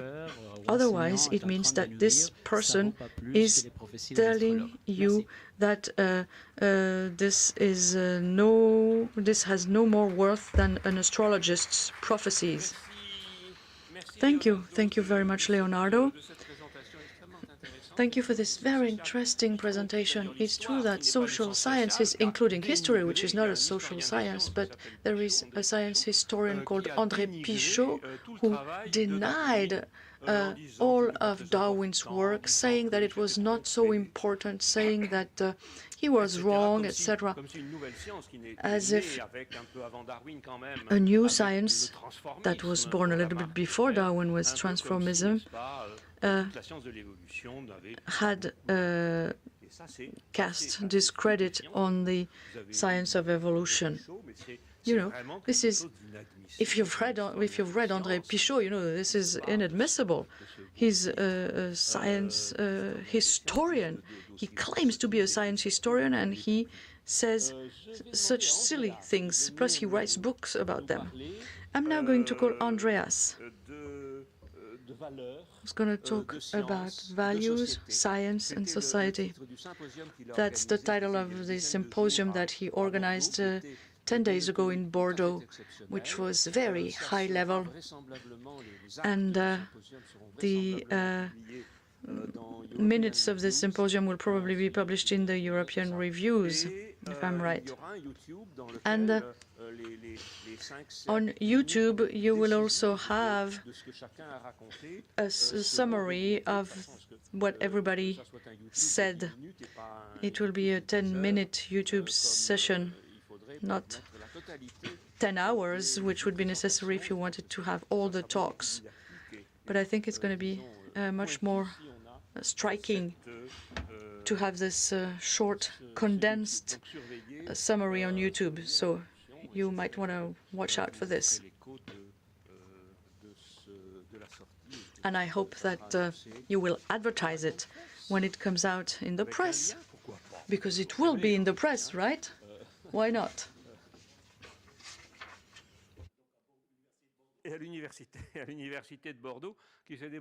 And it will be announced by the University of Bordeaux, who actually decided to charge a huge amount of money to make sure that this symposium would not be held in university premises. So with Andreas, we found another venue, which is the old seminary, and the good fathers opened their doors to us without taking care of what we were going to say. It's a fact. That's just how it is. To finish about the science of evolution, I did teach at some point in my life, and every time I tried to mention how important evolution is when you look at cancer genomics, for example. And in my audience, I see two people nodding. You have the traditionalist Catholics and, oh, we have to move faster, and the Muslims, who obviously do not like me to connect things together and to say that the theory of evolution was very much relevant to cancer genomics.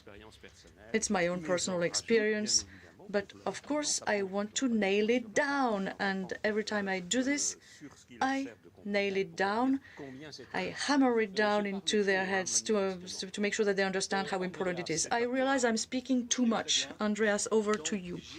Yes, thank you very much. I prepared this talk in English, but I see that everybody speaks French, so I will be speaking French as well. I'm going to translate it and to switch in my brain. I wanted to talk about the truth of values in society, because the problem of trans identity and gender are closely interconnected, and it's a case study in itself. So let me tell you about the basic principles of the relationship between the values and society and truth, and then I will tell you what the current situation is in the academic institutions, especially in the fields of science and medicine, and then I will give you examples in the articles which have been published, and the publications by Springer, for example, what they say about that. And then In my conclusion, I will tell you about an application of what we call sex transition in cell culture, just to give you an example.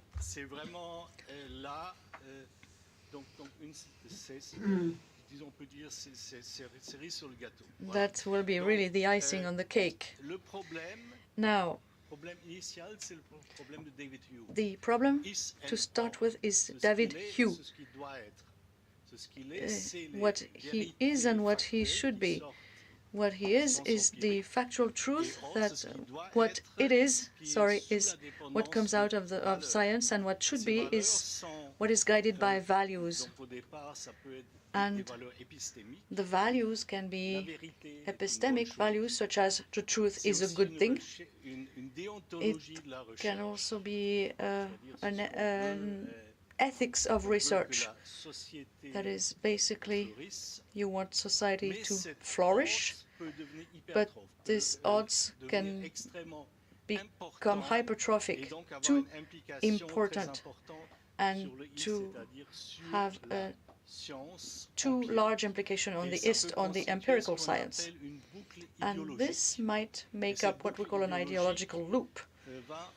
And this ideological loop is going to change the results that you obtain. And so this leads to what Karl Hempel, the philosopher, called the fallacy of affirming the consequent. That is, it's a confirmation bias. And this confirmation bias actually will then generate a science that is disconnected from reality. So, of course, there are extreme examples of that, which is what's happening under Lysenko and also with Hitler, with the German physics.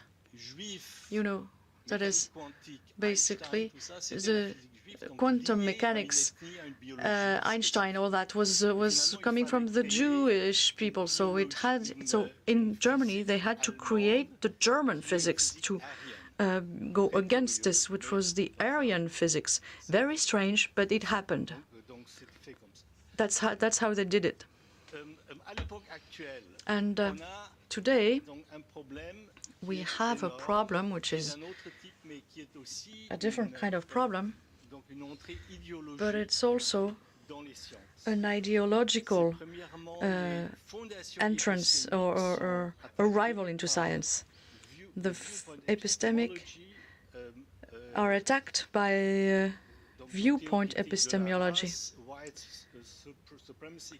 the white supremacy culture and that type of things, and the queer and gender theories. And this generates awful practices in universities. For example, they recruit students and faculty on the basis of group identity. Then you have the cancel culture, then you have diversity, equity, inclusion, DEI, which is important. You have to announce this in all recruitment interviews. You also have to disclose that when you write scientific articles. And then there is something recent, which is citation justice, which is actually you have to screen all your quotations if you are a white male or as the main author, or a black woman as the main authors, or the last one, because what matters in scientific publication is the first author and the last author in the list of authors. And so you have software to screen this automatically and to suggest how to replace your quotations, you know, to comply with this demand. It's crazy, but it's happening. And then, of course, you have medical treatments that can be adjusted on the basis of the group identity. and you have gender-affirming treatments. So basically, you have to replace epistemological foundations. You have to attack racism and sexism everywhere, and any health difference has to be connected to these variables. And then any treatment that you prescribe has to be related to the race or to gender criteria. And so in April this year, Springer Nature, a famous publishing company, published a user's guide to language, to inclusive language. So this guide, of course, makes a certain number of recommendations. For example, for mother and father, you should replace that by caregiver. Caregiver, I don't know how to translate it in French, but basically it's the person who takes care of a person. So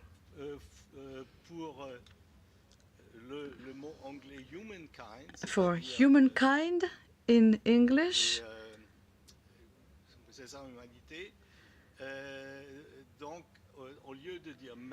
instead of saying mankind, which is the usual, you should replace it with humankind, because it's more inclusive.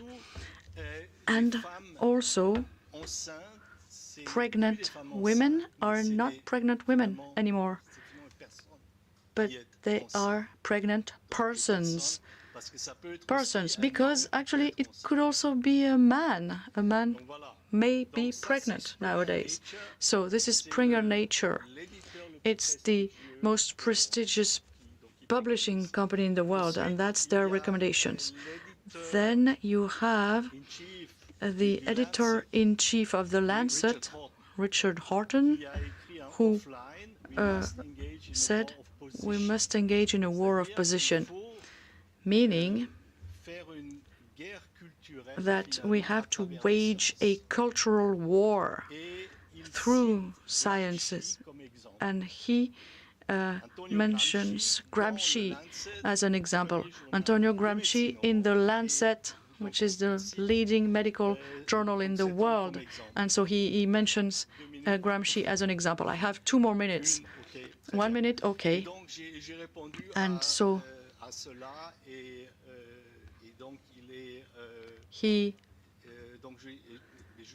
and I answered to him, and I said clearly that it is absolutely not the case that in the leading medical journal in the world you need to be involved in medicine and not in ideology.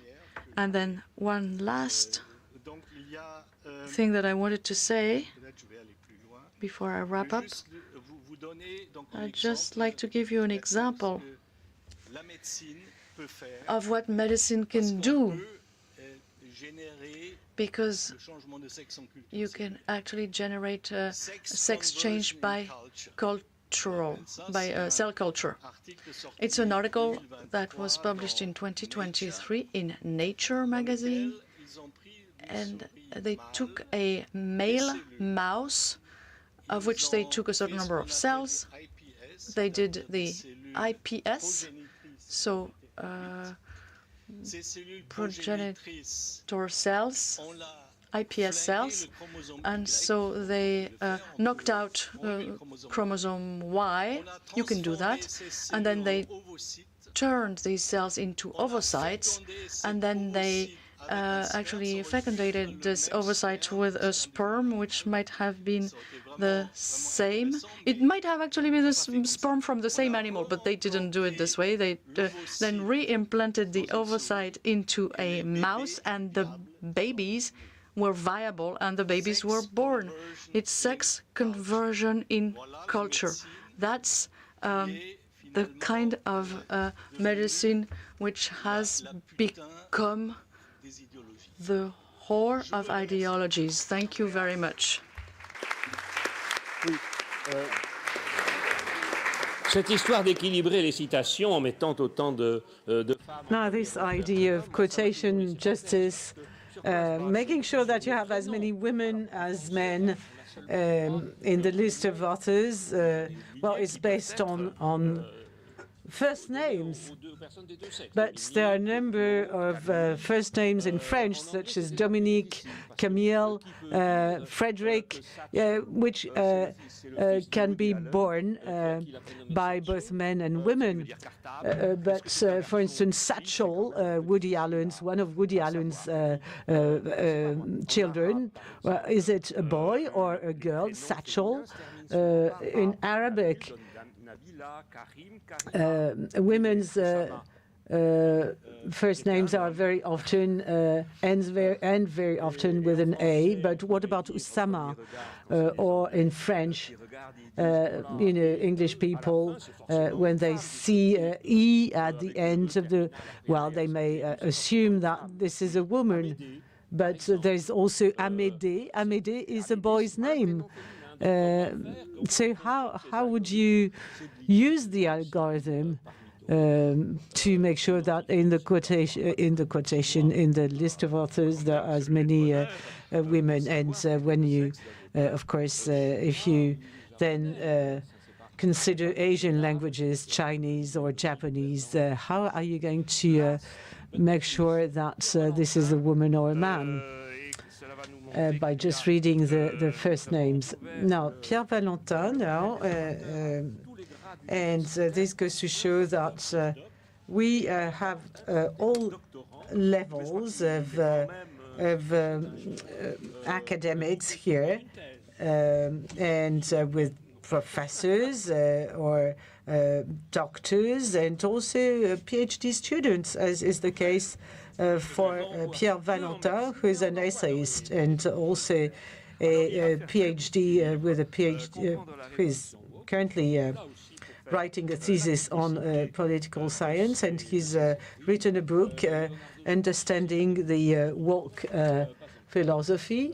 Leonardo, I don't know whether you published, but you published an article in defense of the merit of science, and it's always very difficult to make sure that merit is still the criterion on which basis a scientific article is judged.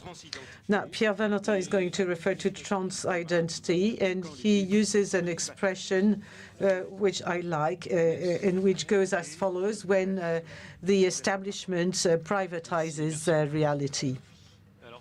Sur les précédentes interventions, on était sur une moyenne de 2,4 personnes endormies dans le public. Now, I can see that some people are nodding a bit, nodding off. So I'm going to try and make sure that you don't fall asleep. Telling you about this situation, about this, and every time you mention this idea of trans identity, you always get the reply. But what's the point? What's the big deal for you? Well, it means perhaps giving up the possibility of living together, and also maybe preventing young people from getting mutilated. But I don't think that, it's just a rhetorical question. I think we all lose because of this trend.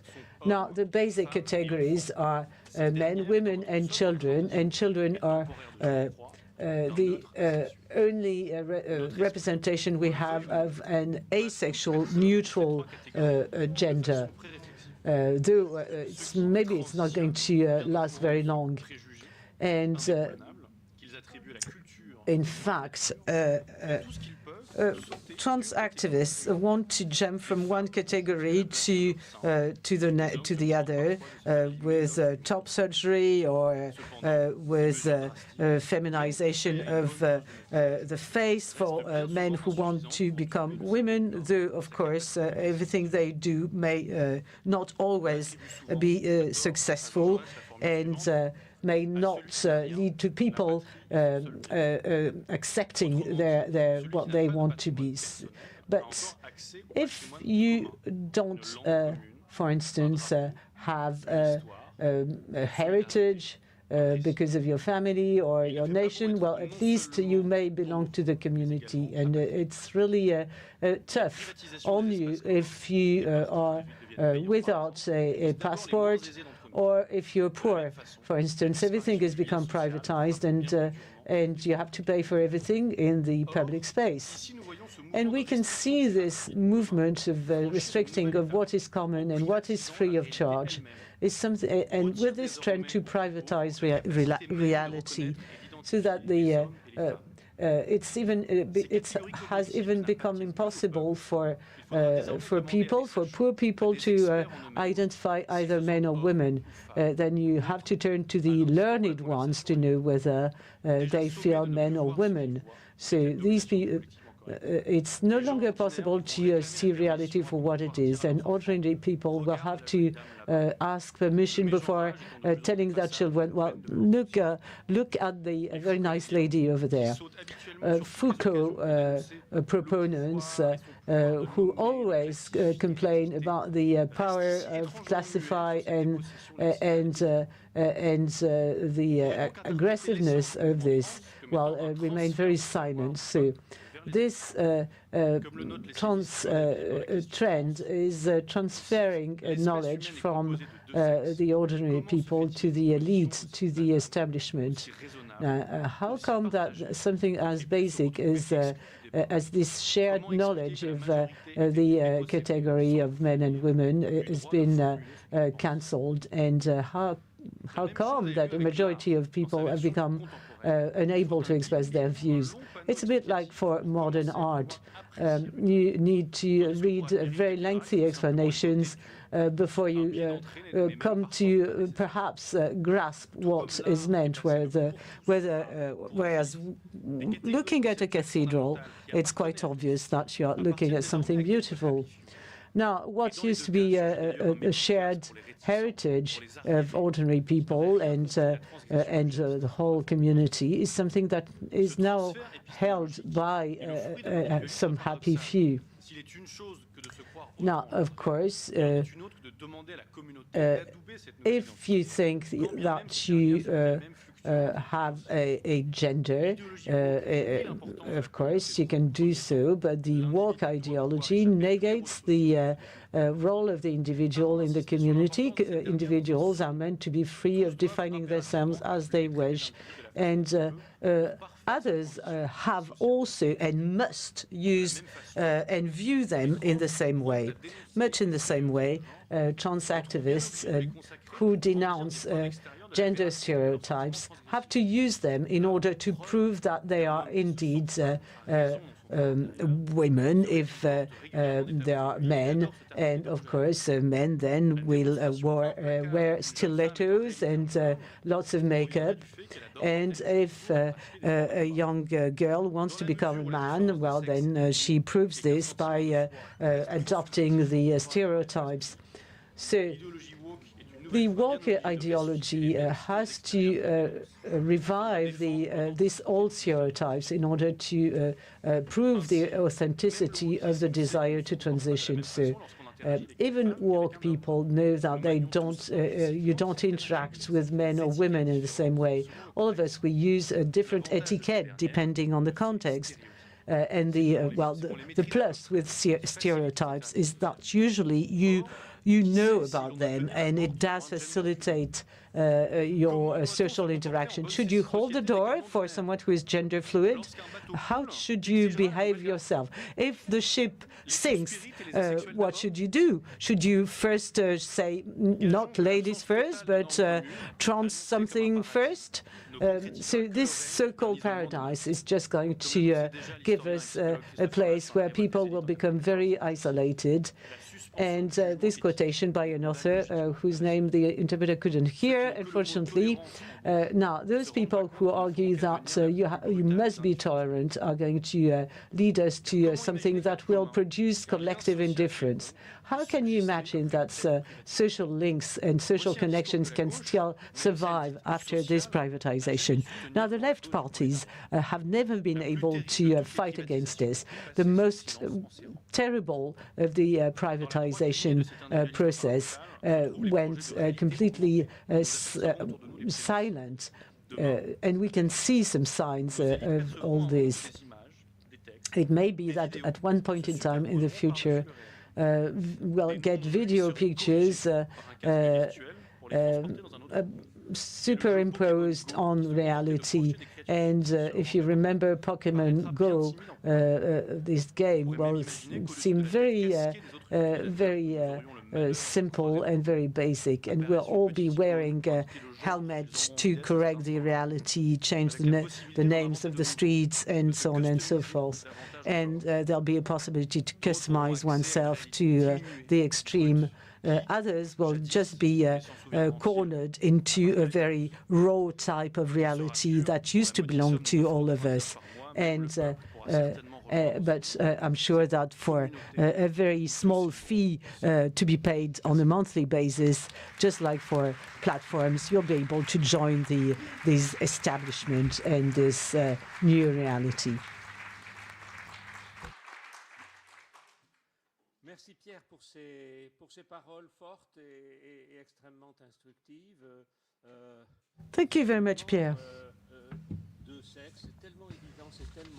Now, it used to be so simple, two sexes. Foster Sterling, some 20 years ago, used to number 5 different sexes. And she's a biologist and feminist expert. And then we ended up with 12, and then with 48 different genders. I can't remember who came up with it. I think it was a journalist and a philosopher, a philosophy teacher in Lyon. You know, what else could he say? 5, 12, 48. Well, he said infinite number of sexes, and he published a book about it, entitled "The Infinite Number of Sexes." Because we all know that in some very, very rare cases, it's impossible to say what sex the what sex the baby is because of malformation. But it's very infuriating, I must say, to see things like that. Now, we started late, Céline, so don't scold me, please. C'est fantastique, là, si je me mets à parler. La nuit tombera avant que je m'arrête de parler, je vous préviens. Hein, et on est No, but I can speak longer, much longer, I'm sure. Seriously, I'll turn to the audience to know whether there are some questions from one author to one speaker to another speaker. Well, thank you very much to all of you. De votre intérêt soutenu, merci de votre intérêt soutenu pour cette série de mini-conférences. So thank you very much for this series of presentation.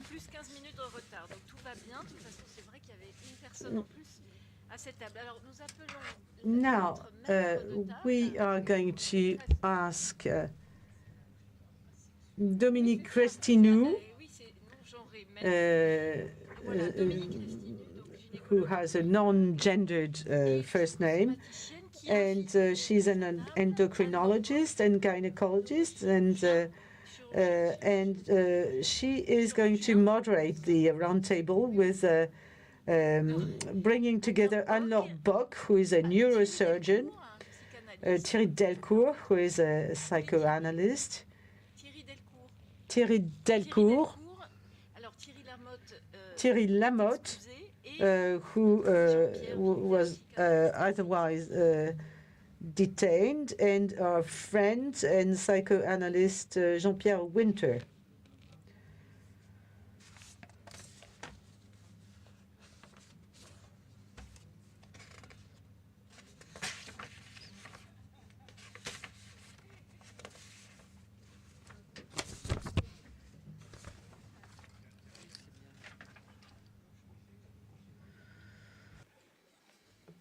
Oui, mais de toute façon, je ne veux pas être dur.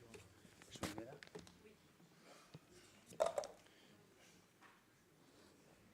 Je vous en prie. Oui, non, mais moi, ça ira, je pense. Bon, je remercie Céline et Caroline. Thank you very much to Céline and Caroline for their invitation. Peut-être élever le fameux débat actuel opposant la science et l'idéologie. To try and elevate our debate on this opposition between science and ideology.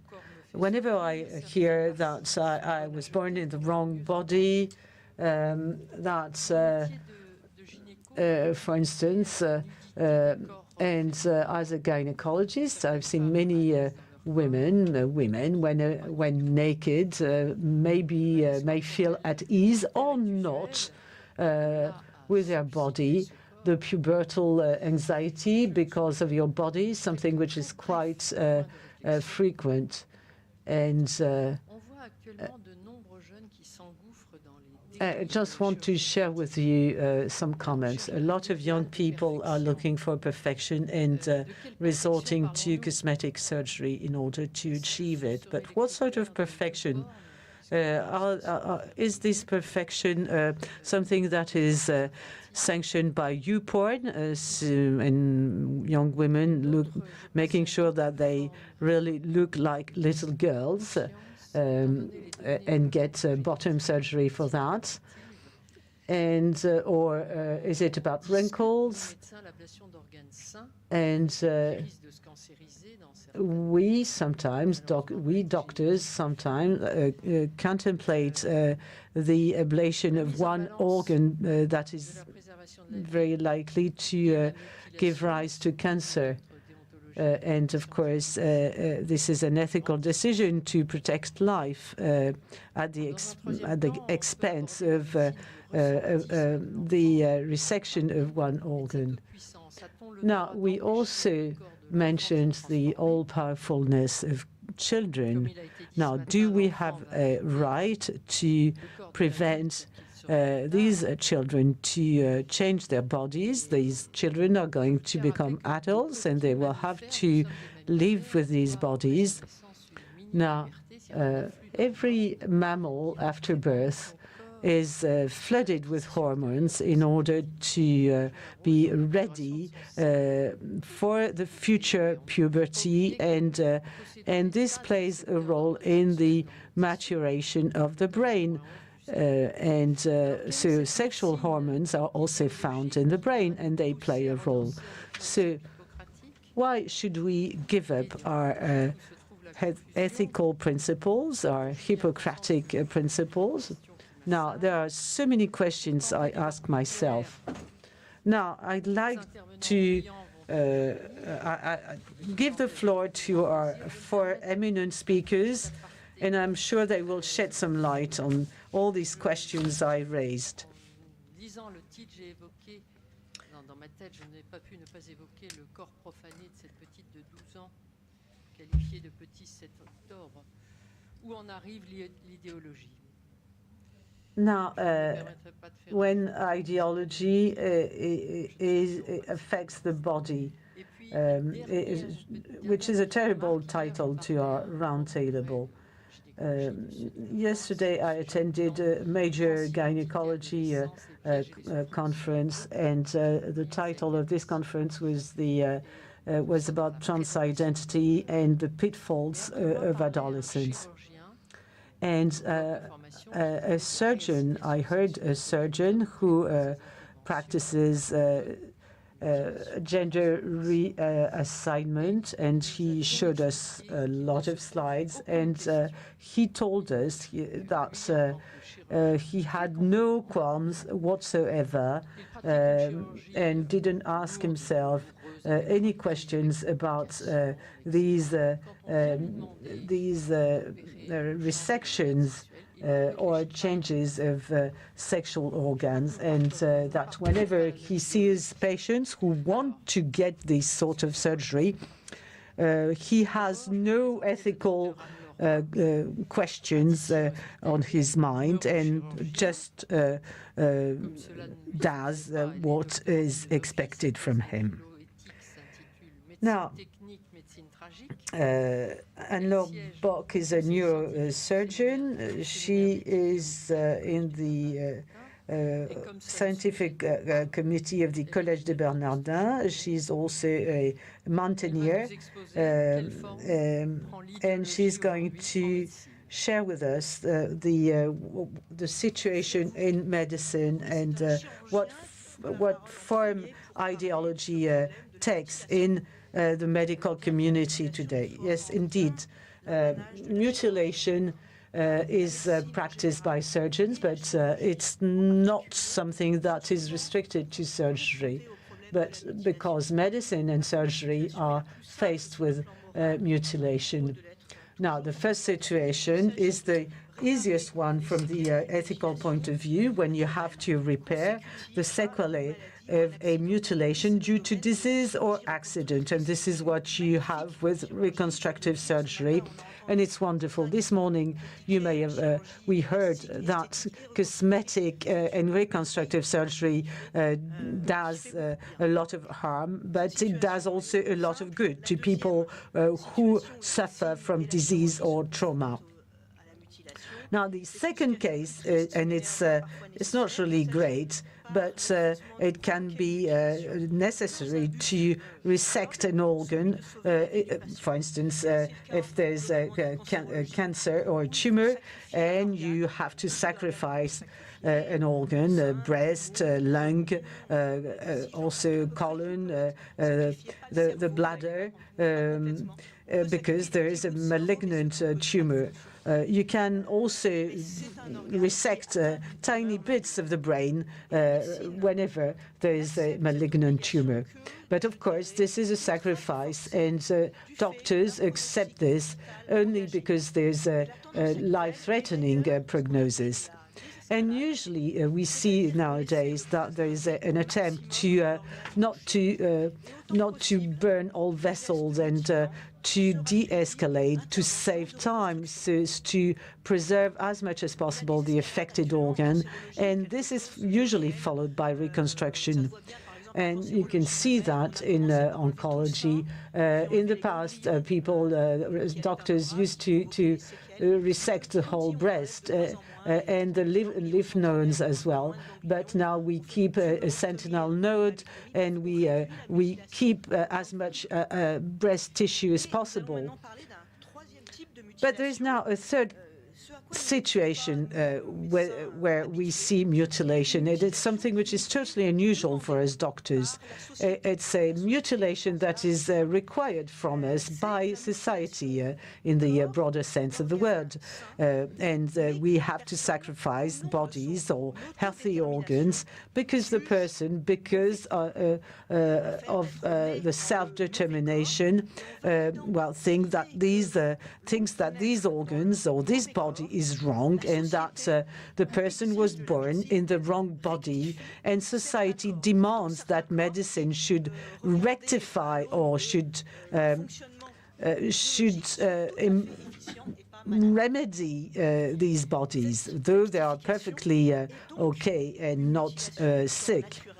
So this rectification or this change is a mutilation of a natural, healthy, functional body that leads to an artificial body, a body that is going to be sick because this requires medical support for a very long period of time, and a body that is dysfunctional, and a body which loses its spontaneous balance and autonomy.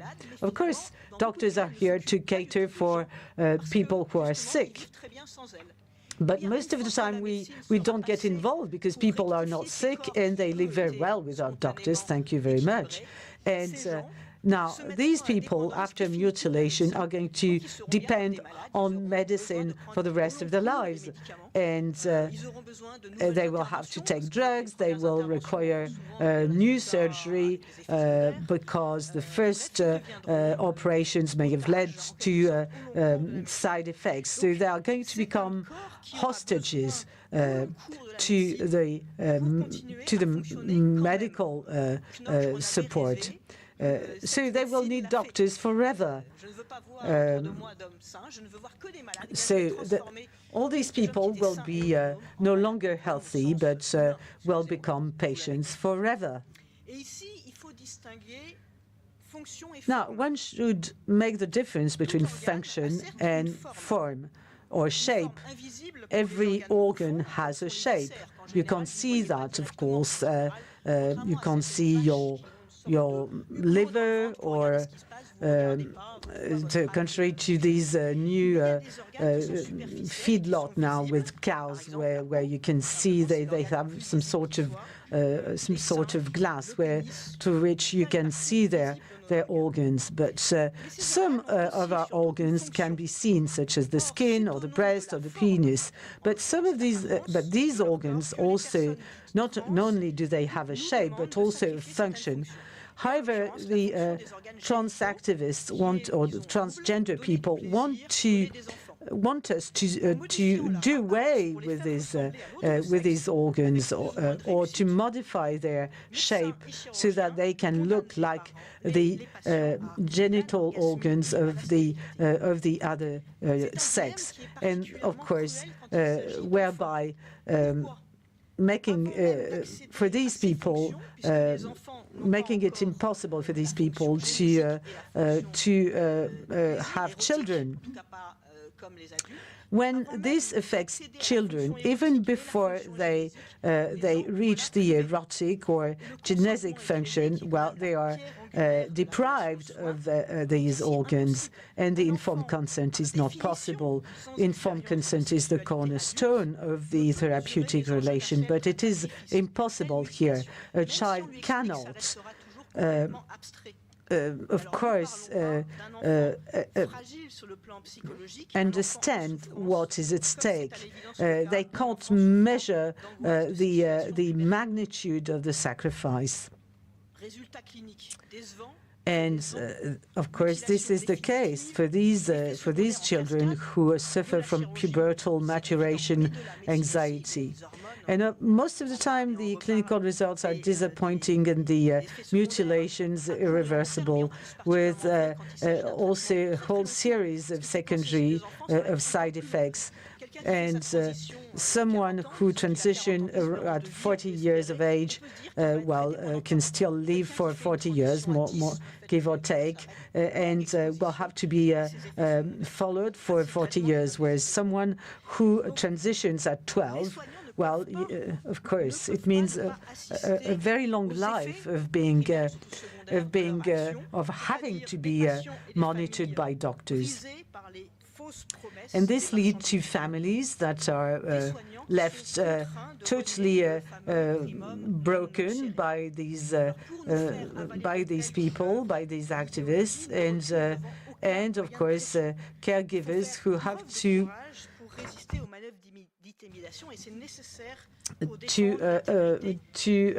do something different from the first do no harm. And of course, in order to have this accepted by a lot of us, well, ideology uses pressure, intimidation. So how do they do this? Now, you see, there's no unanimity among doctors, and some doctors accompany these treatments, and this is a minority, a very, very small minority of doctors who go along with this ideology, and they accept this situation.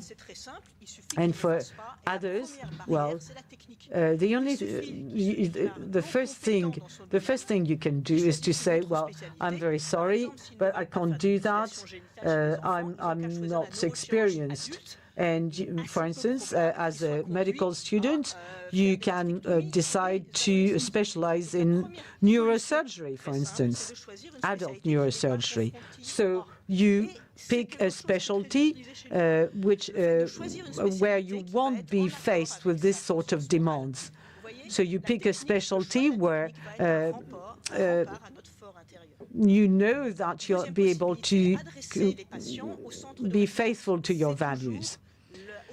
Secondly, you can also escape this pressure by referring your patients to specialized centers. Now, it's very well to protect ourselves, doctors, but I'm not so sure that it's something that protects patients. And you see, in a lot of countries, it's possible for patients to pick their centers, and of course, when there are reference centers, you find in the same place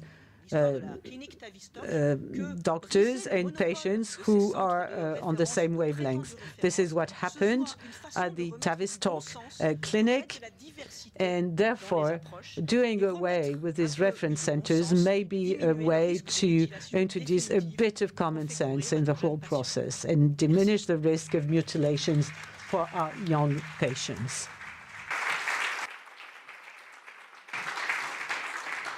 Je vais me permettre de rajouter à votre And I will add to your wonderful talk a survey on the number of healthcare professionals who agree to take care of young people who have gender dysphoria. 84% of them do not agree, 5% agree, and the rest do not have an opinion. This is the latest survey. And unfortunately, on the internet, you have a lot of propaganda to encourage young people to be treated at a very early age. We now have Thierry Delcourt, who's a child psychiatrist and psychoanalyst, who is also an expert for court. He was the editor-in-chief of Psychiatric Reviews for a certain number of years. He wrote La Fabrique des Enfants Anormaux in 2021 and many more books. He is going to tell us about the forms of ideology today in psychiatry. Yes, what are the forms of ideology in child psychiatry, of course, because otherwise it would be a little bit too wide. And I see two forms, and that's what I'm going to stick to. In a situation which is rather tragic for child psychiatry, because there are very few of us, too few of us, we are overworked, but basically it makes us invisible and inaudible. And it also opens the door for other disciplines like neuropediatricians or whatever. They call us charlatans, so we can call them that too. So anyway, it's two forms which I'm going to tell you about briefly. Actually, what happens is that a child comes to see us. Very often they come rather late because of a sign, a symptom, a singularity, just a difference.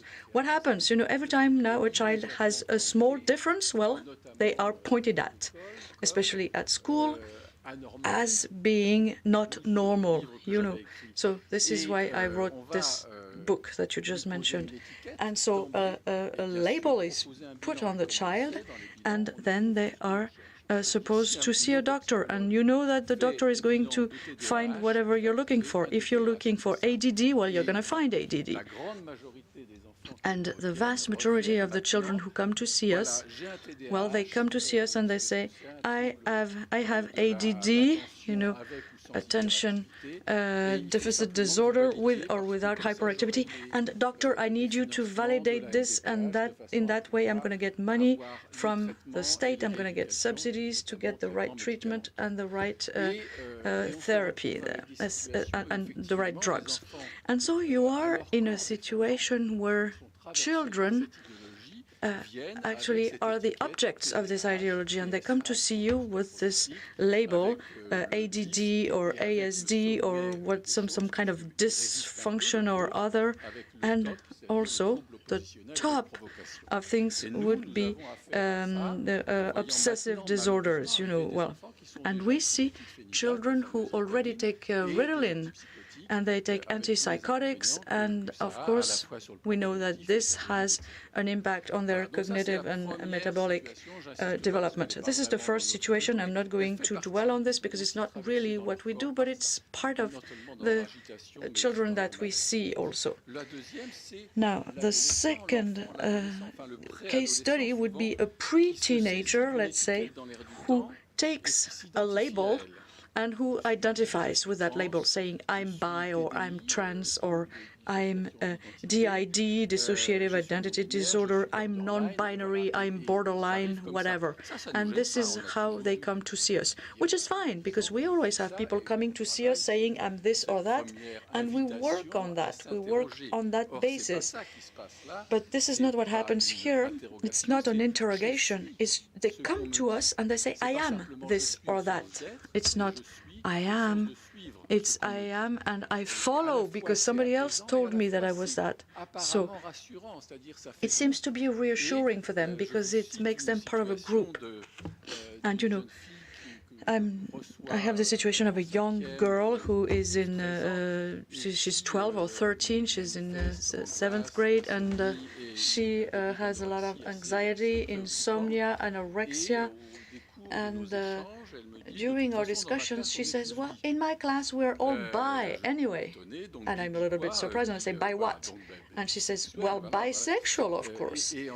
And then she says, she starts talking about this anxiety, and she says that she's got a girlfriend who's a little bit older, who's trans, that's what she says. And she says she has a crush on me, and then the reality comes into her face because she asks herself, what's going to happen? I'm really going to have to be bi in reality, or where am I going to position myself? And so this is how things happen. And I think it's important because, you know, Céline and Caroline are going to talk about this pubertal transidentification with puberty, sexuation, anxiety. You know, it's an anxiety related to sexuality at large. So the pressure of ideology pushed her to identify herself to the group that she was assigned to. You know, basically, she thinks that she set herself free from her former resignation, but actually she imprisons herself into another resignation. And so we have to try to understand the symptoms. And actually, we are obstacles because we come at some point and we ask the question, you know, we no longer have this problem because we are not in that circuit anymore. And, you know, we have this problem because we have this person who has all these issues and all these anxieties. And another example is a 17-and-a-half young girl who comes to see me and she says, I want a certificate because when I turn 18, I'm going to get an operation. I'm going to get an operation because I want my uterus removed. And the surgeon wants me to have a certificate from a doctor. And I say, well, maybe we could think about this. Maybe we could discuss this together. And then she got really mad at me. And then she says, well, all shrinks are quacks, you know, and imposters, etc., and everything that people might say in that kind of situation. And so I said to her, well, why don't you come back when you're 18? And maybe we're going to discuss that together. And I know that she's going to cross the street.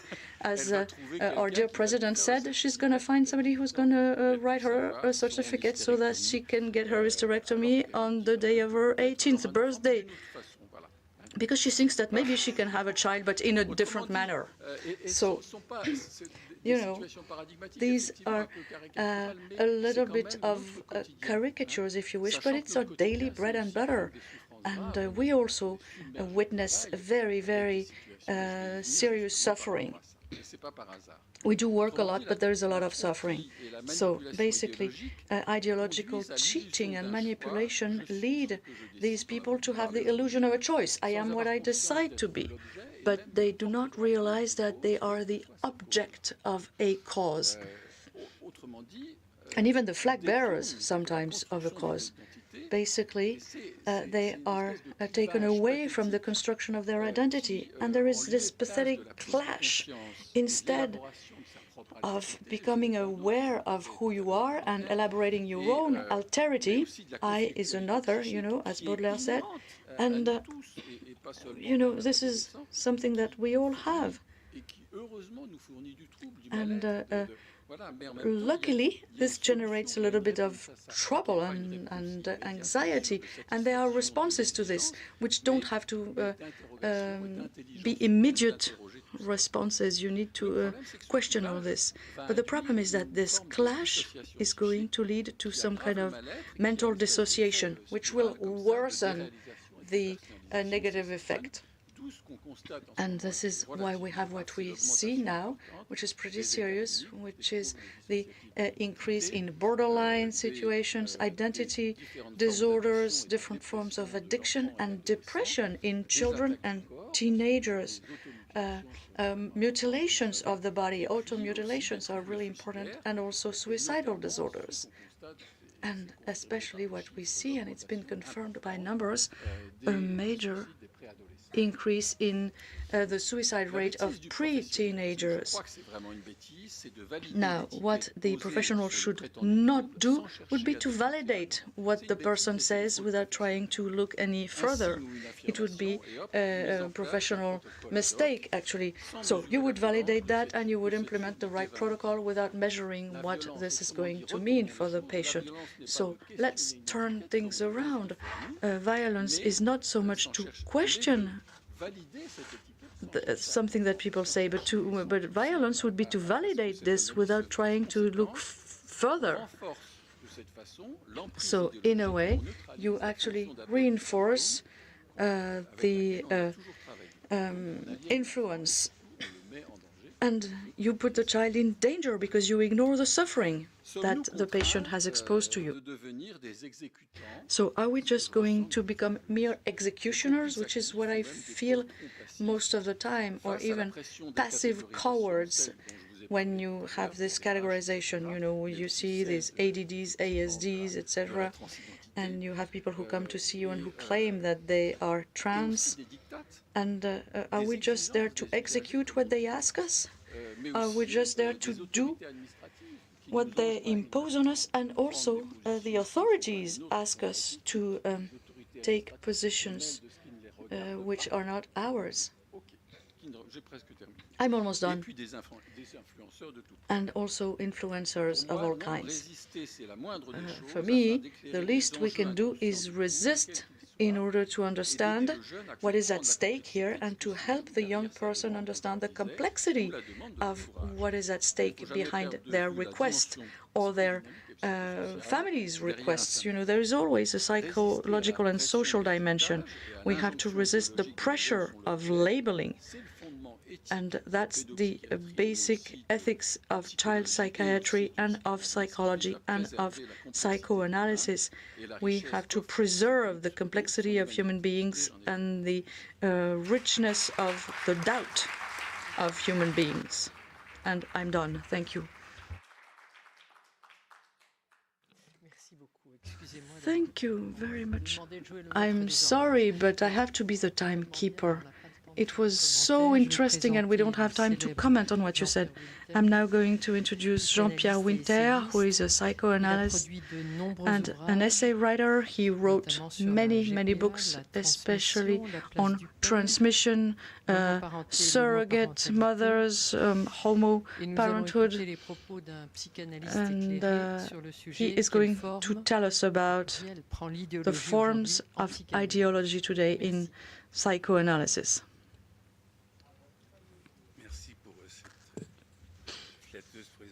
Thank you for these kind words. Can you hear me?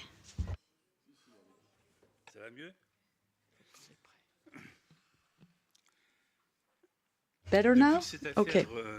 Since it all started, well, since I became interested in this, I've asked myself the question of whether or not this is a mistake from the part of these young people who have fallen into this, or is this an illusion? And it's not the same, a mistake or an illusion. A mistake can be corrected. A mistake is really what makes science move forward, you know, successions of errors and error correction. An illusion is much more difficult to identify because it has to do with religion, it has to do with ideology, it has to do with your belief. And believe me, when you are dealing with beliefs, convictions, you need a lot of patience to be able to hold on in front of a conviction. The second question that I ask myself is what happens with psychoanalysts, well, some of them, so that all of a sudden, something that a young patient exposes to them, and which apparently, obviously, as Thierry Delcourt said, seems to be a symptom, and is no longer heard as a symptom. Why are we going to take this literally? I mean, that would be the first time. If somebody comes to you and says, I am a horse, well, maybe you would turn to them and say, oh, maybe we need to work on this. We need to explore this. Well, of course, you don't want to clash with them, but you want them to think about it. You know, as we said this morning, I decide I'm not disabled. It's the way I see myself. It's the way I feel about myself. And if I go and see my analyst and I say to him, I'm not disabled, well, I'm going to see something in his eyes, which will start questioning what I'm saying, actually. And then the third question is all this new, actually? Well, really, it's not new. Anyway, ever since Freud, you know, as I said this morning, I'm going back to Freud's fundamentals, because part of what's happening in this ideology of psychoanalysis today claims to have gone beyond Freud, and this is absolutely pretentious, especially if you're looking at people who never read his books. So this is not new, because ever since he laid the foundations of what is analytical and what is not, the attempts to include analysis in systems of thought that were more or less political were many. I'm not going to review history, but you know, I could mention the names of Jung, who said, you know, that we could alleviate all of Freud's stuff about infantile psychology with a more common vocabulary. And Freud says, but if you lead on words, if you yield on words, you yield on things, on concepts, and this is really valuable for us. Then there was Adler, who, not the socialist Victor Adler, for whom Freud has a little bit of sympathy when he was younger. There's also Wilhelm Reich, whom Freud believed was a very good therapist also at some point. And then, as you know, there was also Marcuse and Sartre, and then more recently Deleuze and Guattari and others. And so what about now? What is it now? Well, it's the idea that we're starting to see in the ideological sphere ce contre quoi nous nous réunissons aujourd'hui, supports what it is that we're l'idée serait celle d'une psychanalyse, tenez-vous bien, working against today, émancipée. the idea of a so-called emancipated analysis.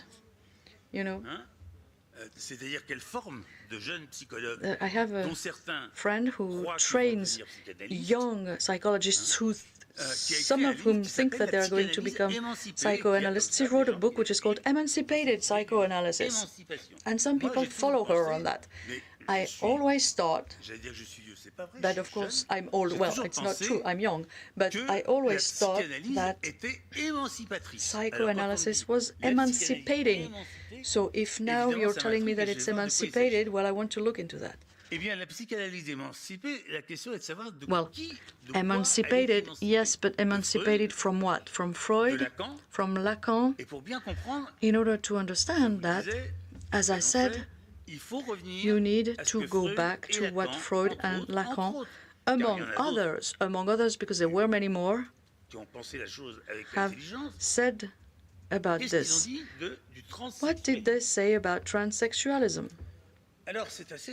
Well, it's quite surprising, actually, because one of Freud's main books on the question of child sexuality was the 3 essays on the theory of sexuality. What is surprising is not so much that he wrote it and that he revised it constantly on many occasions. If you've read it, you can see that you have a lot of notes which correspond to his clinical experience. He amends his theory constantly. It's a scientific work which takes into account the approximations of a time to replace them with the approximations of the next time, you know. And right from the beginning, he says that when he starts asking himself the question of child sexuality, which I think is at the very heart of analytical thought. So he says that right at the beginning he's going to ask the question of homosexuality and of the way to differentiate the homosexual issue from the transsexual issue. And this is really important. It's at the very beginning of his book, page 47, I think, in the Gallimard edition. Here's what he says. I'm not going to read the quote, but there are 2 or 3 things. The theory of bisexuality was announced in its crudest form, crudest, maybe in both meanings. I'm not sure how it works in German. So was announced in its crudest form by a spokesperson of male inversion, i.e. homosexuality, a woman's brain in a man's body. A woman's brain in a man's body. Unfortunately, he continues, we don't know what are the characteristics of a woman's brain or a female brain. The substituting the anatomical problem with the psychological problem is useless and unjustified. So, you know, he said this right from the beginning, page 47, even before he starts addressing the issues of fantasies or a polymorphous perverse children. This is not a moral point of view, it's a clinical point of view on perversion as in sexual perversion. There are 3 words that you might want to think about: substitution, useless, and unjustified. And I think that nothing has changed in that respect. Freud knows that in some cases, very, very rare cases, as we heard this morning, in some very rare cases, which I know because one of my sons, who's a child psychiatrist, is involved in these working groups where they're trying to identify, to determine the true sex of an intersex child, hermaphrodite, as they called them at the time of Freud. So, apart from these very few cases of intersex children, the question of sexual identity, how is it asked? Freud sees that there are variations. For example, he says that in any male body you have traces of femininity in the anatomical, physiological sense of the word. But he says that these variations are so that you have some kind of anatomical androgyny which can be demonstrated independently from homosexuality. But it's limited. And he says also the unconscious tendency to homosexuality is never absent and is very useful when you try to explain not young women's hysteria, but male hysteria. So I know a little bit about this because it was my first study. The idea was the suppressed male hysteria in analytical theory nowadays. Of course, nobody talks about this any longer. Nobody talks about hysteria anyway anymore. So, not wanting to hear what Freud is saying here is opening the door to theoretical and ideological drifts whose purpose will be to get rid of the question of male and women, male and female hysteria, and also the unconscious dimension of becoming a man or becoming a woman. As I said this morning, Françoise Dolto said, the being who is going to become within the genius of its sex, that is, depending on the pathway that has been indicated for a little girl or a little boy. Everybody is going to become a man or a woman, but I have to be quicker. Faster. In 1971, which is a long time ago because so many more things have been done since then, Lacan said, and I'm sure that he would probably say the same today, but it's always better to make dead people speak, right? He says the error of the transsexual, we're not supposed to use this word anymore, but at the time nobody considered this to be banned, is to mistake the organ for the signifier. What does this mean? Well, it means that these young teenagers who have this so-called puberty sexuation anxiety think that if they do something to their body, they will be able to modify the role that is given to them by the succession of generations and by language. That's exactly what it means. They are making a mistake. They mistake the organ for the signifier. And it's a mistake, and it partly answers the first question that I was asking.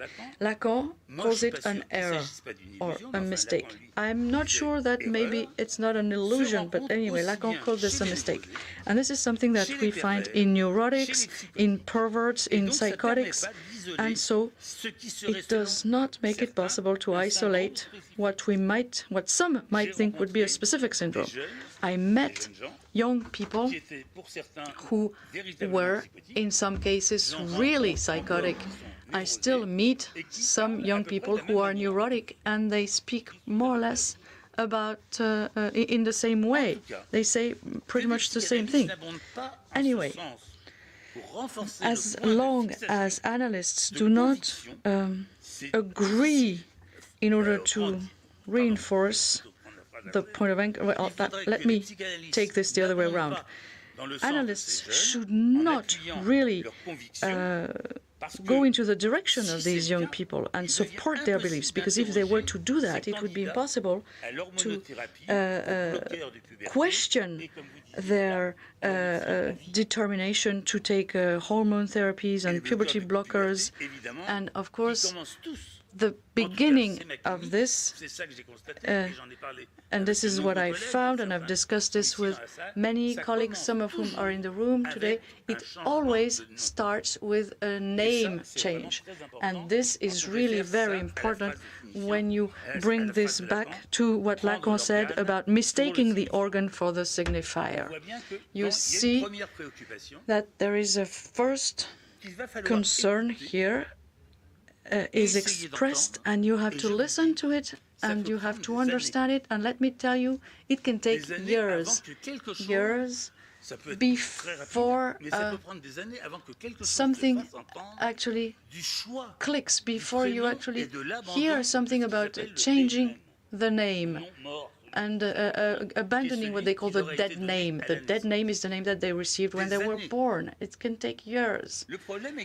And the problem is partly because we moved from the autonomy, which is today's ideology, to auto-nomination, self-nomination. You can be autonomous if you name yourself. It's a play on words in French. And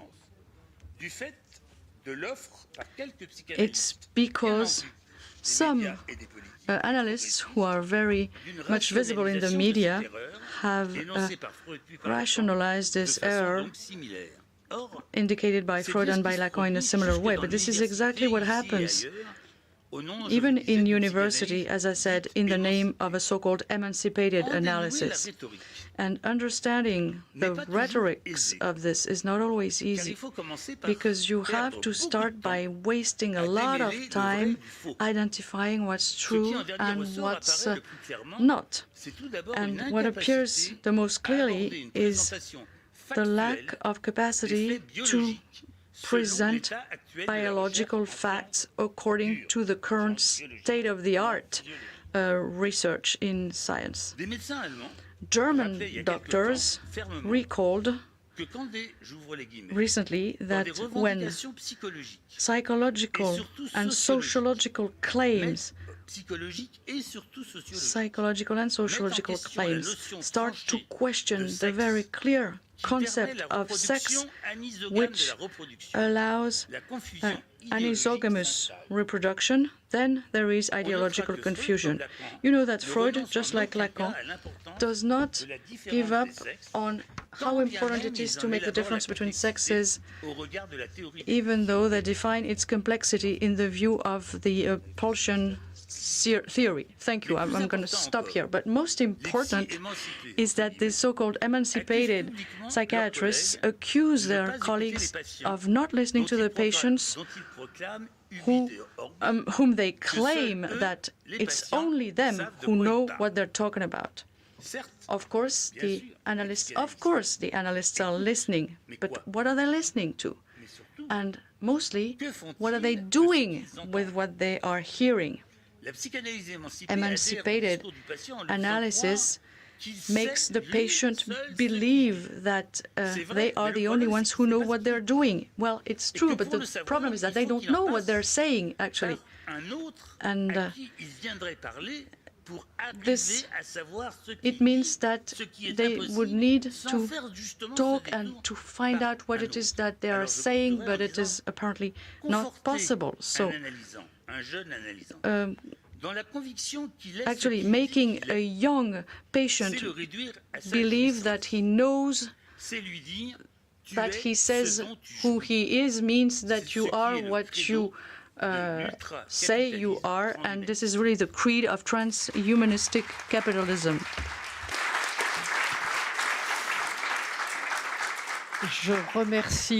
No, thank you very much to our three speakers, brilliant speakers, and we are not running too late, since there were only three of us.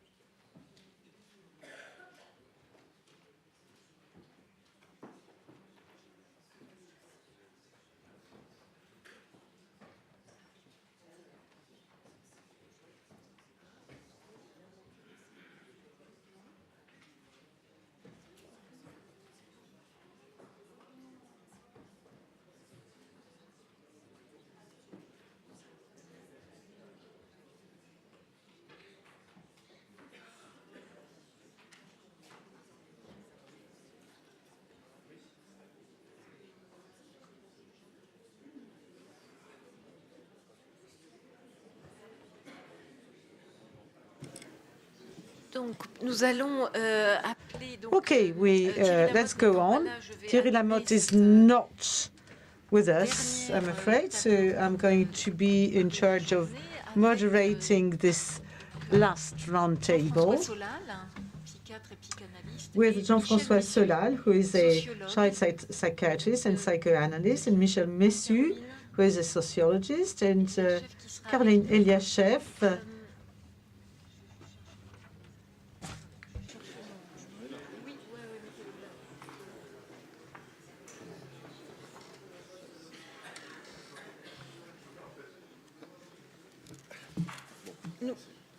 Nous n'allons pas développer cette notion aujourd'hui d'angoisse de sexuation pubertaire. L'idée, c'était surtout de l'inscrire. No, we are not going to elaborate on this idea of pubertal maturation anxiety or sexuation anxiety. Now, we established this with Thierry Delcourt, Caroline and Pamela Grignon and others. And this was published in the French Journal of Psychiatry online, la Revue Française de Psychiatrie en ligne. And so we are very grateful that we could do so and suggest this new definition, which we think is a much better definition of the trans-identified teenagers. And this is also a cue to tomorrow's day and agenda. But I'm sure that Caroline will say a few words about this later on. So we'd like to give the floor to Michel Messu to start with. Michel Messu is a sociologist. He wrote something absolutely fascinating on identity and trans-identity. He's going to share with us his take on this notion of identity and trans-identity, and more particularly trans-identified minors, though it may not be his very specific field of expertise.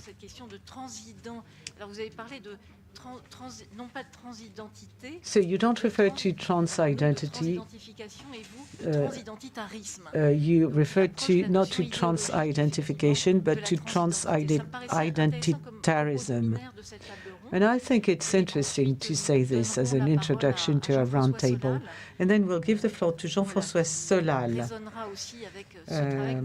who will also make the link with the work we've been doing for some years now. And we'll give the floor to Caroline for some concluding remarks.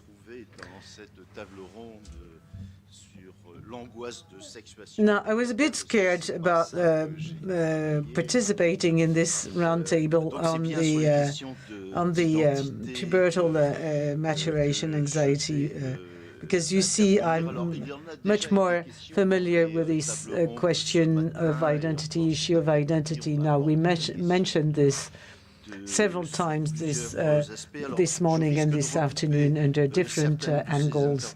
Now, what I'm going to tell you may be somehow a repetition of what you've already heard today, but I'll take a slightly different take on this. So it's all about the notions of identity, trans-identity, and trans-identitarism.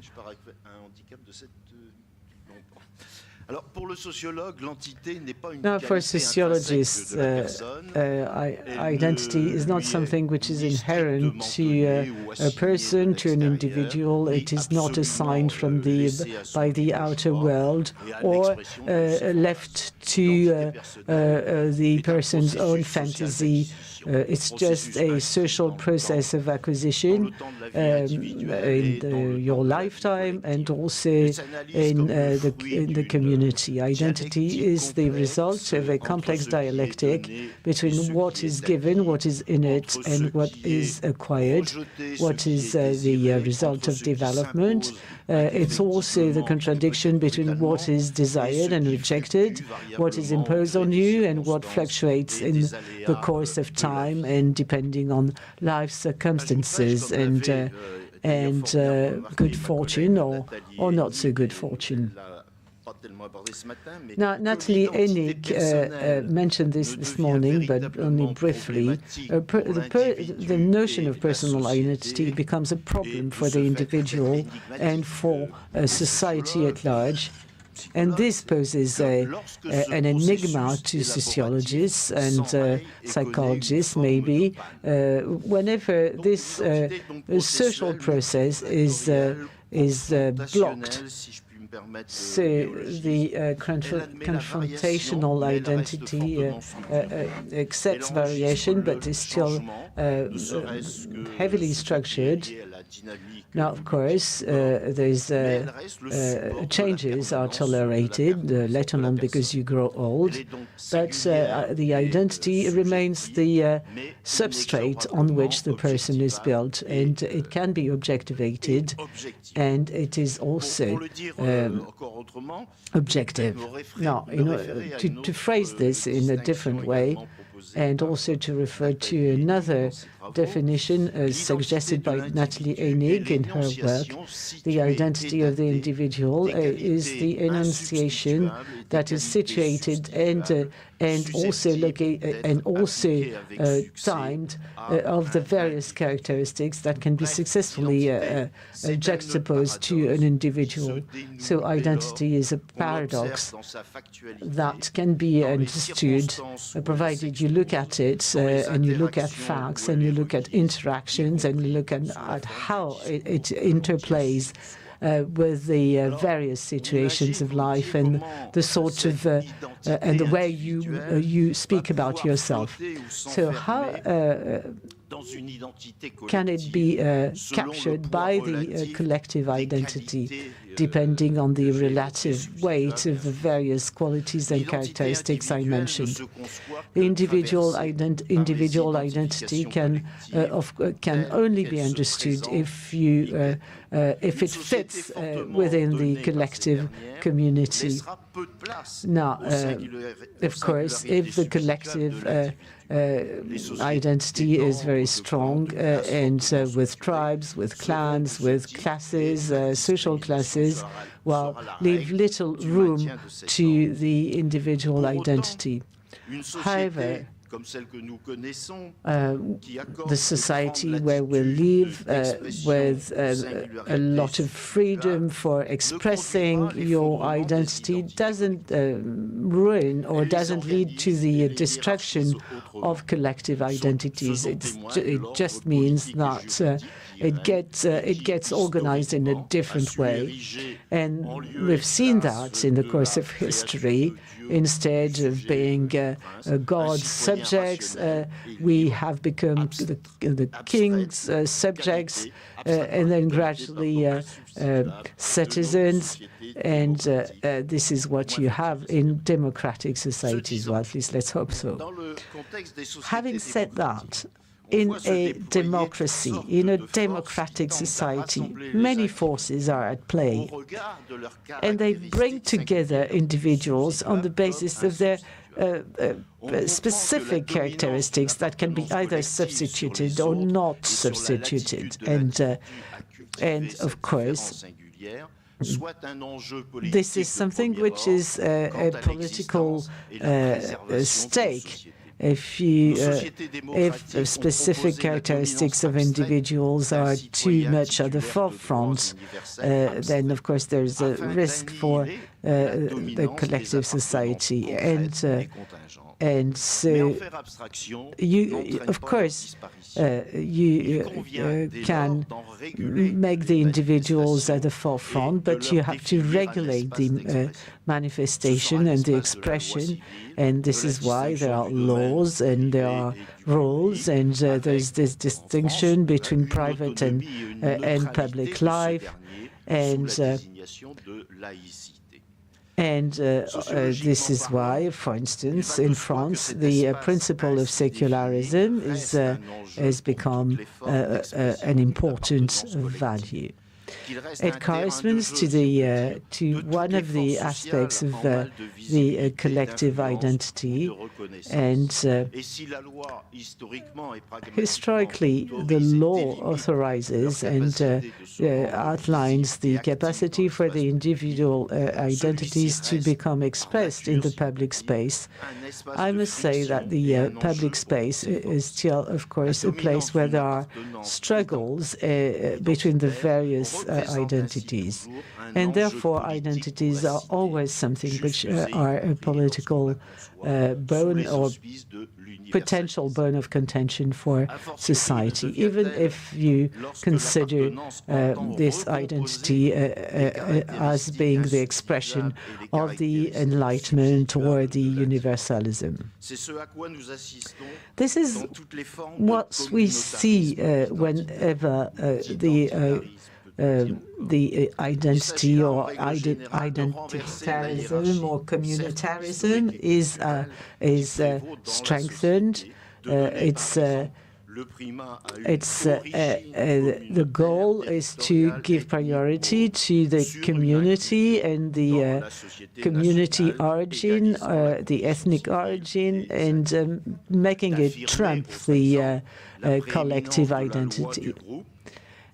Or it can be also that you assert the strength of the individual or the community's laws versus the collective or the national law. Let me take an example. For instance, the rainbow identity, which leads to the constitution of communities based on sexual orientation. Now, in this case, identity is just, or boils down to just this sexual orientation, and is used as underpins the social demands. Of course, it's meant to regulate the collectivity and the society, and these rights are defended in the name of human rights, so that these minorities can enjoy a number of rights. Therefore, universalism of human rights become scattered across a wealth of different identities that are based on sexual orientation or a number of characteristics. So that there's a sort of scattering of identity, and to a certain extent, the categories of men and or male and female is now being replaced by this the gender. So communitarism or identitarism is something that is no longer the product of the social process in itself, and this gives the individual a number of characteristics and will help the individual during their lifetime. Well, it means that it all boils down to just one characteristic, and therefore identitarism is a perversion of identity as I defined it. So the identitarism perverts the process, and in fact, because of that, the individual sees the characteristics as being just narrowed down to just one dominant trait. Avec nos collègues. Merci beaucoup. Pourquoi vous êtes là, à cette table-là? La question de l'identité chez ces adolescents, et Jean-François en parlera, il y a cette quête d'identité. Qui ils sont, qui je suis. Adolescents have this quest of identity, and they tell us, I can't I can't recognize myself with this body. I feel things which do not correspond to my body. And they describe this very well. And girls, for instance, will describe this very well when they first have their periods or when breasts develop. And they tell you, well, I could no longer recognize myself. Looking at myself in the mirror, I couldn't see myself. And they explain that it's just taking a shower has become a horrible moment of the day.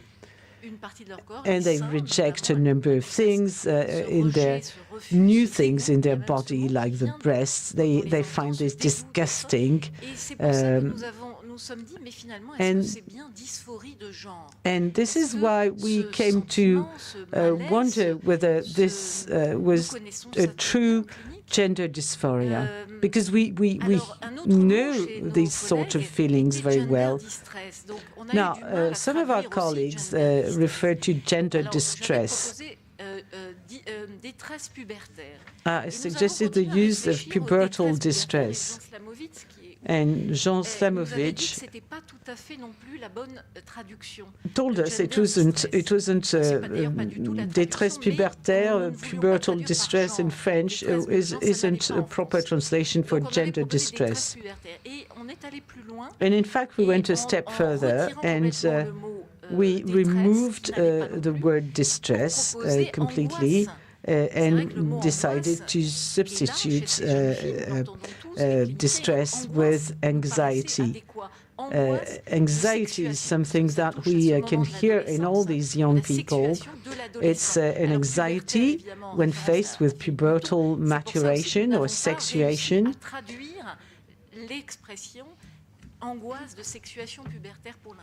So we would like our colleagues to find a translation for this pubertal maturation anxiety, or because we think it would be a way to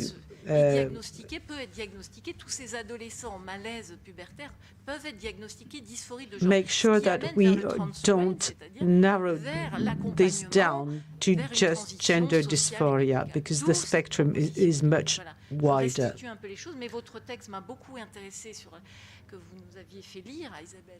De Mecteb et moi-même sur le transidentitarisme. Voilà, ça, c'est exactement ça. What you just explained is really very interesting, and we are going to listen to Jean-François Solal, who's been working with adolescents for many years now. No, thank you very much, Céline, for mentioning how you looked for the proper expression. I think anxiety is a better word than distress. Distress is stronger. Distress is a phase that is something that may be more protracted and more difficult. And I think it's too close to depression, whereas anxiety is associated with desire, and this is indeed what is at stake in adolescence. Pubertal is, I think, is also something that is an adjective that can be used, though it's sometimes something you see in young adults. But I think that's or before before puberty. And I think it's really these years that are the transition years between childhood and puberty and after puberty that are at stake here. And it's important to focus on words. The trans activists have used words that they have imposed on others so as to impose their views. So language is very important, and Jean-Pierre Winter was right to mention Freud. If we just give in on words, we are, give in on everything else.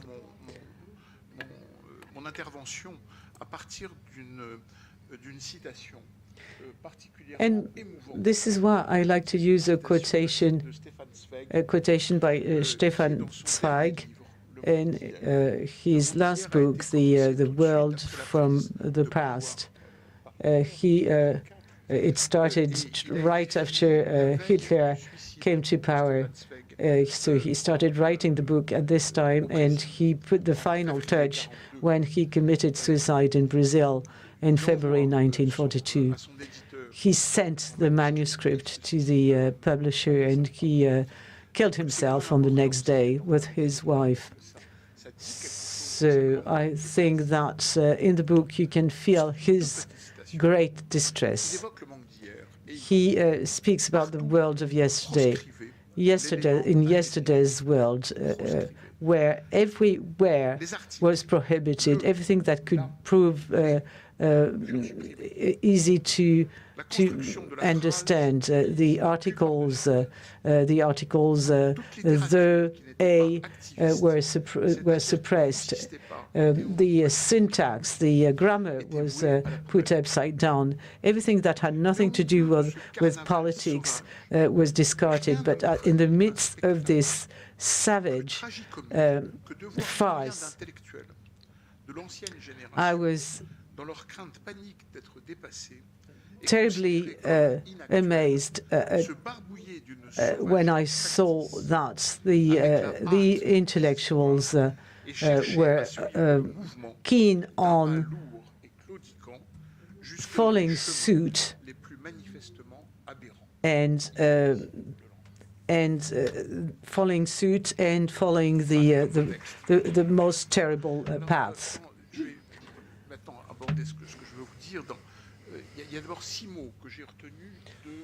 Now, there are 6 words that I wanted to keep in mind, on which I want to hinge my talk. And then in a second stage, I will refer to the extension of the norms. I think norms and standards have to do with words in the language and law. And thirdly, I will say a few words about what is my feeling about your clinical proposal. Now, you've been using the word beliefs, and I don't agree with Jean-Pierre. I think that conviction is something which is opposite to beliefs. Now, conviction, if you consider this in a rigid way, well, without any possibility of discussion, well, of course, then conviction is tantamount to beliefs. But if you are convinced about something and ready to debate with someone else, well, it means that you could change your mind, and you can rely on scientific method.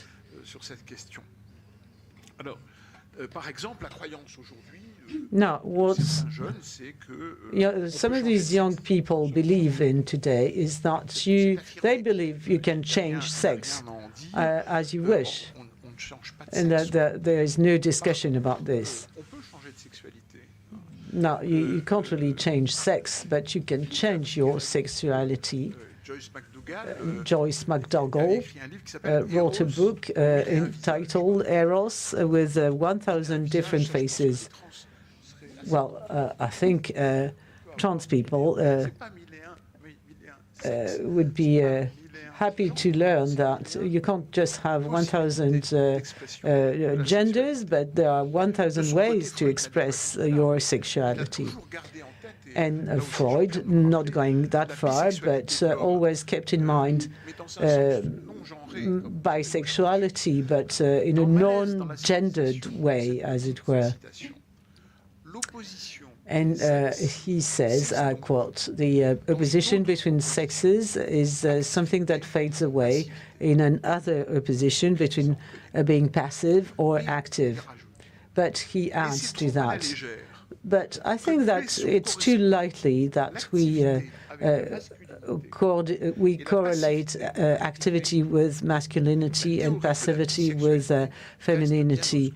So the theory of bisexuality remains very, very opaque because he is very modest in what and very much in contradiction with what is said about Freud and considered being a chauvinist. So when it comes to our patients, irrespective of their gender or their sexual orientation, we all know that during the talking cure, they will present with either feminine or female or male characteristics, feminine or masculine characteristics, and this is why sexuation is something that is so difficult. Sexuation is different from sex, and this is a word that was used by Lacan, and it makes a difference between biological sex and biological sex is something that is found in all living organisms. Biological sex is a given, whereas sexuation is something different. It's the impact of sex on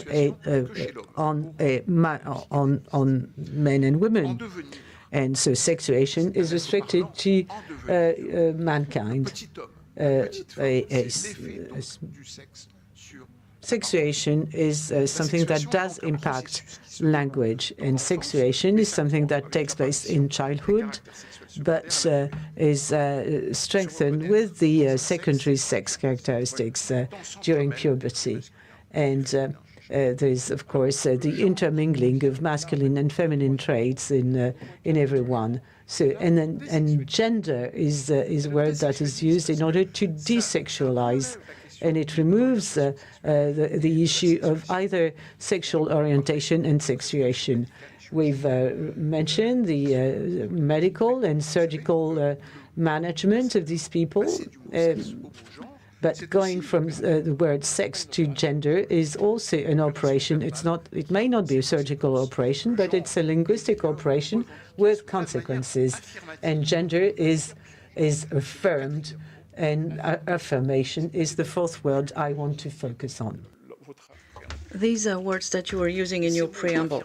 And these words, affirmative words, have a performative action. So performative is the fifth word. You know, what we say, and I think this is what Delcourt said also, you are what you say.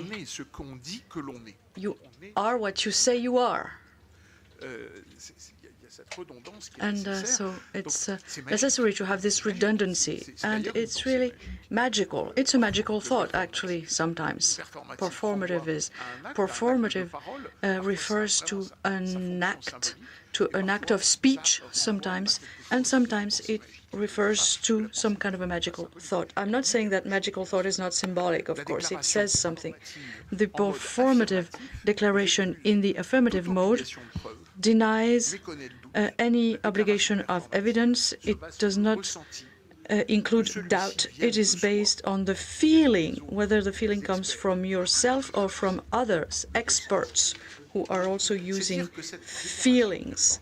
So this performative declaration that you mentioned in your preamble is disconnected from any transformation reality. It can come with the transformation, or it can be disconnected from it. But tacitly, it induces transformation. Otherwise, how can you affirm that you've changed gender or sex without any visible item to support this initial formula, I am who I say I am?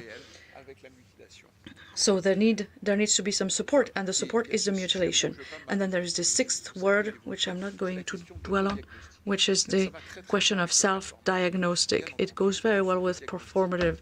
You self-diagnose yourself, and then you ask the doctor, as was said during the roundtable before us, and doctors are just executioners, you know, they just execute what the person says, based on the diagnostic which has been posed by the person themselves. Now, my second part would be very brief, and I tend to disagree. Well, you know, it's been said before by Pierre Valentin. He quoted Foucault in a very critical way, I thought, But I'm not taking Foucault in a critical manner. I think that the trans lobbies have introduced an infinity of terms in their language, and these words are norms. Our friend Éric Marty, who works with you, in his book talks about Michel Foucault, and he says that there was a negative interdiction that led to a sanction if it was infringed with, led to a positive sanction of the norms. That's the control part of power. You don't need punishment anymore. The state merely controls. And norms and standards also invaded the law. Recently, in the chat forum of La Petite Sirène, a lawyer, Madame Warou, who is a law professor in Paris-Sorbonne University, considered that today we tend to consider a right as a thing and not as a link and not as a connection, which used to be the case with common law.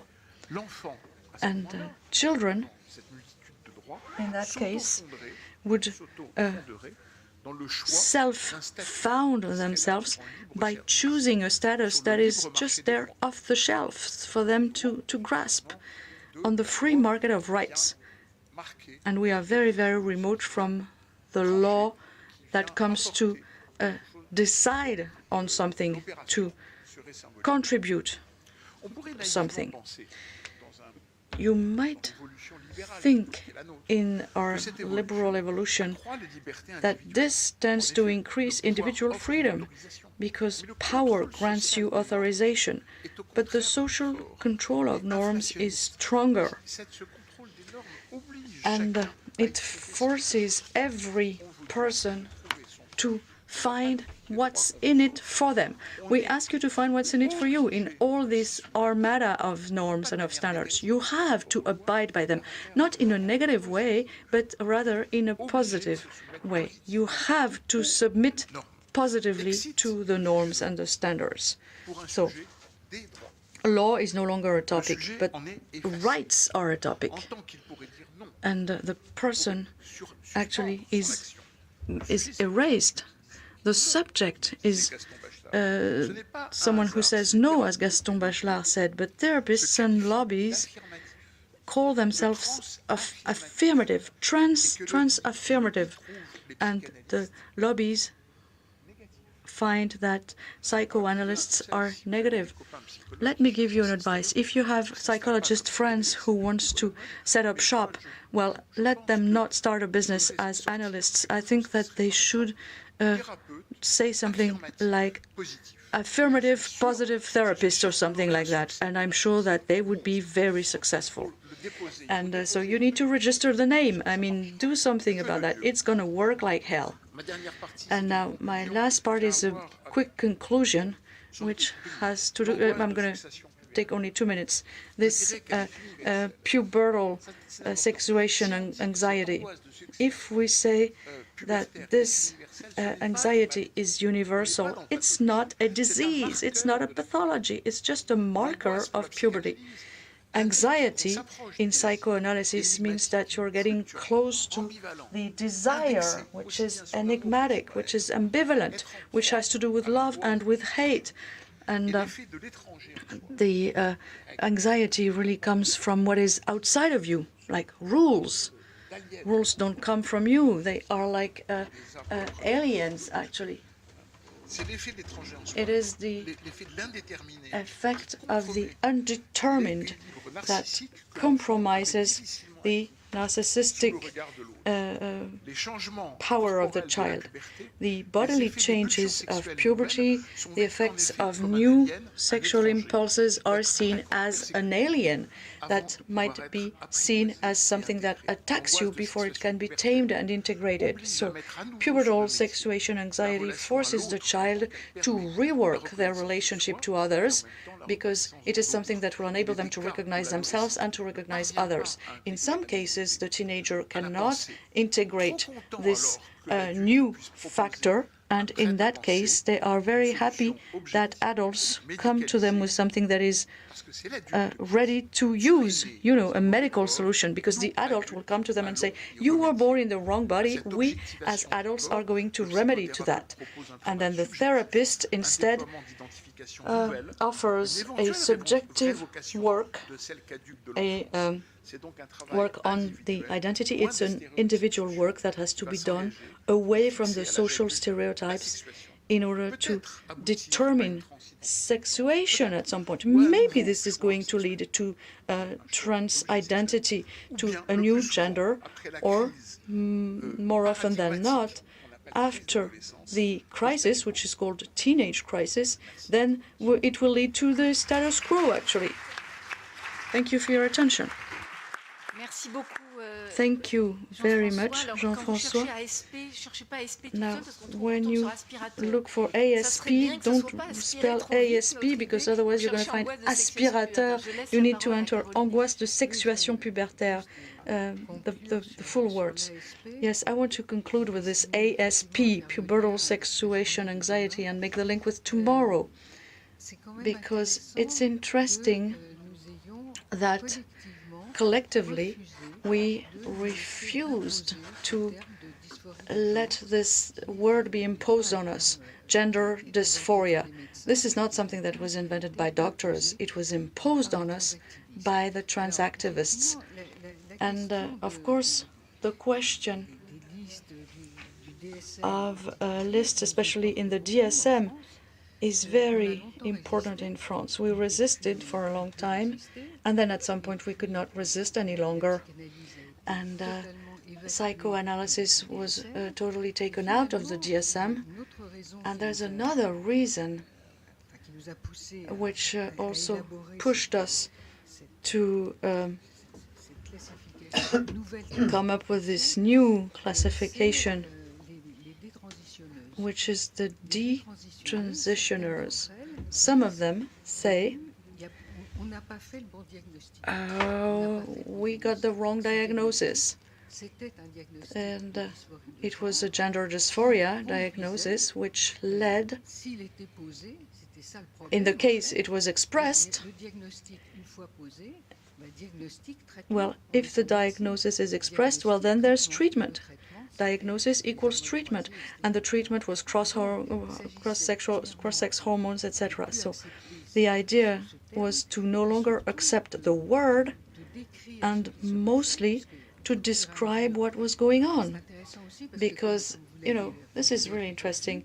As you might have seen, this is something that was done with people from several disciplines together, and it is exactly what this problem is all about. You know, you see, many of us are together here, all coming from different backgrounds, working in different disciplines, and in order to look at this pubertal sexuation anxiety, we work together. So it was probably the right thing to do.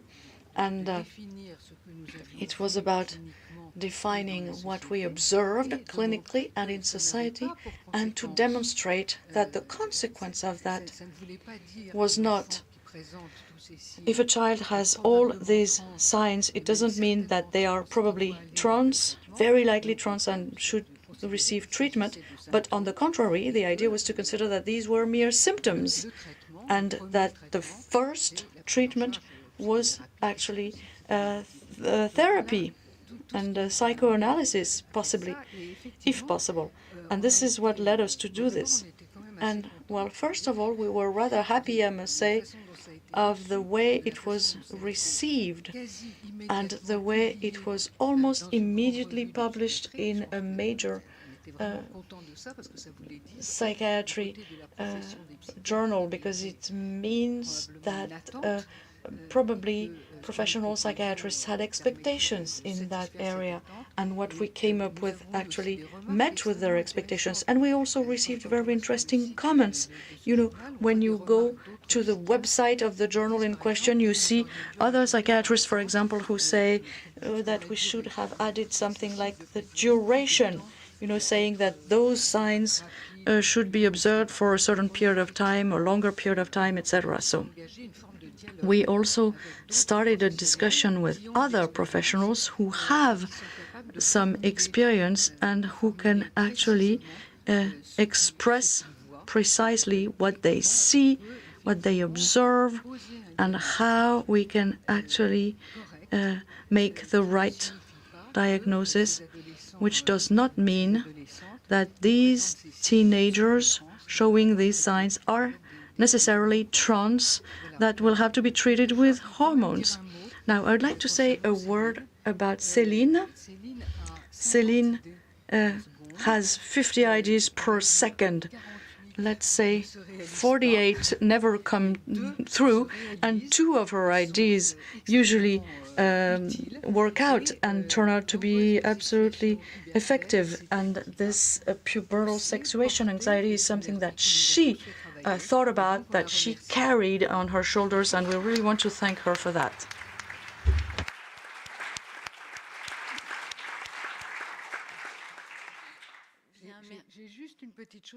Just one last thing. After hearing you all, I must say that I'm a little bit depressed. It's not, it doesn't have anything to do with pubertal sexuation anxiety, but I feel anxious and depressed. And we see that the situation in France is not really something to be optimistic about. But I'm not completely negative, though, because my hope is that today's teenagers who are 14 or 15, they are really tired of everything that they hear about gender thing. And, well, of course, some of them are feeling really bad because it was very difficult during lockdown, etc. But I must say that all of us here, we are all going to resist. We are going to change the world a little bit, but it's today's teenagers who are going to really change the world, and we really need to trust them to do that. Thank you. Many thanks to 3 of you. We are getting to the end of this day, and now we are going to listen to the artists again, Yashko Ramik and Georges Perlin.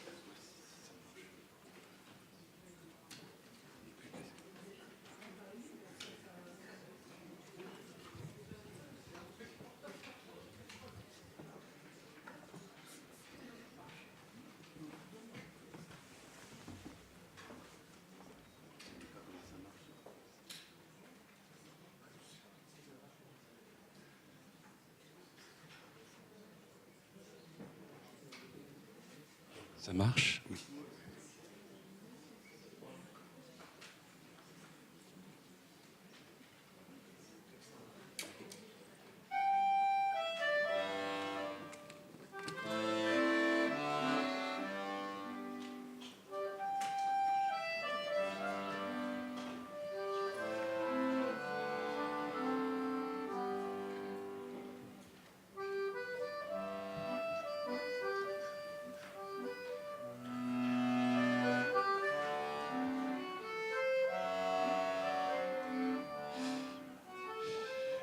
Il y avait un chef de village.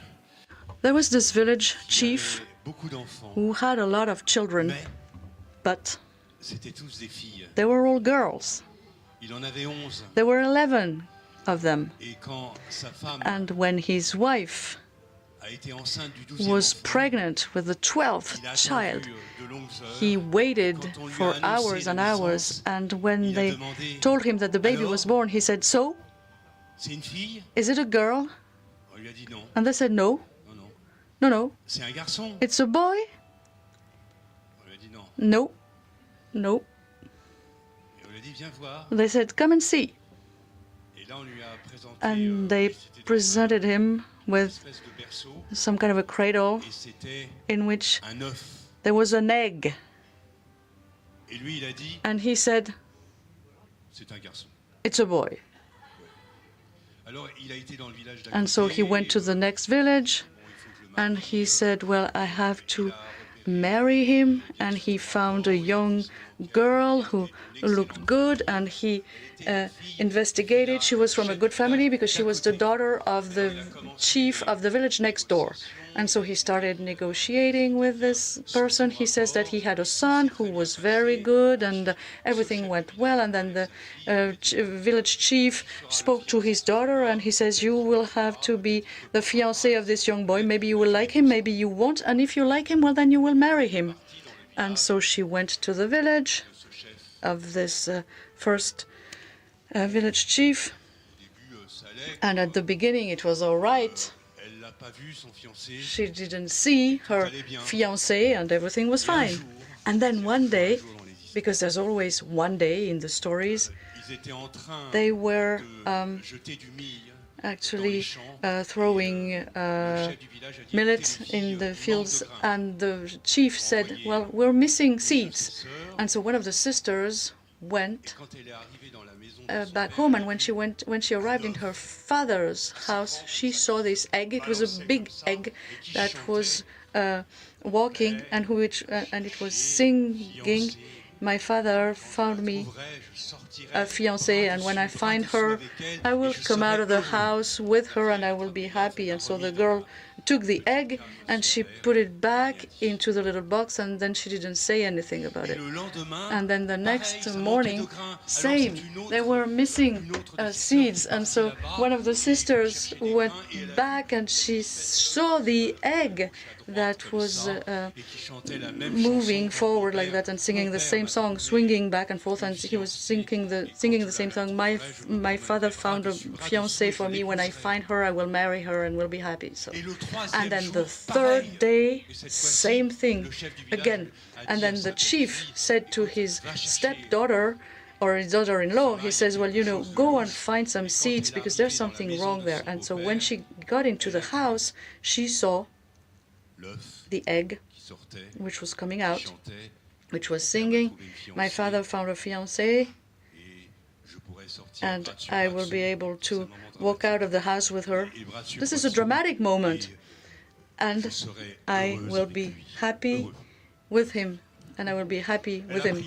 And so she took the egg, she put it back in the father's house, and she ran away. She went to see her own dad, and she says, there's something wrong. And the dad says, what happened? My fiancé. Well, what's wrong with your fiancé? Well, he's not a man. Well, what is it then? It's an egg. And the father said, well, look, take it easy. This is what we're going to do.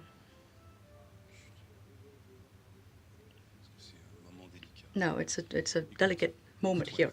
Listen to me. Daughter, you are going to take this husband of yours, who is an egg, you will wrap him up in blankets, and you will use this little potion which I made with herbs and plants and whatever, and it will all be fine. And then you will pour a little bit of water. You might want to listen to this because it might happen to you. So you would pour water, not boiling water, almost boiling, and you will see that everything will be fine. And so the daughter goes back to her egg/husband. She wraps him up in blankets, and she puts a little powder or potion, and then she pours the water, and she hears,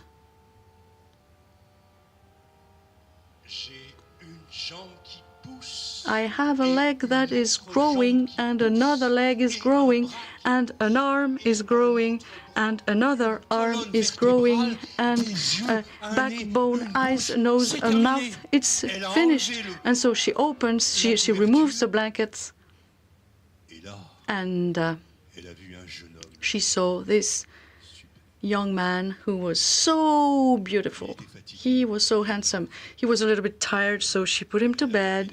She cleaned him up like her father had taught her to with the potion, and she went to see her dad, and she says, "Daddy, it's wonderful." And the father said, "You can't leave him like that."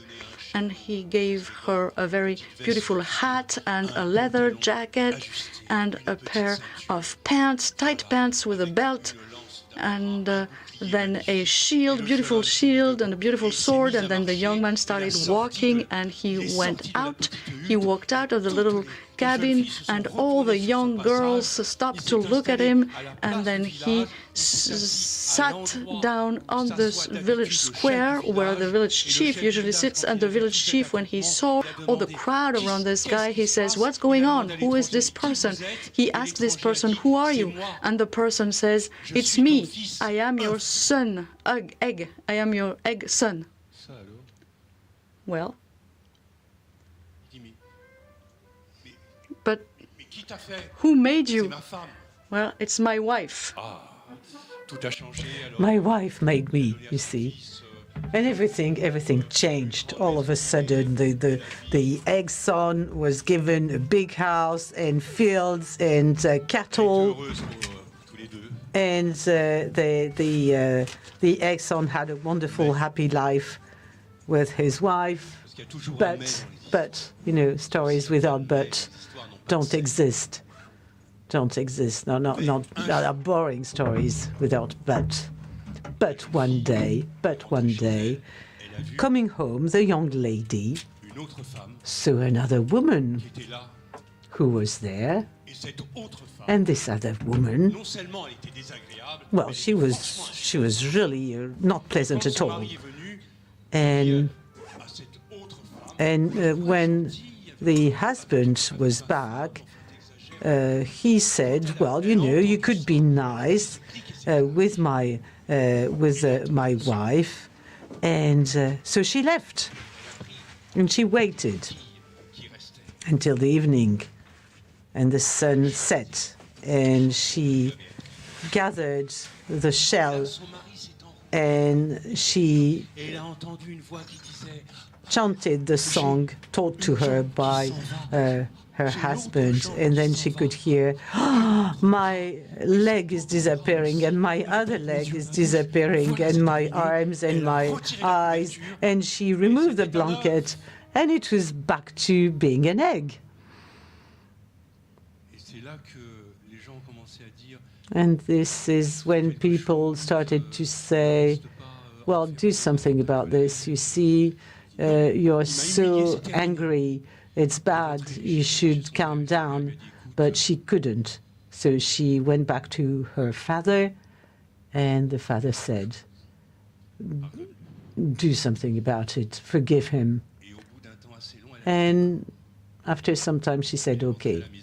So she went back home. She wrapped the blanket again around the egg husband.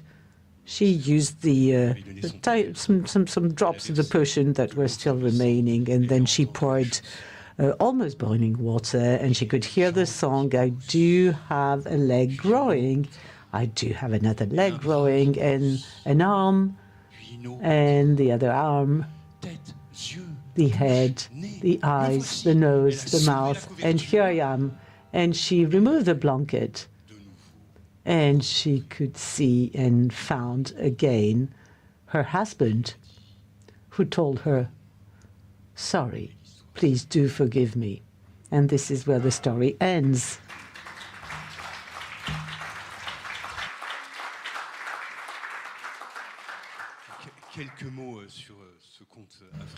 A few words about this African tale. It's always very strange. There are similar stories in Greece or Italy where, in fact, you have stories about a woman producing or manufacturing the husband. There is yet another version, but I'm not going to. I don't have the time to tell you. It's just the opposite. A mother gives birth to a stone, and the stone will become a woman. thanks to the husband.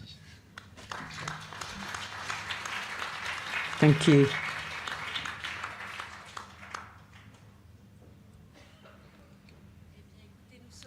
Right, so I think we are really able to wrap up on time. Let's meet again tomorrow. I think we had a very full day, so let's meet again at 9:30 tomorrow morning. 9:30 with Chantal Delsol for the keynote speech. And tomorrow you will have the opportunity to meet colleagues from 13 different countries, and they are going to report on what goes on in their countries. Thank you very much to all of you, and see you tomorrow.